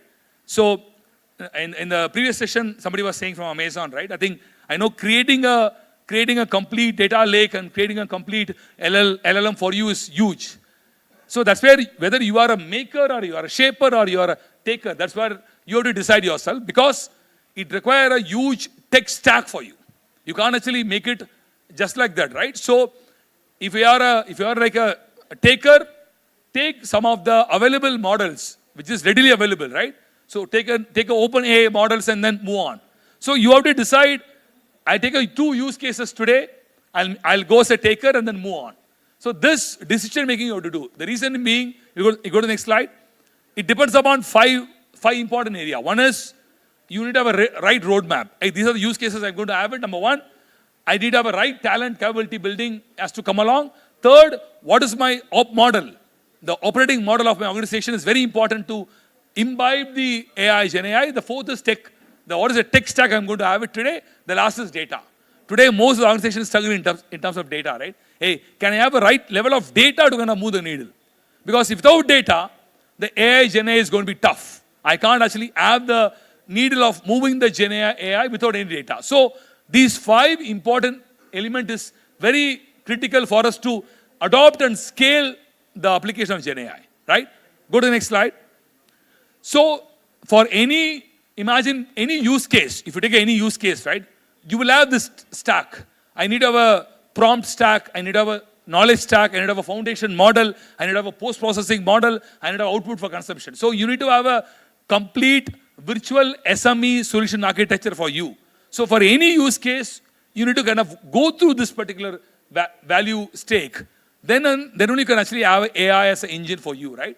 So step back, develop your capability, develop your talent, develop your actually use cases to begin the journey. That's what I think is important for us to, leverage the benefit of the AI, right? With this, I close. Go to the next slide.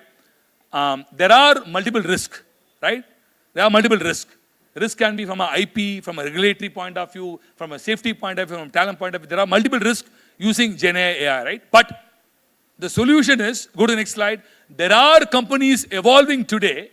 Hey, how do I actually solve the privacy concerns? There are software evolving. How do I actually avoid the hallucination? There are softwares evolving. So the risks are also being mitigated by some other platforms, some other software which is getting generated today. So using Gen AI is risk for sure, but how do we kind of think through the risk mitigation plan is important, right? Finally, I just want to close my section with this, right? So go to the next slide. I know we need a human to decide what is dog, what is mob, and what is dog, what is, see, the cupcake. I definitely need a human. I'm not saying human intelligence is not needed, right? But at the same time, the 3 things, as I mentioned, right? Generation of your content, extraction of the insights, and user interaction. If these 3 areas, if you really want to scale yourself, if you want to go faster, then the only way is using the right stack of AI and Gen AI.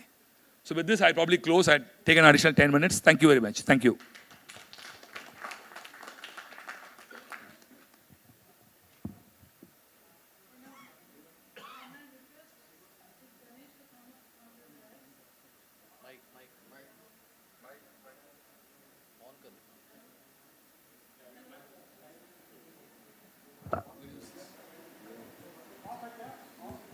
Hello. I now request Sri K. Ganesh to kindly come up on the dais. I also invite our Chief Patron of Iimm Durgapur branch, Sri Bhupinder Singh Popli, to kindly come up on the dais and hand over the memento to Sri K. Ganesh.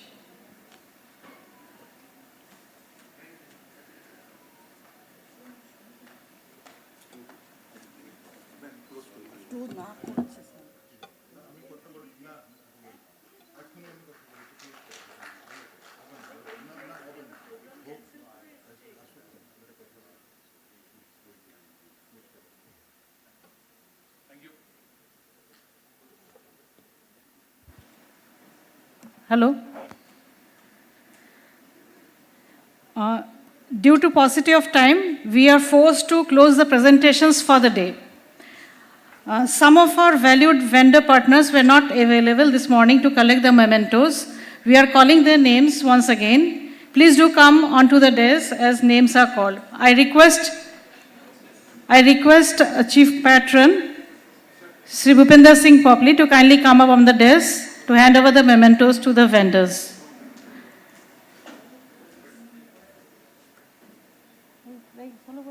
Sham Engineering Company? Sham Engineering Company?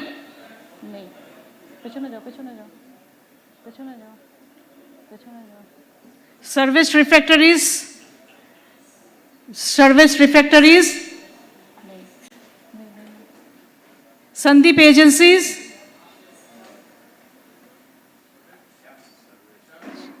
Sham Engineering is here.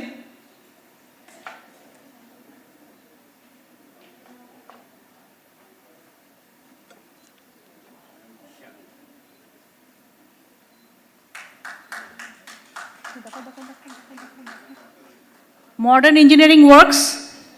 Modern Engineering Works. Sandeep Agencies.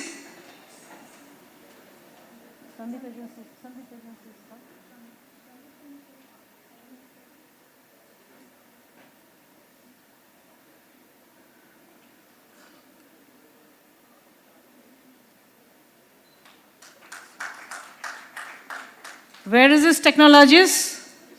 Where is this technologies? SMS India Private Limited. SMS India Private Limited. Macnospares.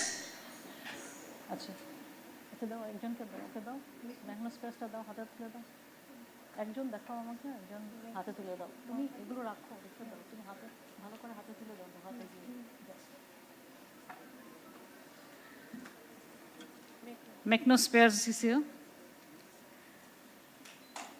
Indian Oil Corporation Limited. Indian Oil Corporation Limited. Makali Engineering Works. Makali Engineering Works.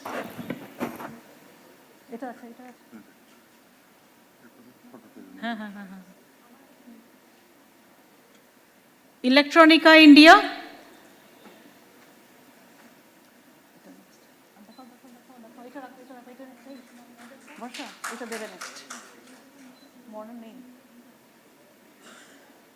Service Refractories. Electronica is here. No. CMS Techno Services. Techno Services.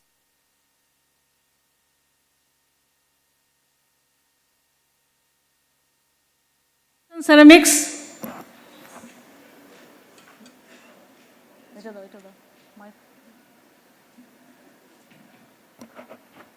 Mython. CMS Techno. I request the vendors to kindly come as soon as the name is announced.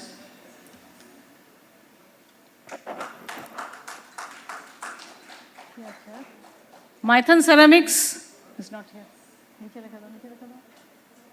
Vyas and Company. Vyas and Company. Lalwani Ferroalloys. Lalwani Ferroalloys. Maharaja Ispat. Yeah, Maharaja Ispat Private Limited is here.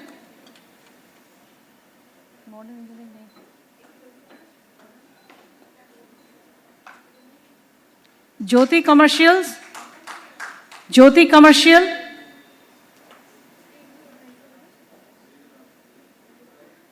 Modern Engineering Works. Hindustan Petroleum.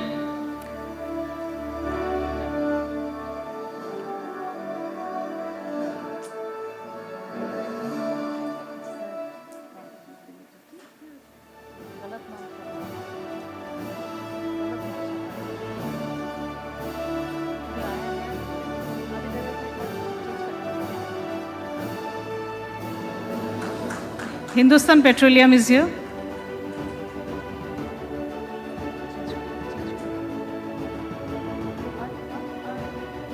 Is anyone else here? Is anyone of the vendor partners here?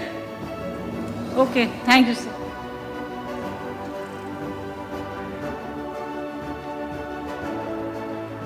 Kishan, vote of thanks. Okay.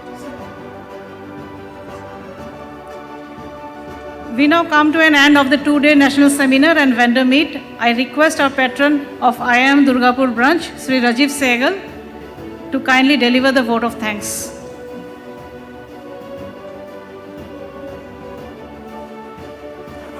Two of our ex-MM veterans had joined us today and they have missed the group photograph. So I request the HOMMs and ex-veterans of MM to stay back after the vote of thanks for a few minutes for the group photograph. Please.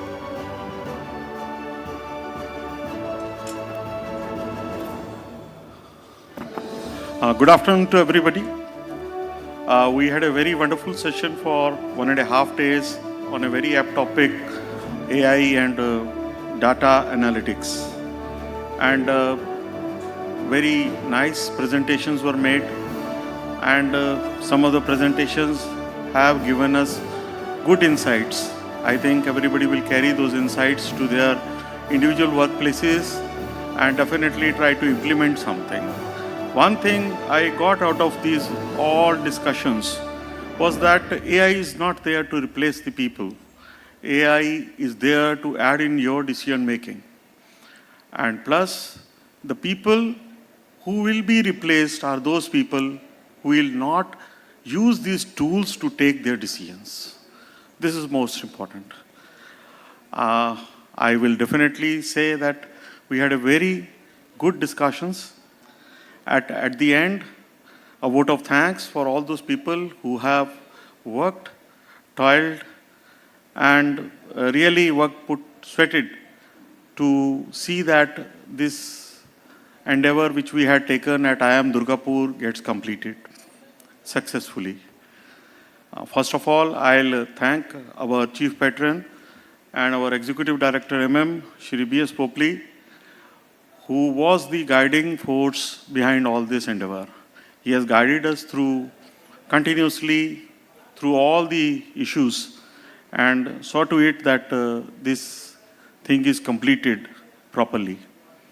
I would also thank all the heads of material management who have come all the way from their individual plants along with their teams and have contributed to the success of this program. I will thank my special thanks to Corporate Office and SAIL Digital Transformation Division for their good presentations that they have made. I will also give my thanks to all the esteemed speakers who have shared their ideas and definitely have given us a food for thought so as to whereas we can implement these vital concepts in our daily working. My thanks to all the vendor partners who have come here, exhibited their wares, and have interacted with us. My thanks to all the associated departments of Durgapur Steel Plant and our event partner and the management of the Steel Club who have helped us in completing this endeavor. In the end, I'll thank you, everybody, and I'll say Godspeed to you. You go to your places safely, and maybe we can see one another session of IIM on some other very good topic. Thank you, everybody. Thank you.